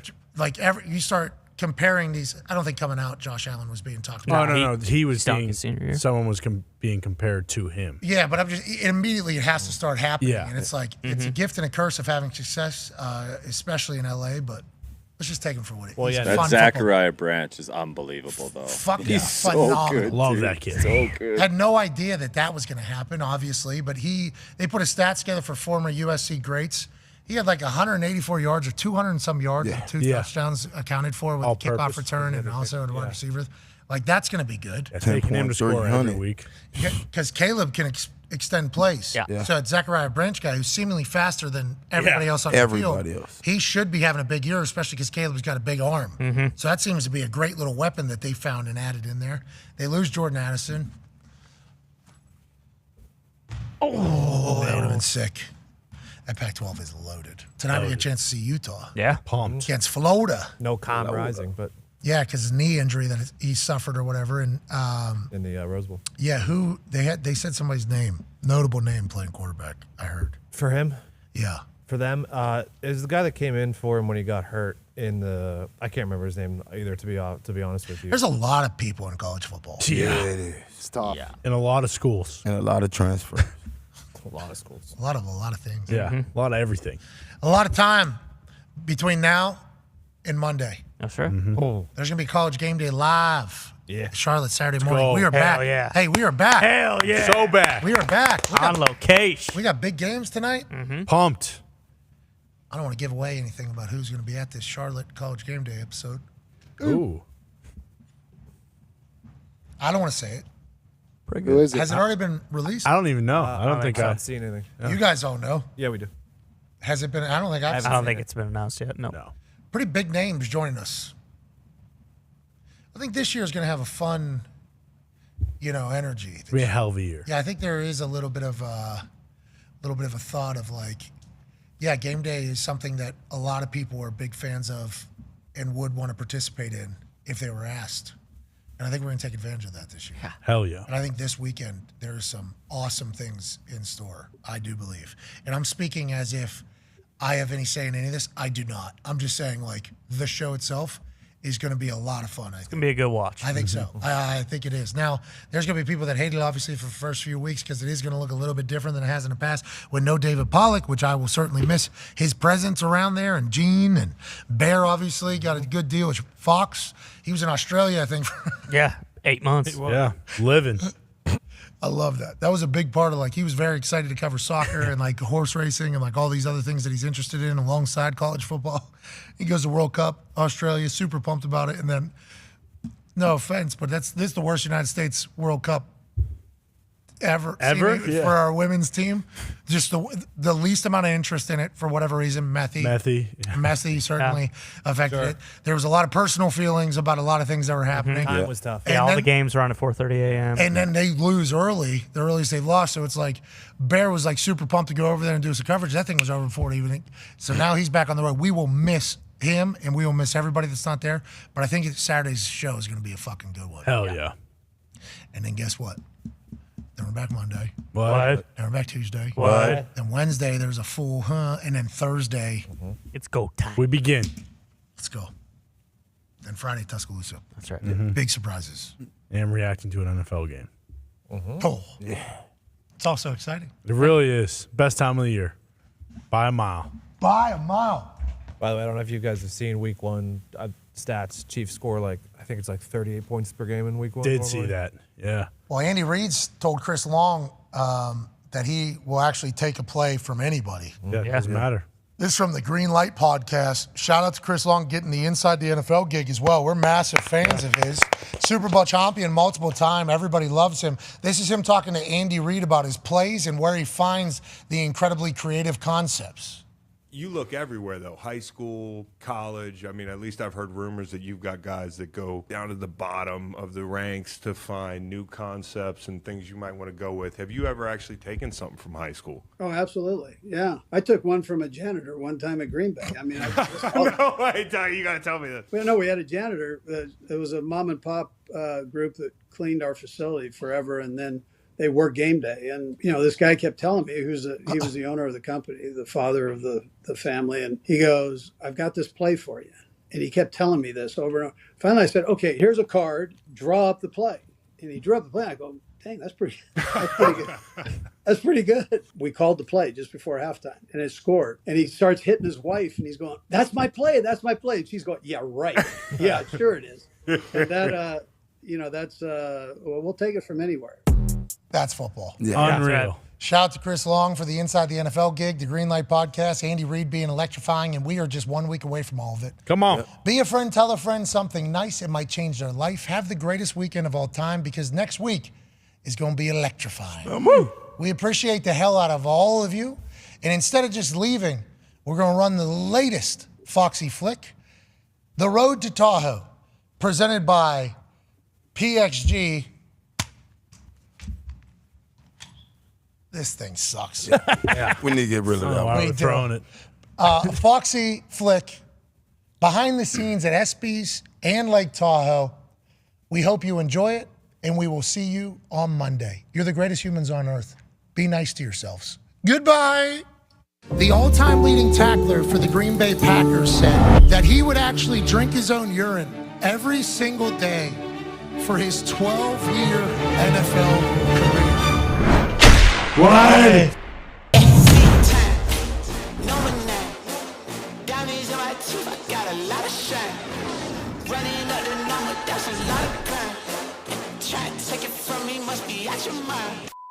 Also, I do believe I'm going to have a microphone at the ESPYs. Whoa! I just went to a breakfast with the producers of the ESPYs, and so I had to play the game here. I typed up a full fake speech yesterday that was close enough to what it's going to be. And then today they wanted a breakfast so that they could relay out the entire thing, and I'm not doing this. I already got my speech. You guys can either help it or not help it, and mute my mic if you want to. So we're off to a good start. ESPN's Pat McAfee. Pat. Want me to be able to be in the position that I was in to hear anything that I'm actually going to say. Sure. No. So I had to give two fake speeches. Welcome to the 2023 ESPYs. I am not your host. No. Ladies and gentlemen, the best NFL player of 20. Come on. The ESPY goes to the ketchup lover himself, Patrick Mahomes. There it is. Congrats, Patrick. You deserve it. We love watching you play football, Patrick.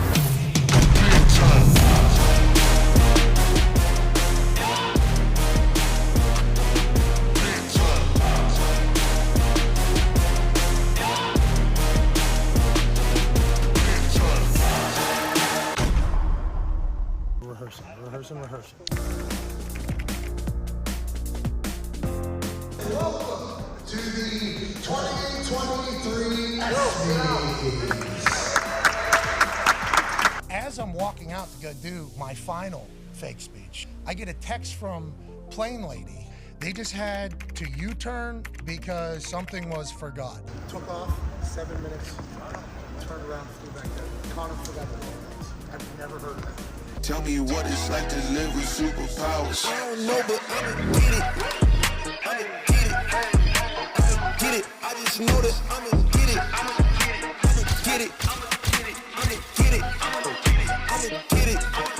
Hey, I got the drop. All right, I'm about to go do this thing. Lil Wayne's about to do I'm Millie. Then I'm walking out. And I'm going to talk about AJ Hawk drinking his piss. Please welcome ESPN's Pat McAfee.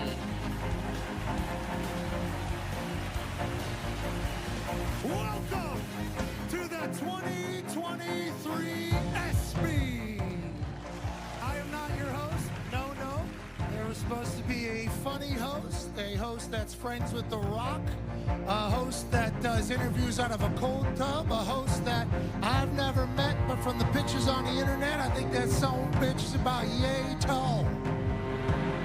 It is an absolute honor to be in this room celebrating the hell out of sports excellence. Sports are the greatest thing in the world. Sports are amazing. In a world that is seemingly divided by everything, if you go to any stadium or arena or locker room, you will see people from all different backgrounds, socioeconomic classes, races, religions, differing of opinions, all uniting for one thing, and that's to beat the hell out of them. Ladies and gentlemen, Damar Hamlin is here tonight. We all watched the situation unfolding on Monday Night Football, and we all at home feared for the absolute worst. And Skip Bayless was like, get that dead body off the field. We got playoff implications on the line. He said it. The tweet's still up. Hashtag delete the tweet, Skip. Come on.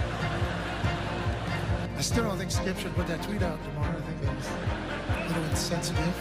In the past 12 months, 3 teams have brought their fans in city a championship for the first time ever. The LSU women's basketball team is here tonight. The Vegas Golden Knights won their first ever Stanley Cup. That's hockey. And the Denver Nuggets won their first ever NBA championship. You know, every once in a while, though, sports will contribute to society some monsters. There was a man who would put a wolf mask on and actually go into banks with a gun and rob them for money so that he could watch these 2 assholes play football. So we apologize. The sports world obviously isn't perfect. Sue us. Don't actually. Shut up, Brett Favre. I'm getting sued by Brett Favre. What? One NBA star is not here that I was kind of hoping for. He is 7'5", needs to apologize to Britney Spears. All of us, learning of him very recently, can't wait to watch him take on the NBA's best, the Kardashian family. Kendall Jenner's starting 5 would win the NBA championship every single year. You know it. You know it, Jamal. If they're in the bubble, your ass is getting smoked, dude. Hit that! Love that. There's people in here that do crazy things to get their body from one game to the next. There's acupuncture, obviously. There's people that change their entire sleeping patterns. There's people that live in a way that no fun is had so that they can show up for their teammates in. As we've recently learned, the all-time leading tackler for the Green Bay Packers said that he would actually drink his own urine every single day for his 12-year NFL career. And it's that type of commitment and dedication to craft and sport. It's been almost 20 years since the loss of Pat Tillman, but every time we pay tribute to his legacy of sacrifice and service, we're continuing to live on in his honor. The presenter of the Pat Tillman Award for Service, Yinzer Damar Hamlin.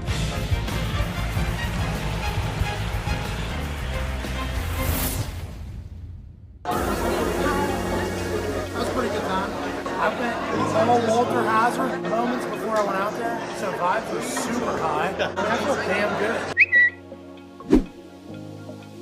AJ was supposed to be up there with me for that Pat Tillman thing, but they obviously didn't know if they were going to make it. Yeah. Because planes still in the sky when planes supposed to be on ground already. She goes, so they did a U-turn because clubs were missing.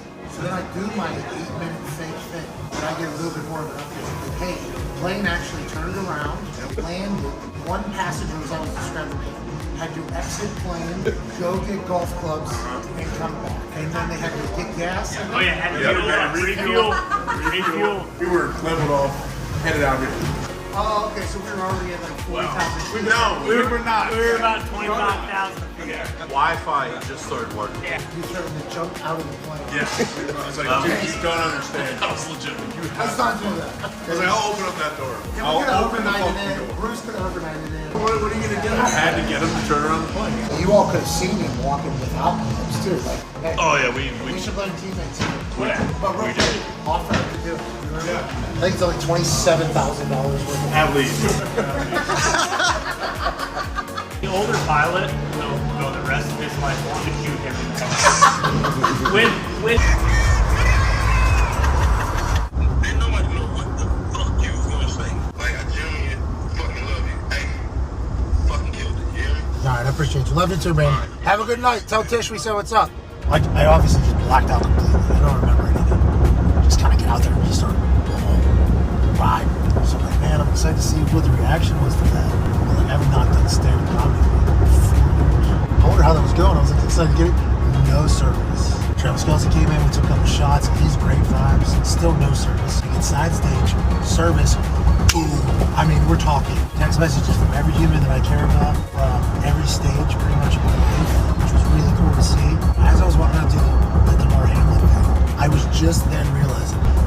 first one like won out pretty well. So that was cool. That was a cool little boost. I was going right there.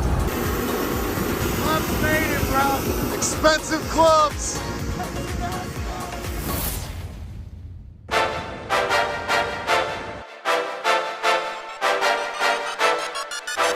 Everything hurts right now. Everything hurts. Ladies and gentlemen, we pick up the action here. The Celebrity Pro-Am practice round at the American Century Championship. To say vibes are high would be an understatement. If we know anything about Pat, he is going to absolutely go after this. He's going to try to hit it 450 fucking yards. Sounded like he did. Oh my Sounded goodness. like he did. Have some drinks. Pat just won the FedEx Cup. Here's to you. Oh, God, and it goes down so smooth. Look at the gleam coming off the trophy on his face as he slugs that ice-cold brew into the mirror, and he's done it. He's done it. A real championship beer there. Oh, you can see the pain in his face there, Ty. Look at him go. Test the altitude. Bud. I don't make the laws. Well, this is another birdie putt after unbelievable drives and chips. Chirping and And there it goes. Pat McAfee drains a birdie. You hear that? What's that? Sounds like chirp, chirp, chirp. A lot of birdies chirping. A lot of birds. Here we go. And we're riding birds. Hammering 5 shots of tequila already. What? Looky here. You getting on the range? What are you doing? I'm getting on the range right now. I'm about to warm up, get myself ready to go. By the way, I hate to put you over like this, but phenomenal job. Amazing job. Thank you. You don't practice. You don't do anything. And then you come out here and you just dominate. Have you seen the sim work? It's so Yeah, annoying. right. I've been putting the This man's work. been putting the work These guys in have the put sim. I got calluses on my talking hands. about? Put the work in. Let me see your hands. Let me see your hands. Look at these hands. You got nothing. These are callous. You got These are callous. His- It's like I work in his hands construction. they are pretty It's callous. like I work in construction, They are Evan. pretty callous. That's the Oh, so you were just playing it off. You were playing it No, off. but you're an actual golfer. He's like, I got fucked out of class. Oh, yeah, but you're an actual golfer. This guy stinks. Hold on. Yeah. His shirt isn't even tucked in. Stripes this way. Stripes What this is way. these Miz, sunglasses that's a and visor? seatbelt belt that I bought you guys for $15 Adidas. last This is year. Adidas. This is And Miz Boy. on his shoes. Macklemore wears this. Oh, Yeah, oh, great job, okay. buddy. I didn't know What? that. Yeah, that's Downtown? That's my logo. Cool. And these are made by Oh, mine. nice. These are custom made. Oh, You cool. bought that That's on cool. Amazon. All your own logos. And That's you got awesome. this for free. No, that's not true. What did you run in SBS last night? Corn Cob TV were trying to save the coffin farm. Did anyone understand the word? This represents you on a golf course. Hi, we're Pat McAfee. Yeah. I have a visor and sunglasses, and it's all the same thing. Yeah. Sue me. Yeah, that's the show. Bro. What's up, everybody at Fox 40? I am the most must-see WWE superstar of all time, The Miz. This is Pat McAfee. We are at the American Century Championship, and I plan on dominating. How do you plan on doing? Well, I'll tell you what. If anybody out here loses to the Miz, they will feel as if this week was a massive failure. I don't know how to describe it any other way with more to it. We suck at golf. I don't suck at golf. You suck at golf. I'm great at golf. That's a big part I'm of a your force to be reckoned with out here. People look at me and they're scared. Society has an issue with a lack of self-awareness. Are you talking about me or society? Well, I'm talking. You are a great example of it right now. He almost had the worst score in the history of this tournament. I didn't have the worst score. No. So last year, that was my first year. I wouldn't know what to expect. So we're going to kick it back to you, Fox 40. Right. Thank you very much. You've been awesome. And if you are betting on this, nothing he said was real. 2,500 to 1. You get $1 and you win $2,500 for this guy. Yeah. You look awesome. Let's go. Why don't you tell me we're going black? We could have all gone last year organically, remember? Oh, yeah. We like that putt. If one of us makes top 50, for that person, we donate $50,000. At $15,000, if we go top 45, that's $65,000. So there's technically $130,000 up for grabs right now. He's born to Tim and Sally. He was a 3-sport athlete at Plum High School and a proper yinzer. He was a national punt, pass, and kick champion. Please welcome Pat McAfee. Aaron Rodgers. Perfect. AJ Hart just hit a ball, I don't know, 400 yards? That thing is flying. He absolutely smashed that fucking ball. That thing was paid over. Hole 3, and we have update to the donation thing. If Aaron Rodgers goes top 10, another $50,000, top 5, $75,000. So let's go.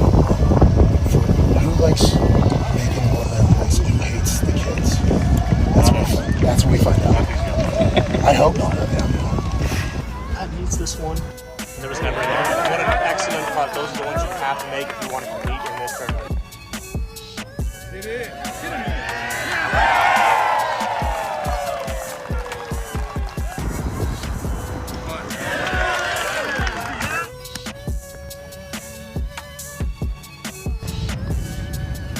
Oh, yeah. He does it. He does it. It's a clutch putt early and often. How are you feeling about the game so far? Boys, I've been scrambling, haven't I? Yeah, a little bit. AJ's playing great. Yeah? He is playing great. I mean, just reinforcing how big of a sandbagging son of a bitch he is. Let's go! Unbelievable. How you feeling? I feel pretty good. I mean, don't be an asshole, What are you AJ. doing? Give us something. What What do you do you think? What would you have done with that boat if you made it? Come on. Come on. Come on.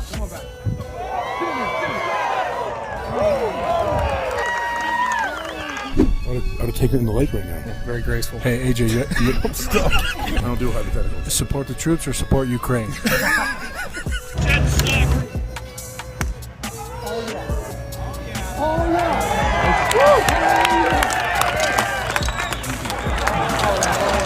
Joining us now, quarterback of the New York Football Jets, Aaron Rodgers. What do you think of the round so far? I can't believe AJ. He must have been practicing a bunch in the basement, man. He's been playing incredible. Yeah, he's a liar. I mean, we all knew that, just like Epstein. What club selection we thinking here? Driver, all day. One-on-one golf round. Pelosi versus Fauci. Who wins? The golf course. Amen, brother. Well Hey, said. good luck Well out there. said. Good luck, Aaron.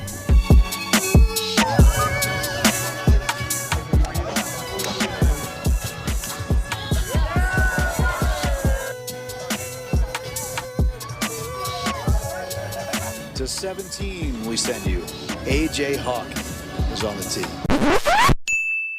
Have you ever seen AJ Hawk in person, Peter? Oh, yeah. He's a monster. Par 3, man. This is the hole they talk about. Shooting baskets. Throwing darts into the crowd. And he boots it to the fucking moon. Holy hell. Holy hell. No, this isn't Ibiza. This is the illustrious 17th hole at Lake Tahoe. Funny you say Ibiza, because they do say Lake Tahoe is the Ibiza of the west coast of the United States. We'll conclude our coverage for the day. Second to last place, bro. I had a bad day, boys.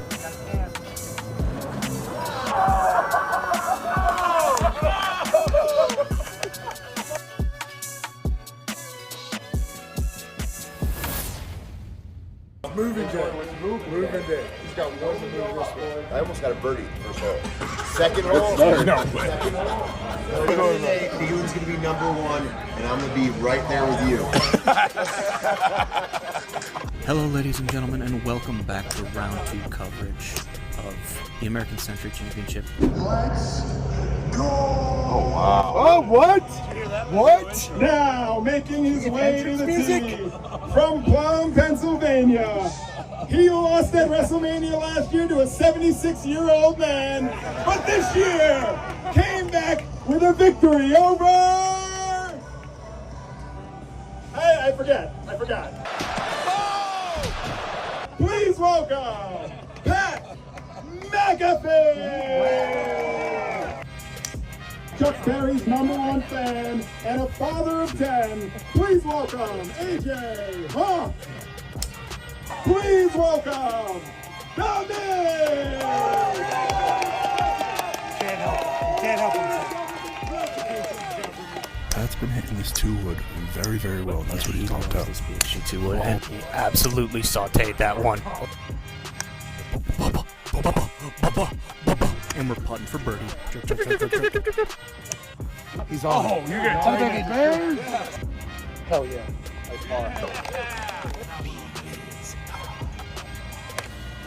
Oh my God, it's perfect. Oh boy, he is going to love the way that one looks. About 8 feet for birdie. Hey guys, how we feeling? AJ said, yeah, thanks a lot, asshole. Hey, thanks, AJ. Yeah. Great personality. Yeah. He's got a lot of raisin piz for sure, but I'll tell you what, boys, starting to find us around a little bit. Beautiful chip. Ride it down that slope. Get in the hole. Get in the hole. Get in the hole. Get in the hole. Get in the hole. Did you bring your ballet shoes today, Connor? Guess what I did? Okay, good, because we're dancing. Yeah, because he's going to swing so hard he's going to almost shit his pants, and he's going to send one 2/4 miles to the right.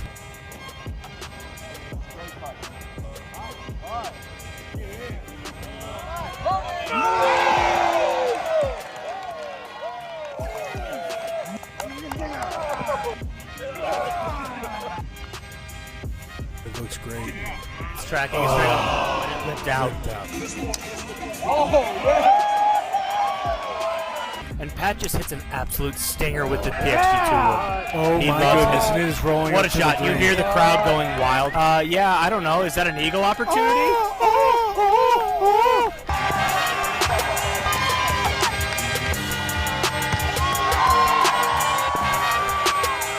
Still got it.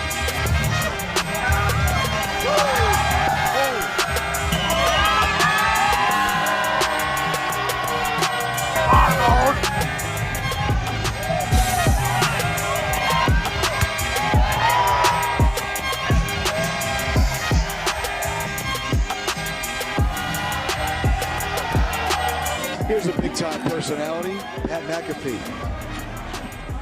What a shot. I love to listen to him analyze a game and talk about the sport, any sport. Hey,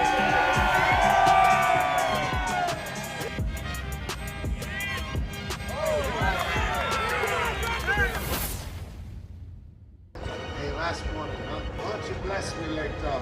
Bless me like that. Yeah. Welcome back, ladies and gentlemen. We are at the final day here at the American Century Championship. I'll let you know how this goes.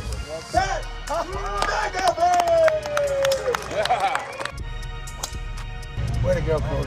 AJ Hawk. In the hospitality tent, AJ ate about 60 pounds of eggs and several hunks of bacon. Yeah, he hit the ever-loving shit out of that thing. Come on, Braves. Deuce. Yeah, yep, he loves it. I fucking love it. And all weekend. All fucking weekend. Oh, baby. Just a delicate little gap wedge, and what a Parliament light he just threw out there. Yeah, Ty. Are we golfing? Yeah, I think we are golfing, Connor. AJ's still playing great golf. Vrabes is fucking hilarious. I think Vrabes will smoke 10 to 15 cigarettes already. That's crafty. That's crafty. It's tracking. Get in. Get in. Yeah. Get in.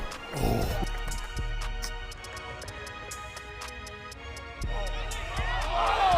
He is all over that cup. All over it. To the left of it. To the right of it. What? One time. Coach, I don't know if you heard the news. No, I did know the news. I'm the head coach. I knew the news. Okay, so you are. Actually knew the news yesterday. Wow. Believe it or not. So he was sandbagging us all day. The whole nine. I didn't want to give it to The you. whole front nine, we were asking, hey, D-Hop doing in Tennessee? Yeah, we'll Stop see. asking. Looks like it happened. Thanks, buddy. That's good news. We got to play some guys. Yeah, you got to play the Colts, too, 2 times this year. Welcome back to the AFC South, D-Hop. You got something D-Hop? We'll see. We'll see. T's off. We'll see. Sid. We'll see. Zin. What? We'll see. Vape. What? We'll We'll see. see. Rosa Puttin. We'll see. That was a whole 10. D-Hop. 2 the Titans. Yeah, I We knew knew last he night. knew. And we're dancing. Let's go.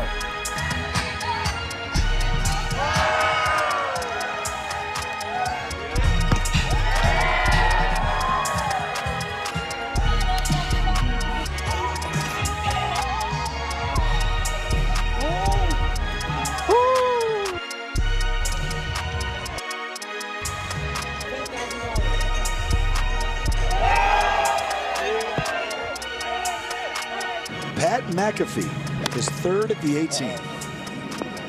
Will it spin back? No salsa. Hey, and that's a wrap. What a week. This guy ended up in 46th place. That's $50,000. It was almost $65,000. And Aaron ends up top 5. That's $75,000. $125,000 donation. Let's go.